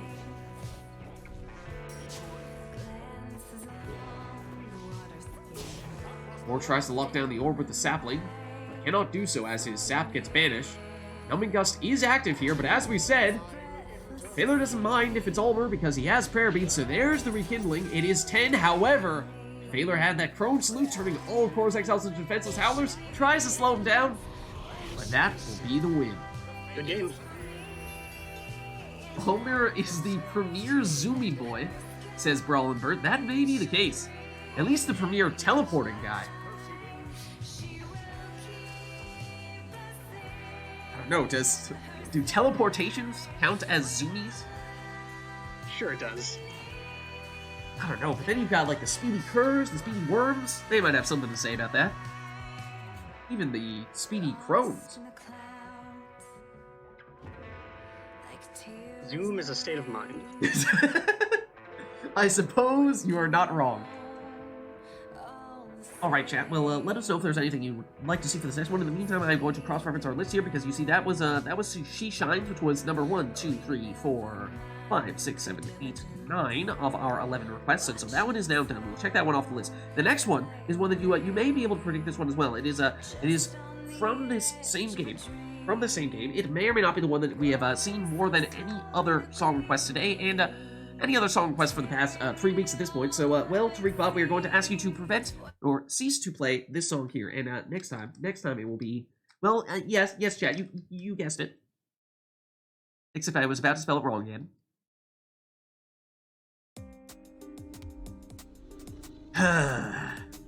Forecast.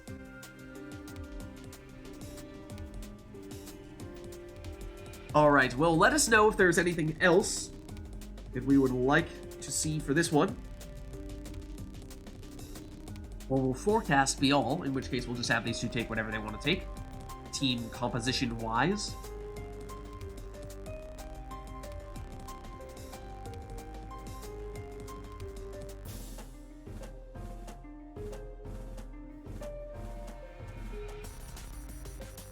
Not seeing anything else, though, at the moment, so why don't we get the next one started?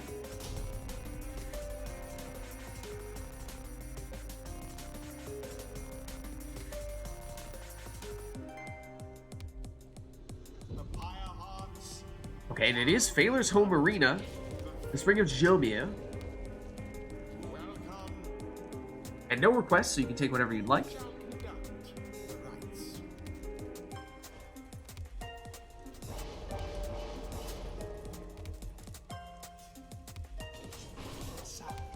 So it's Snadra first for core.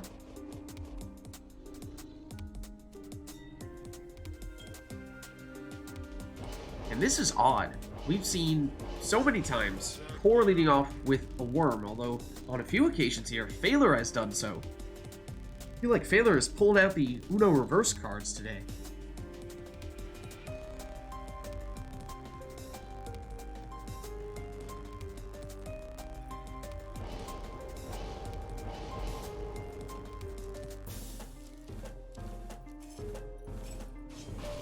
Then Webbed Lanthorn Imp in the second spot there for core.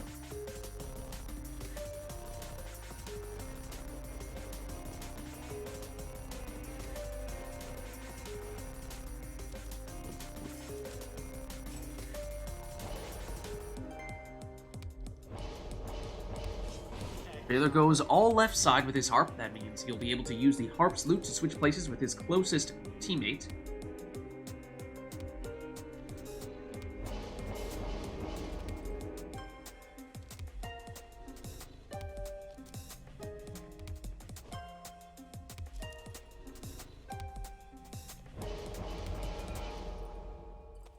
Core thought about Headwind, but instead went for Lendl and went all the way down on the left side for 10 leeching, and then also took the additional leeching from the Talisman spot as well.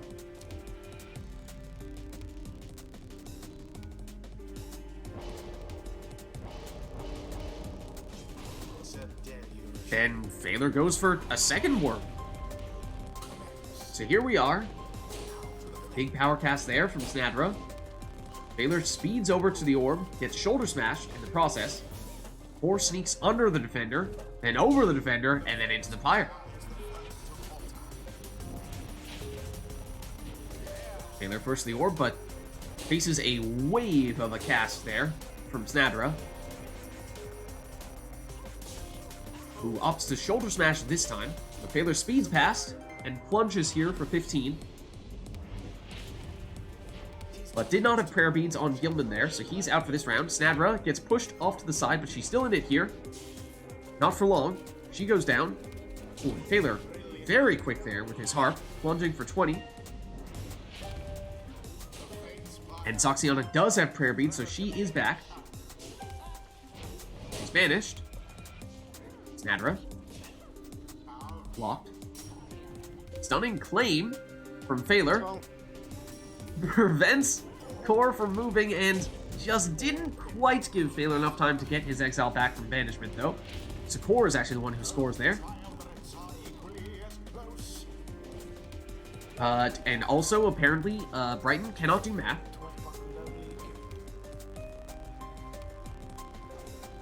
Core, faking out. Making it look like he was stuck on the corner there, but then does go through the portal, setting up that plunge there. And has the leech. As we were saying, he has a ton of it with Lendl, although Lendl is now gone for this round because he took a leeching talisman, not prayer beads. Phaler loses one worm, but infinite worms? Phaler! He's seen the light! He's seen the light, chat. He has witnessed the glory that is infinite worms. Ooh, and Phaler with the elusive play there, sneaking around the defenders there with Zoxiana. Plunges for 20, and she does have prayer beads, so she'll be back. Snadra versus Zoxiana. Zoxiana takes her out, although now it's Lendl. He takes out Zoxiana. Lendl trying to find some space. Remember, he's the one with all the leech for Core, so that is probably the exile that Core would most like to score with. Phaler nearly speeds in with his counterplay with Gilman there. But it is Core plunging with, I think that might have been Snadra. It was. That was 10 leech in that case, not the 20 from Lendl. Here is Lendl, though. Now has a portal to work with. He's thinking about it. Goes through, but goes down.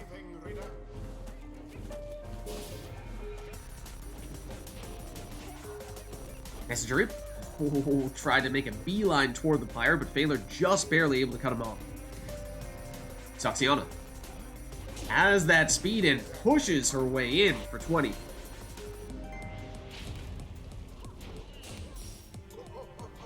Phaler loses Gilman. And Zoxiana, that leaves just Deluge. He goes down to that, brings back Gilman. He speeds through, and welcome back Infinite Worms.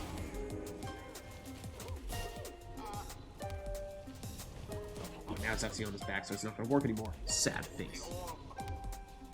That's why you have to go triple worms! This message is brought to you by the Sea Dominion. Snadra eventually hopscotches her way in for 20. And I do believe has a little bit of leech as well. That means Phaler is running out of time here. He's down to just 5 Pyre life. Oh, and Core, you could see what he was doing. He saw the Pyre was open and decided, yeah, I'll just make a portal right around here. Setting up the winning plunge. GG. Good game.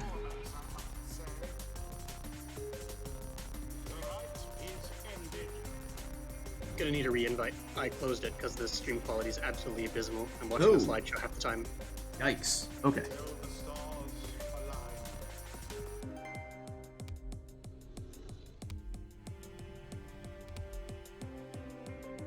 Okay, let me resend you that invite then.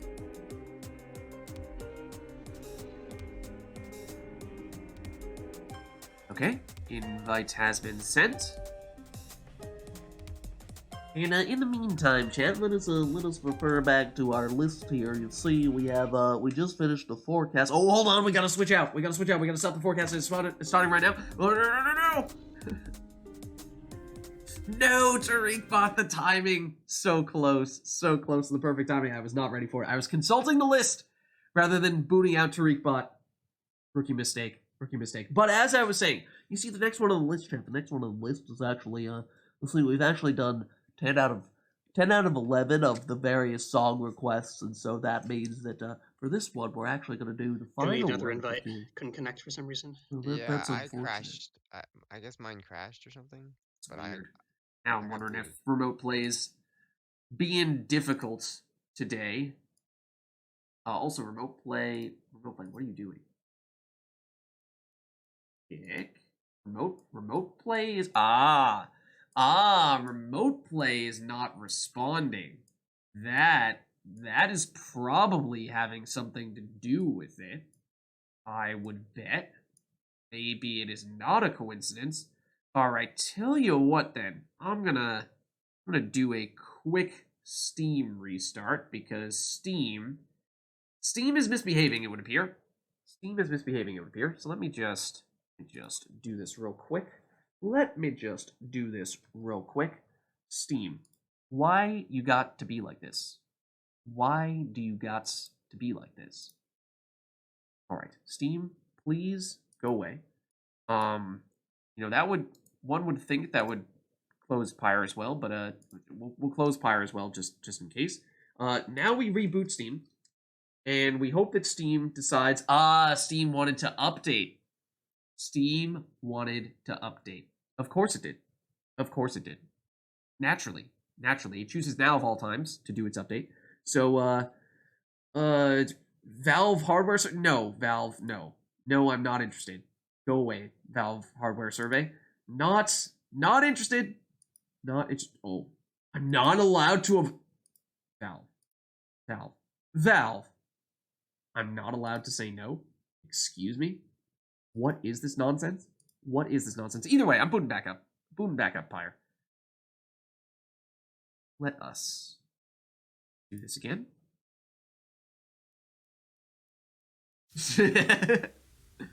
Alright, we're back in. Let us do that thing that it is pointing out in the bottom right corner that we have the option of doing, that being using some remote play to get these two back in here. So, let us give that a shot.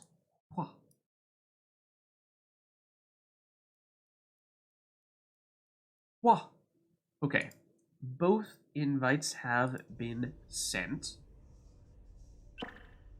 Yeah, you will give us your opinion. You don't have a choice. You must respond.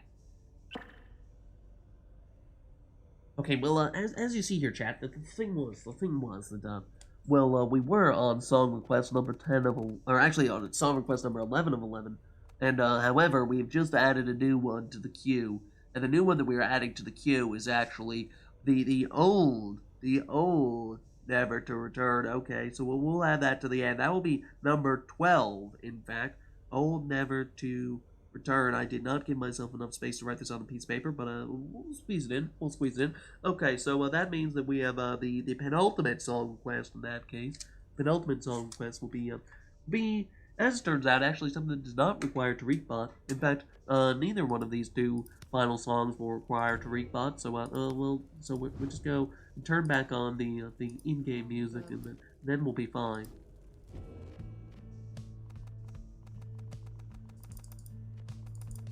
Because it's Dirty Deal. Okay. So, let us know, chat, if there's anything else you would like to see for this one. And just, check back in with you guys, Core and Failer. Does it hopefully seem like things are going a little bit better now? A little bit. Little bit? Okay. I mean, mine was always fine. It's just that I got booted that one time. Oh, crap. Okay, then.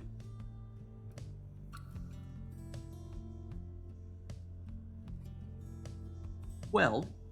Not seeing any requests from chat at the moment.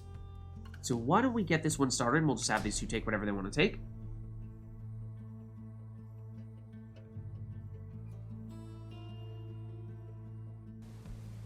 Oh, but I hear the water. The Pyre arts Okay, it's the Fall of Solium. take on the fate. Welcome. Who shall conduct the rites? So no requests. You may take whatever you would like. And in Core's case, that means a power casting Snadra.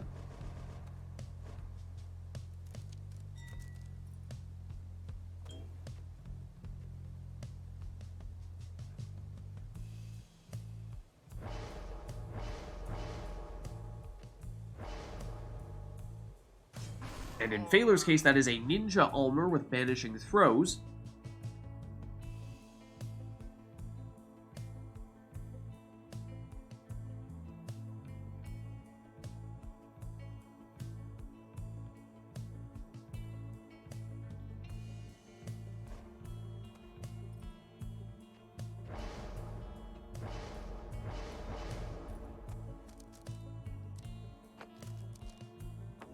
Core opts for that Titan Tooth Gilman here.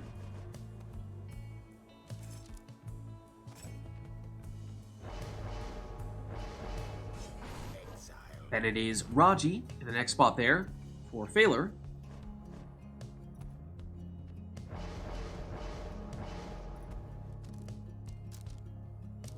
And Double Worm, in fact, for Core. That time it is an Exploding Deluge. Good job, he picked the correct Exploding Worm. Well done. Well done. Ooh, and Core may be doubling down on the worms, but Phaler's doubling down on the savages here with Gareth. So here's Ulmer. He banishes with the throws, as you see right there. He's trying to take out all of Core's exiles here, although Gilman is on the move. Or rather, Deluge is on the move, and he explodes. That'll bring back Gilman. Here he is. And suddenly, he finds an opening here for 15 damage throw.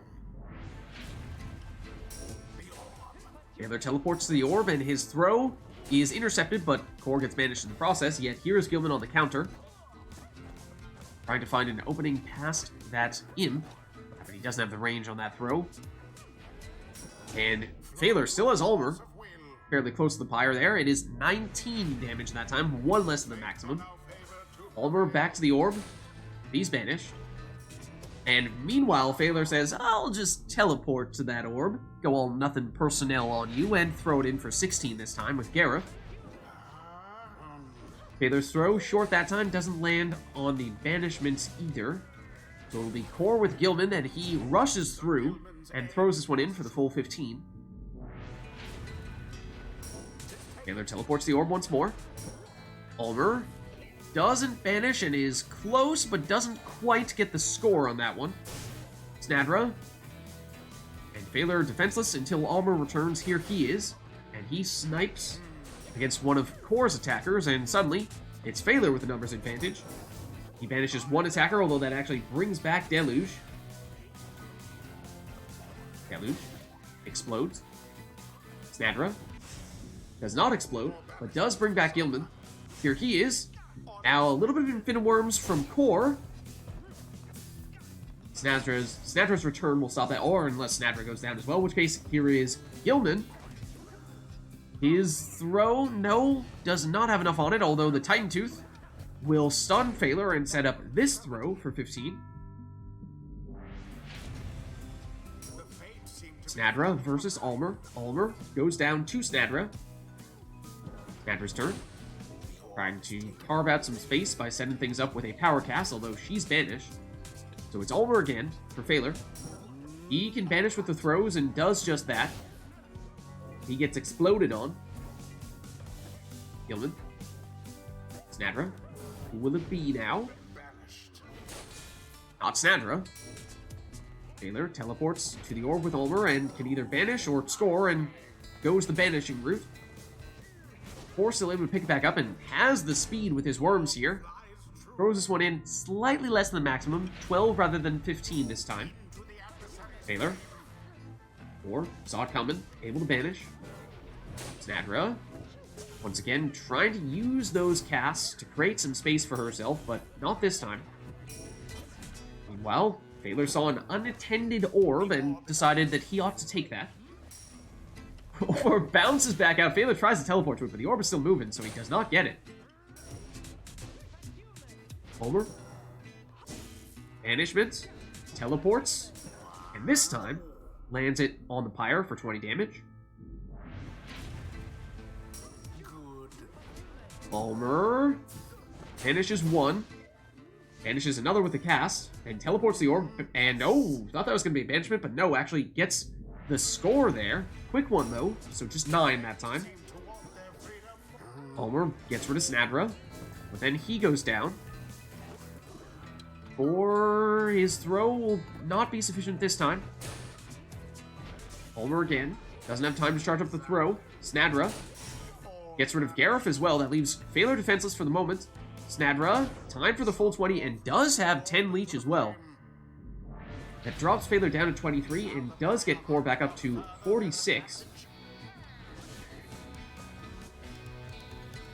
Or with Deluge, he explodes, taking out Ulmer. Now Gilman. Gilman's throw that looks a little short. It is. Gareth. His throw is intercepted. Gillis Deluge at the moment. His throw lands for 14. That drops Phaler down to 9, which means 1 score. Maybe all the Core needs here. So Phaler's starting to run out of time. Snadra gets rid of 1. Has the orb here. And lunges for the win. Good game. GG. Alright, I'm dropping out. That was almost entirely a slideshow. Oh, yikes. Okay.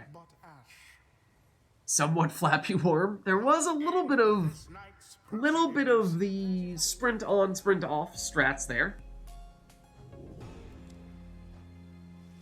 Until the next rite. Alright, so it sounds like Phaler is switching out here, in which case we're looking for someone else to swap in to take his place.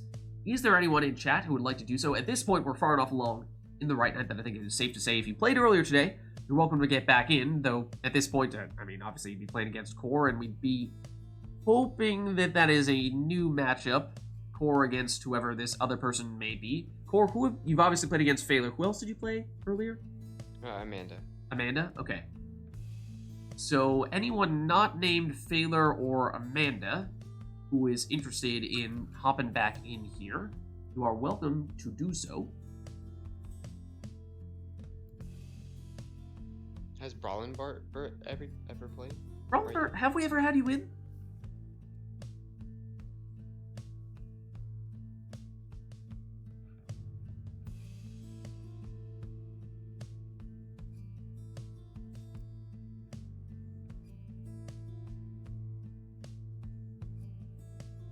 I don't think we have. No, but I don't think I will soon. Alright, no worries. No worries. But is there anyone else who would like to jump in here? As I said, I think it could be someone who played earlier today, just as long as we're getting a new matchup here with you against Core, or someone, of course, who's not yet played today, even better.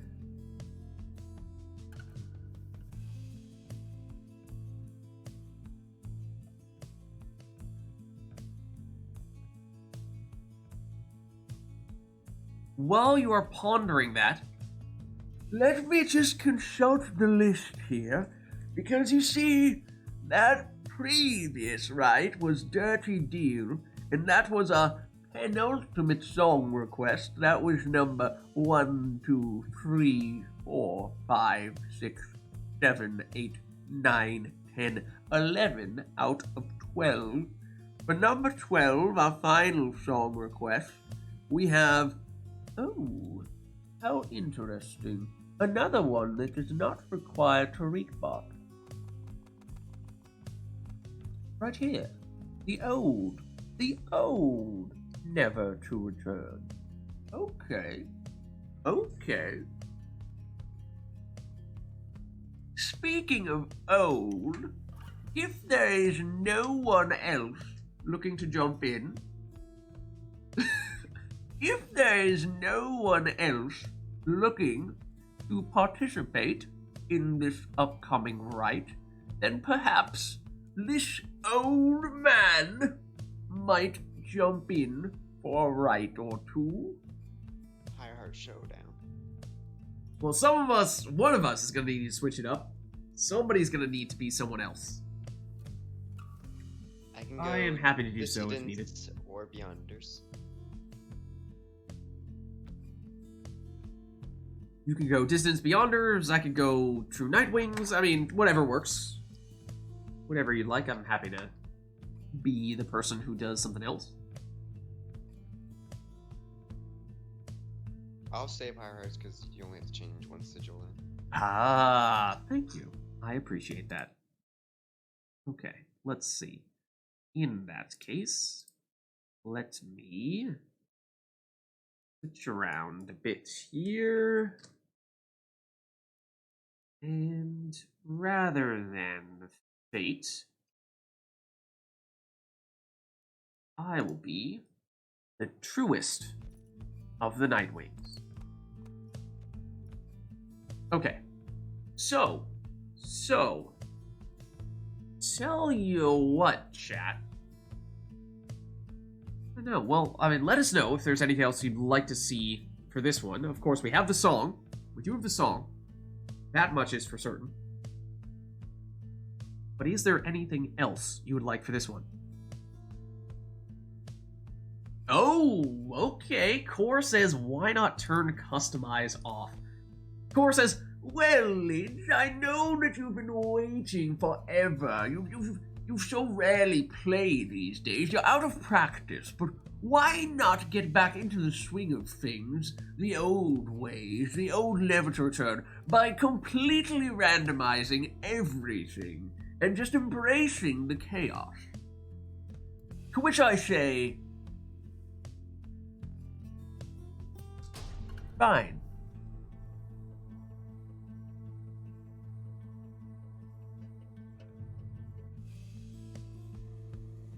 The Pyre Hearts Oh. now face. Oh, tell me I have some image. Yes, I do. Yes, I do. It's perfect. It's perfect. This is exactly what I would have asked for. Hold on. Oh, you have Black Hoof.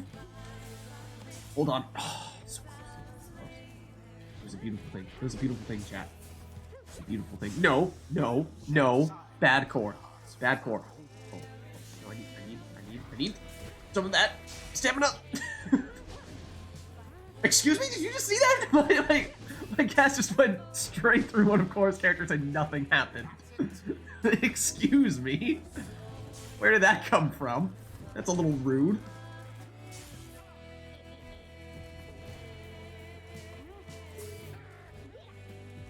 Tis taken. Ooh, I is speedy. I is a speedy boy. No! Not speedy enough, apparently. One triumvirate. Not speedy enough, apparently. Glory first to the Pyre Hearts.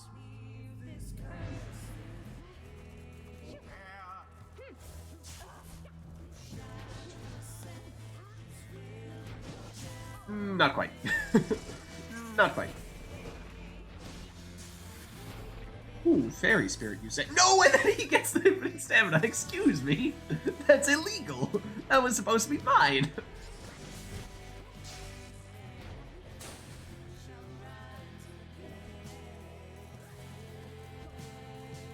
Go ahead.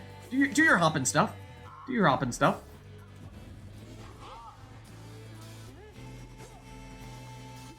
No, I wasn't fast enough on the jump. This is a very fast forfeit. Words.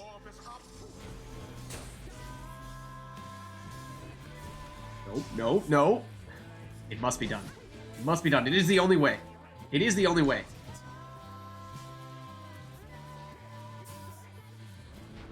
Oh, leave him alone. Leave Gareth alone. This is not where I want to be stuck right now. No. Also, yeah, that was not a great idea. Oh, ever so close. Ever so close. Where's the... Yes, it is. It is right here. It's doable. It's doable, chat. It's doable. Come on. No! It was right there! Taken.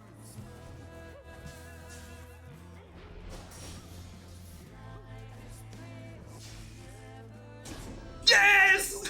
The crone throw off the wall into the fire. I don't know if we've seen that one before. I don't know if we've seen that one before.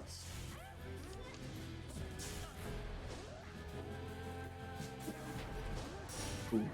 Whoops. Also whoops. Quickly! No. The Pyre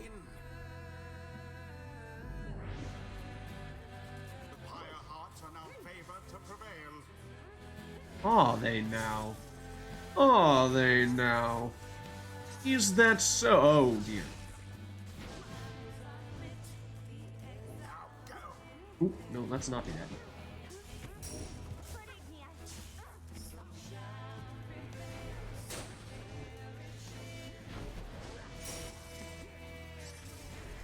Ooh, sidestep that real quick.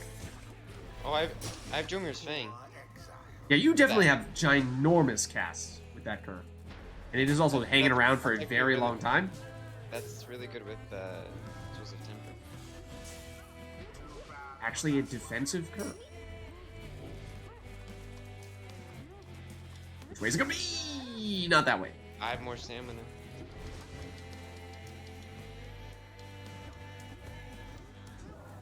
That was not really gonna. Whoa! With the Black Hoof character! Oh, well done, well done, well done. It is possible, as you just saw. It is possible to score with the Black Hoof character. Yeah, why do I have no stamina on that guy? Gareth, you need to hit the weight room, dude. You do your cardio, more specifically. Quite a close call there, no? No. But I wanted the fairy spirit. There. No!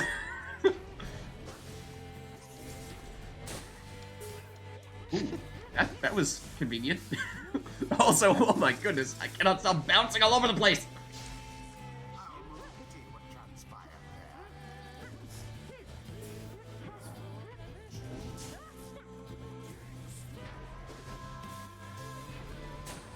there. No! Surely not! You gotta be kidding me. I did it all. What else was I supposed to do? Oh, it's not coming fast enough to. Oh, that was amazing. That was amazing. How many bounces does that one have? I think this is 2, but I like that it was how it bounced. More Not what I impressive.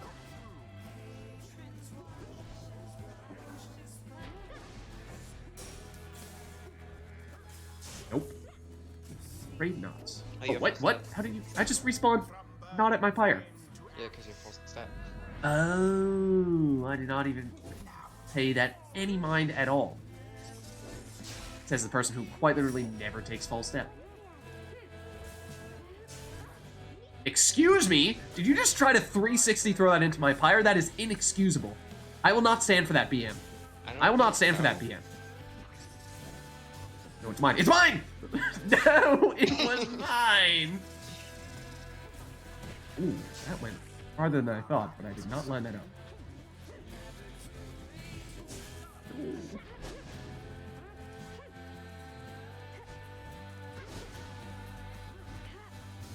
It takes so long to throw it, but I don't have the speedy throwing talismans. Oh, nope, nope, nope. Stick around here. Stick around here.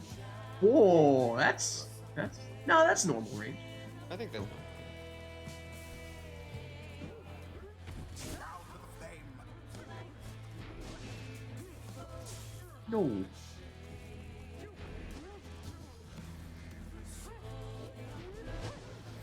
Sorry, Alma. Oh, no, not this time. I get the angle right? No, I didn't. No, I didn't. Into the adversary's flame. No. Only banished.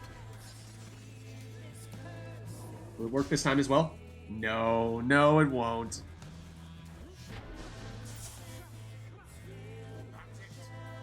Really hoping that was gonna be you. One that could not pick up the orb.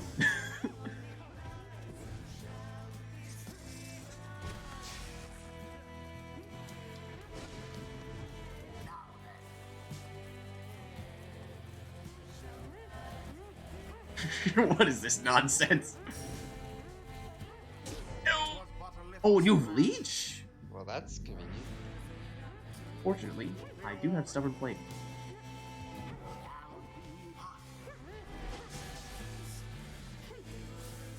Oh, nearly. Nearly. Oh, that was the last of my exiles. We got rid of more friends. No. Haha!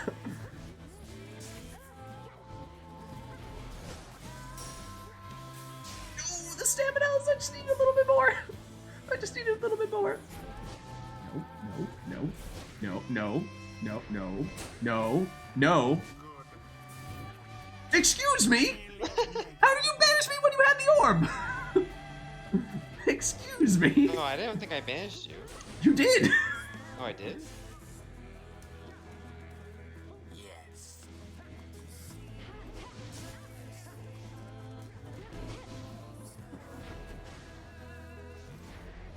Stop doing that.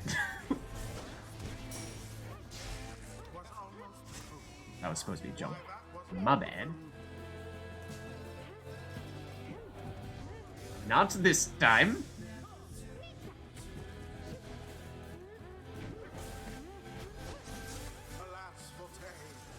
Yes! Nice. That's okay. That's all I'm looking for.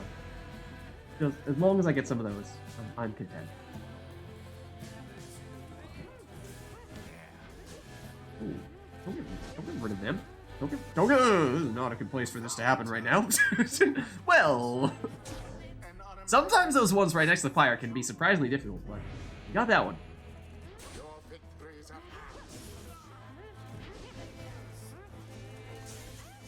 Prep room. Rows are rutting. Yes!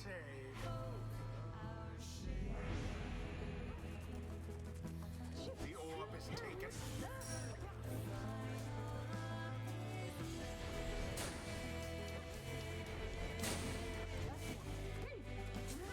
No!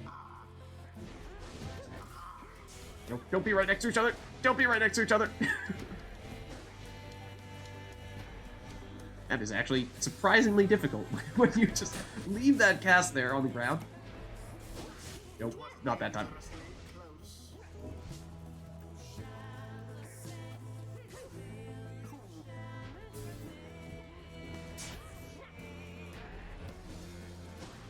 Okay, that one I cheated on. That one I did cheat on. I feel bad about that one. I'm ashamed of that.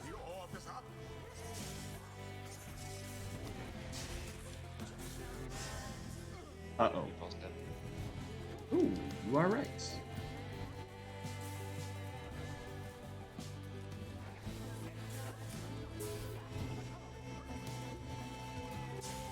Oh, whoopsie. Not that time. But also, forfeit. Not like this. Fortunately, I think Stubborn Flame will, still leave me hanging on here, but not for much longer, I'm afraid. Not for oh, well, neither of us wants the orb, apparently. Also, I should definitely not do that. Oh, right. Right. I cannot pick up the orb with this exile. I should not do that. Forfeit, save me! A stifled effort, indeed! Nope, nope, nope.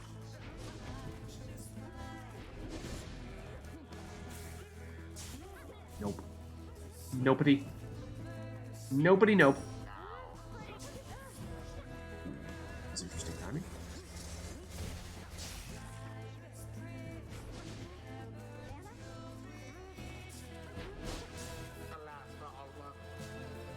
Okay then. Well, that's an interesting one. Your exiles shall return ere long. I regret doing this. No! None left unscathed. Go, go, go! Come on, no! Into the adversary's flame.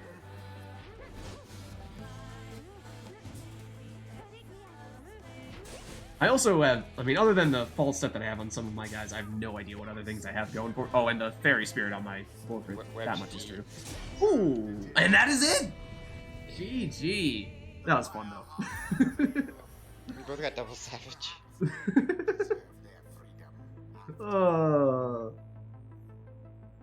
Always happy to have some wall bouncing goodness. Yeah, I mean, you know, we perhaps did inflate the duration of that right a bit by trying to do some wall bouncing stuff. Did it really take that long? Wow. I don't think it was that long, was It it? didn't feel that long. Maybe 6 to 8 minutes.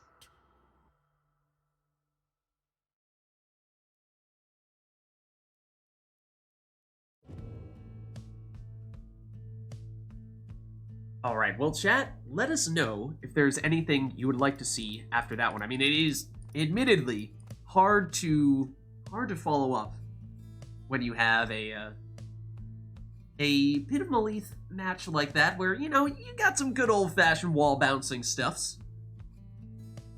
But if you have a way to follow that up, let us know.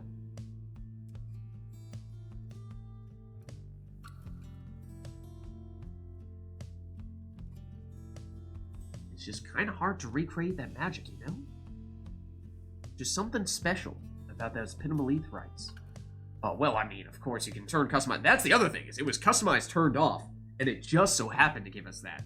But we have another customize off for this one.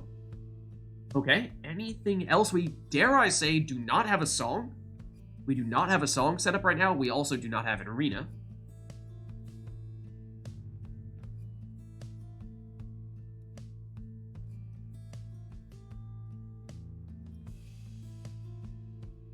Knights of the Sea. All right.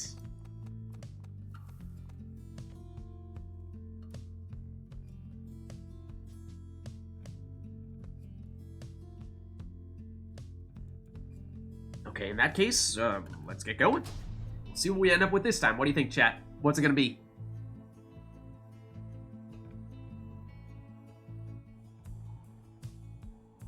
The Pyre Hearts Oh. versus Is somebody gonna get involved? What 2 crones for core?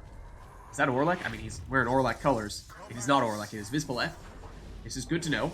It's good to establish these things. I also am terrible with demons, for what it's worth. Ooh, you have Dissolute. is the first to falter. I have Black Heart? And then actually, I did get the Infinite Stamina that time, which would have been amazing, but I was a little slow to react. Not that, okay, I'm not really sure why I didn't get anything that time. The rite is nearly ended. No, he does have it! What? Excuse me! Excuse me! I was like, okay, I'm not just gonna let you waltz on in with your crone and jump in this time. I'll switch to my imp just to make sure that doesn't happen. Oh, okay, well, by the way, I can turn you into Howler anyway, so it doesn't matter. Oh, okay. Thanks. The ceremony is complete. Well, GG, I suppose. Yeah. Until the stars. I'm just an old man! That's what happens How when you don't could give me you bottle of walk? Yeah, now we're just averaging things out, right? We apparently had a long one last time, though it didn't feel like it. And that one, we just, you know, we just wanted to even things out a bit. Just wanted to even things out a little bit. That one might have been less than a minute. Well, let us know, chat, if there's anything you'd like to see for the next one.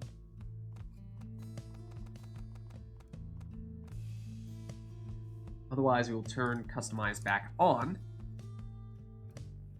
And I'm thinking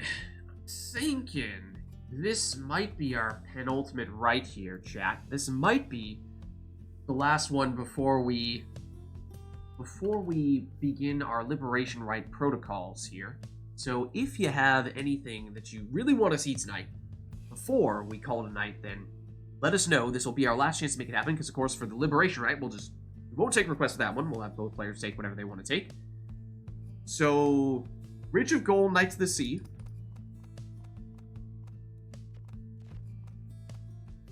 Okay. Anything else? Or will that be all?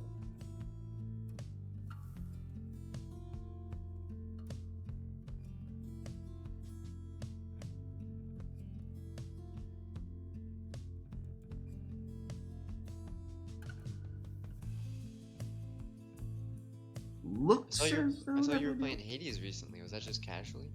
That may have been the case. May or may not have just finished the game finally, or at least gotten the true ending finally.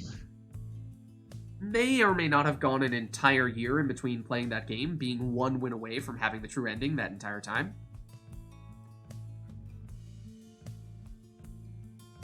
So you finally got to the credit sequence? I finally got to the credit sequence. It's heard back. It's in the blood for the first time. True. Well, I mean, we've had it requested several times. But yes, in that context, it was my first time having heard it. Alright, well, let's get started here. Yeah, that was Hades was the second game I ever did on YouTube, at least, Pyre being the first. So it was just kind of weird how quite literally had a just over 1 year gap in between playing it. It's like, you know, I finally have a little bit of time here. Sure, why not? We'll dust off the Hades a bit. Just so happened that was the last run I needed to finish off the game. At least, you know, 100% by any means. But, the true ending. What do you want me to play? I don't know. It's up to you. Do you want to play my Nomad, my Sap? I am not one to collude on this occasion. Maybe. Possibly. Because I also have not made up my mind. What do I want? I have no idea. I would like... You would like to play Crone first. Would I like to play Crone first? Apparently I would like to play Crone first. Okay. Udmilda, I will have you. And, I mean, I could exact some revenge and go Feral Curse. I could do Go that. all right side. All right side? Okay. Oh man, that Vital Pounce. Look out. Look out for that Vital Pounce. It's coming for you. It's coming for you. I mean, I could... What's that? I'll pick small presents, so you're more likely to get it. Oh wait, are we... Was there a request for us to pick each other's exiles? Is that a thing, or are we just No. doing it for the sake of doing it? Yeah. Okay. What'd you say? I'm gonna pick smaller presents, people, so you can hopefully get some pounces. Oh, I mean, still don't think it's gonna work, but maybe. I think even in the ideal circumstances, I still don't know if this mastery does anything that is even remotely usable. So, I don't know. I don't know, man. What if Is there any synergy here with Titan Tooth and Vital Pounce? I have to land on you? Pounces at an adversary. Like, if I jump and mid-flight crash into you, does that count? In which case, Titan Tooth could work with it? I think it depends if you land... After we collide, we land next to each other. It could possibly work, but I'm not sure. Alright, we'll try it. I don't think it's gonna work, but we'll try it. I would probably say no, but... I feel like the answer is probably no, but we'll test it. I was gonna go small. Presents.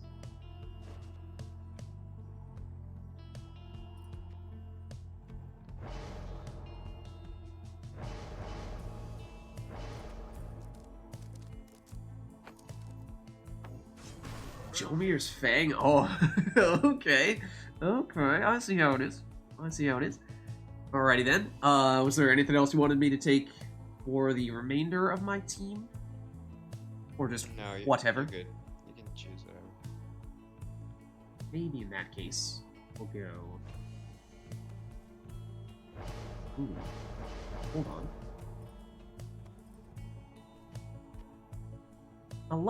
I like the Harp True Nightwing combo.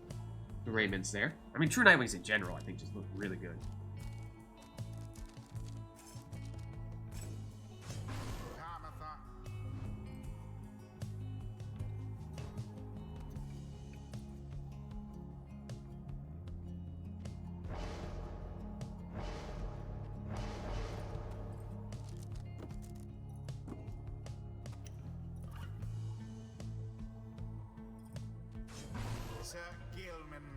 Okay, and then, I mean, I could go with a designated scorer, Or I could play it a little bit safe here and take Tizo. Guess I'll take Tizo. Alright, here we go. We'll see if this Vital Pounce thing does anything at all. The true night wings are first. Or we'll just completely ignore the fact that we have a Crone and exclusively use Panatha. Not that time. Did it work that time? Maybe it worked that time. I don't know. Yeah, it worked that way. What does it even do when it? I don't even remember what it's supposed to do when it happens. It It's just replenishes such an your afterthought. stamina when you pounce next to people. A true aimed So like whenever the crones pounce, they like hop up the people around them. So Oh like yeah, that. yeah, it works. Okay.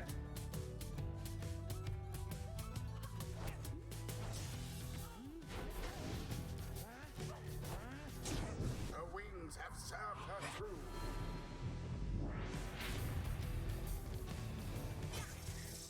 Into the adversary's flame. Hey, it kind of worked.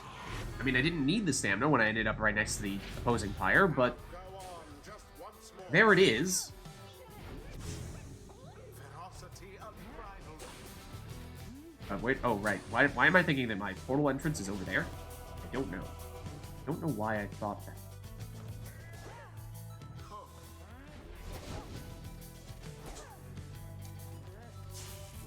Too slow there, Panama.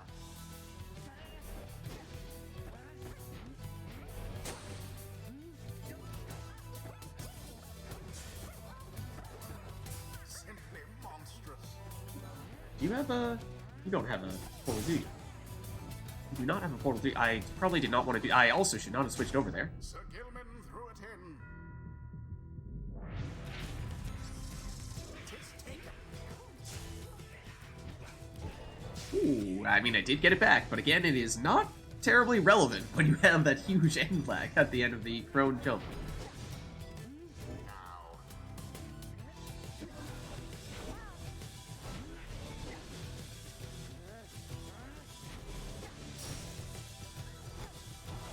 Oh. GG. The true Nightwings prevail. The scribes themselves surely have taken note. You know, Jomir's Fang Kerr is kind of similar to how I play Sap, but it's just worse.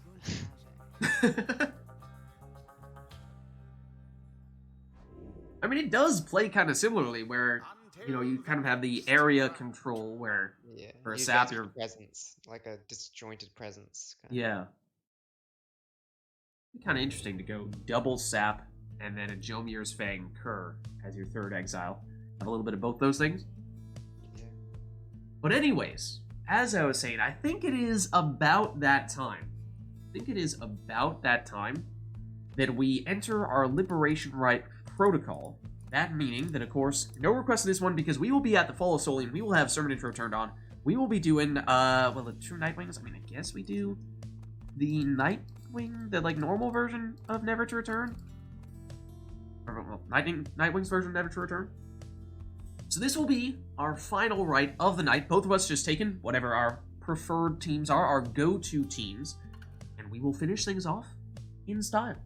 Hopefully, maybe, possibly, in theory. Let's do it!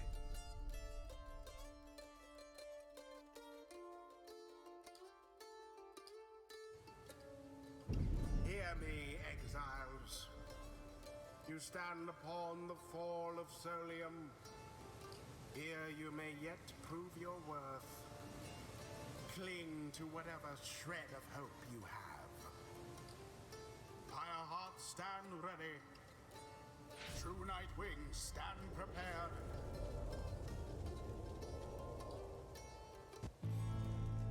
Now we shall Alright, so as I was saying, this will be our final rite of the night, our Liberation Rite, so no requests here. Both players just taking their preferred setups.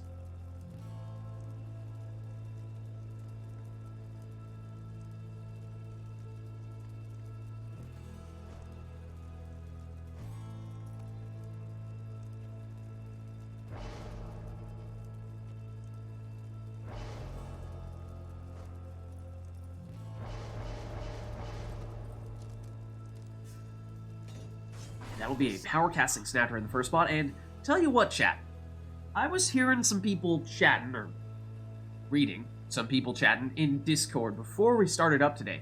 I was seeing some people talking a little bit about one Mr. Oralek here, and seeing as how I'm playing as a true Nightwings, I thought,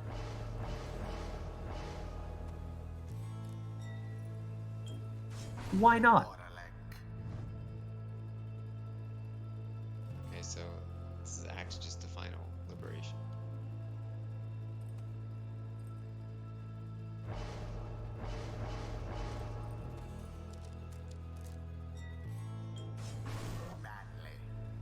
And if we have Oralek, then I thought, you know, we were actually, I believe the discussion was not only centering around Oralek, but the other members, the other original, or at least older members of the Nightwings, including, of course, but not limited to, this guy right here. I'm going to do this at a 10th of the ability of other people that we see using that setup.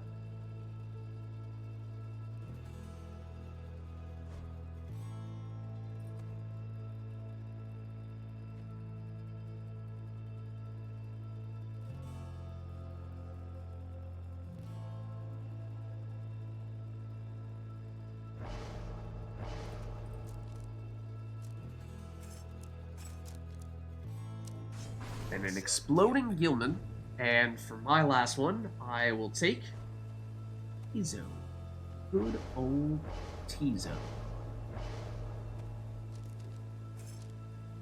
Alright, here we go. Our final rite of the night, our Liberation Rite. Core on the left representing the Pyre Hearts. Myself, Vids on the right representing the true Nightwings.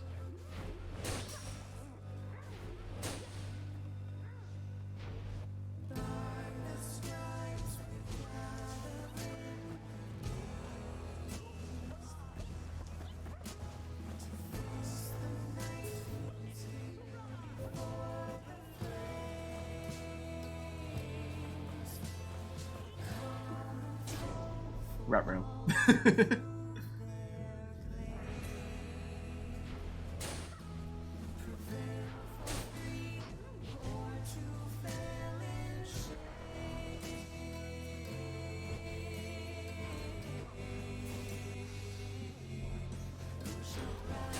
Oh, Oralek, get the throw off! Not quite quick enough. Oh dear. Alright, let's get Tizo over here. Let's get Tizo over here. Oh, that's not good. Well, that is an interesting choice of exile for that situation.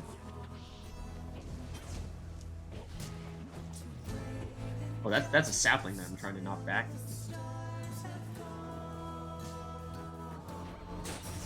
Oh, no, what the hit? That's a problem. That's a problem.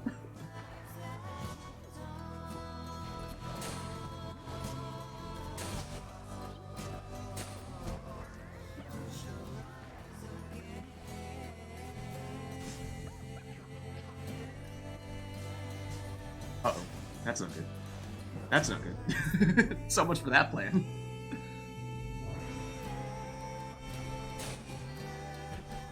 Oh, yeah, no, I don't have that orb.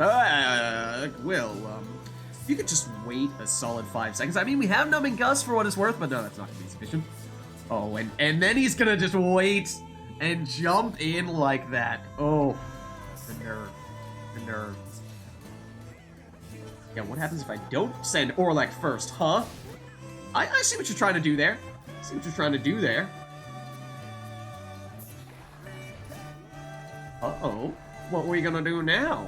What are we gonna do now?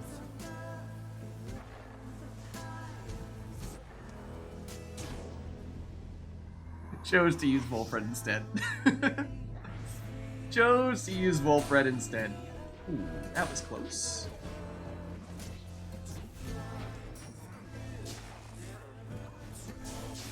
No, not the sapling! Not the sapling!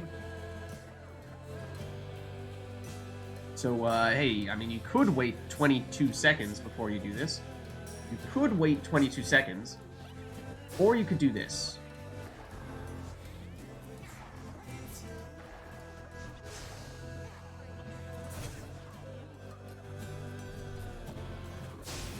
Oh, you explode. I forgot about that.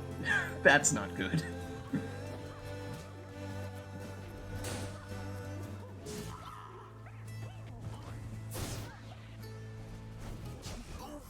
No, not the shoulder smashing! Anything but the shoulder smashing!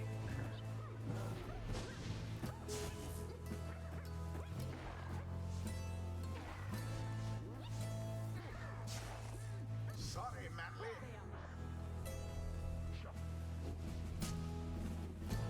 Is it gonna work? Please don't. Is this gonna work? It is gonna work! No. I mean, I meant your defensive strategy. No, you needed to jump. Yeah, I think I was expecting you to shoulder smash, and I was like, I'm not sure if that's gonna... It might be sufficient. Yeah, I should have jumped either way. Flung the orb into the flame. Yeah, but I don't think I would have killed you because it prioritizes that first. Well, I did not want that orb.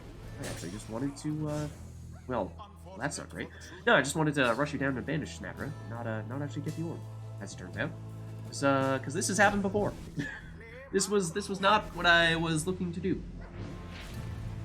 Once more like that, and we are finished here.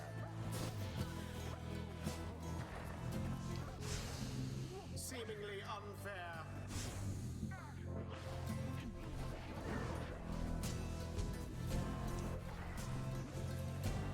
Ooh, that did not knock you back, did it? Cast from afar into the Pyre's flame.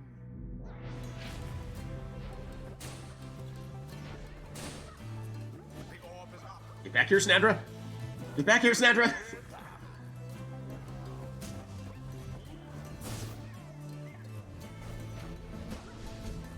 No, or like not fast enough!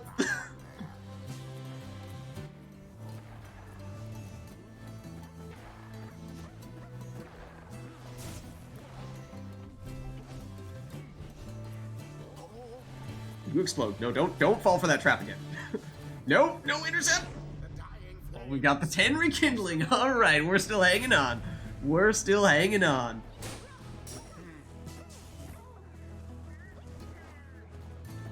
Nope, nope, nope, nope. You leave them alone.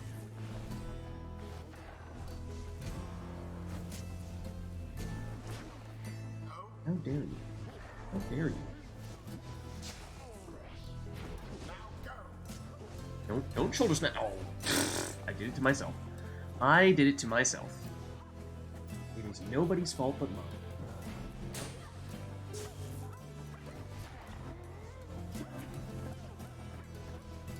Hey, how's it going? I also did that to myself.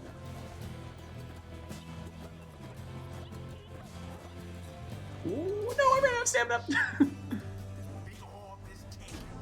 Nice. Still don't think it's gonna be enough here, but we're making some inroads. Especially with no Orlek. Especially with no Orlek is the thing. That's the thing. It's the thing is we don't have Orlek. Also, that is an exploding worm.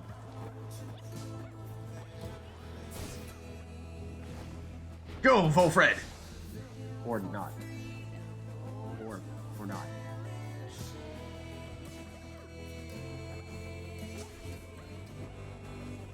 I think I have a plan. I think I have a plan.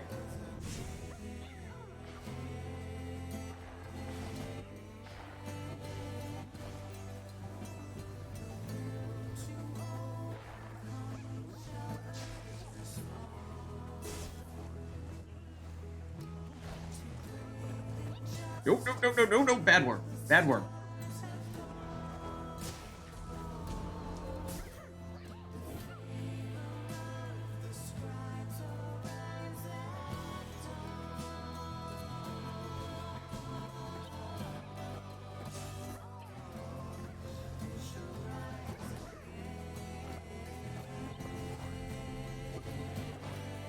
Go! Oh, this is a long wait. This is a long... Wait, what? Excuse me? Excuse me? Wait. What was that? What? You're able to sprint with nothing else. I was running before Numbing Gus. Wait. What? Wait, I think I maybe respawned running, And maybe that made me not affected by it. Because of the Avenging Aid with the Vengeful Vow. Ooh, that was my chance! Does that make sense? You were... Wait. This guy needs to die. Or no. Okay, well, we'll take a look at that later. that one requires some review.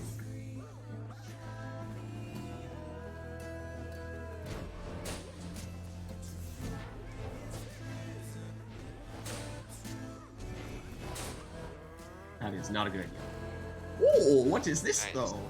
What is this though? No, the number of times. Honor, how do you do it?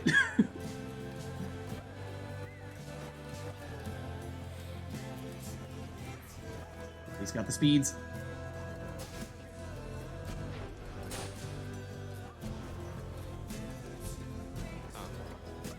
Away I go. Uh-oh. Give me a second to get Tizo back here. Real quick. Ah, GG. GG. Proved their worth. Didn't we find out it happens if both teams are banished? Right, Niels. Sometimes happens, not sure why. The liberation right. Weird. Weird. Yeah, I think I killed with Vengeful Vow, and then that made Snatcher respawn, and I was like holding run as I was respawning, so maybe that had to do with it. I don't know. Oh, might require some additional research to figure out how it works, but either way, that was our final run of the night, our Liberation Rite. Thank you everybody who played in the rites today. Thank you everybody in chat who gave us the various requests. As numerous as the song requests and particularly forecasts may have been, still very much appreciated. But with that being said, I'm going to duck out of Discord here, but I will see you guys next week. Alright, but I'm not done with you just yet, chat. Not done with you just yet. Let me give Core the boot. Oh no, Core left. Core left. Okay, we're cool. We're cool. Well, as I was saying, that was our final rite of the night, our Liberation Rite. But thank you everybody who participated today. Thank you everybody who gave us the requests in chat. This was, of course, Pyre Community Rite Night, which is the place for all things multiplayer Pyre. If you are interested in getting more involved in this stuff, the best way to do so is by joining the Rite Club Discord server, which you can do by clicking on that link right there. My name is Lids. I'm hosting these Rite Nights. I'm also streaming some other stuffs. On Fridays, we're doing Mass Effect 3 Legendary Edition. That's the campaign. On Saturdays, we're doing Mass Effect 3 multiplayer. Sundays, obviously, that is Rite Night. Then on YouTube, Lids Vids there as well, posting the VODs for all those streams, so if you missed anything, you can catch it all there. Also, doing, well, as I was just saying, just finished, finally, a year in the waiting, the true ending of Hades is now on YouTube, and just begun, or technically resumed, a Bastion playthrough, which was something that I think some people were talking about a little bit a ways back as well. So yes, Bastion is on the menu now. So that's on YouTube too. Also doing some Gwent, the Witcher themed card game, as well as some Thronebreaker, which is the Gwent campaign. Then I think that's about it on that stuff. Of course, if you haven't done so yet already, you can hit the follow button to get a notification for when I go live. You can also follow me on Twitter at LidsVids. I post there when I go live as well. But the best place to stay up to date on all things Lids is actually by joining my own Discord server, which you can do by clicking on that link right there. But that's going to be it for me for tonight, so thank you all for watching. Hope you enjoyed the stream, and I'll catch you next time.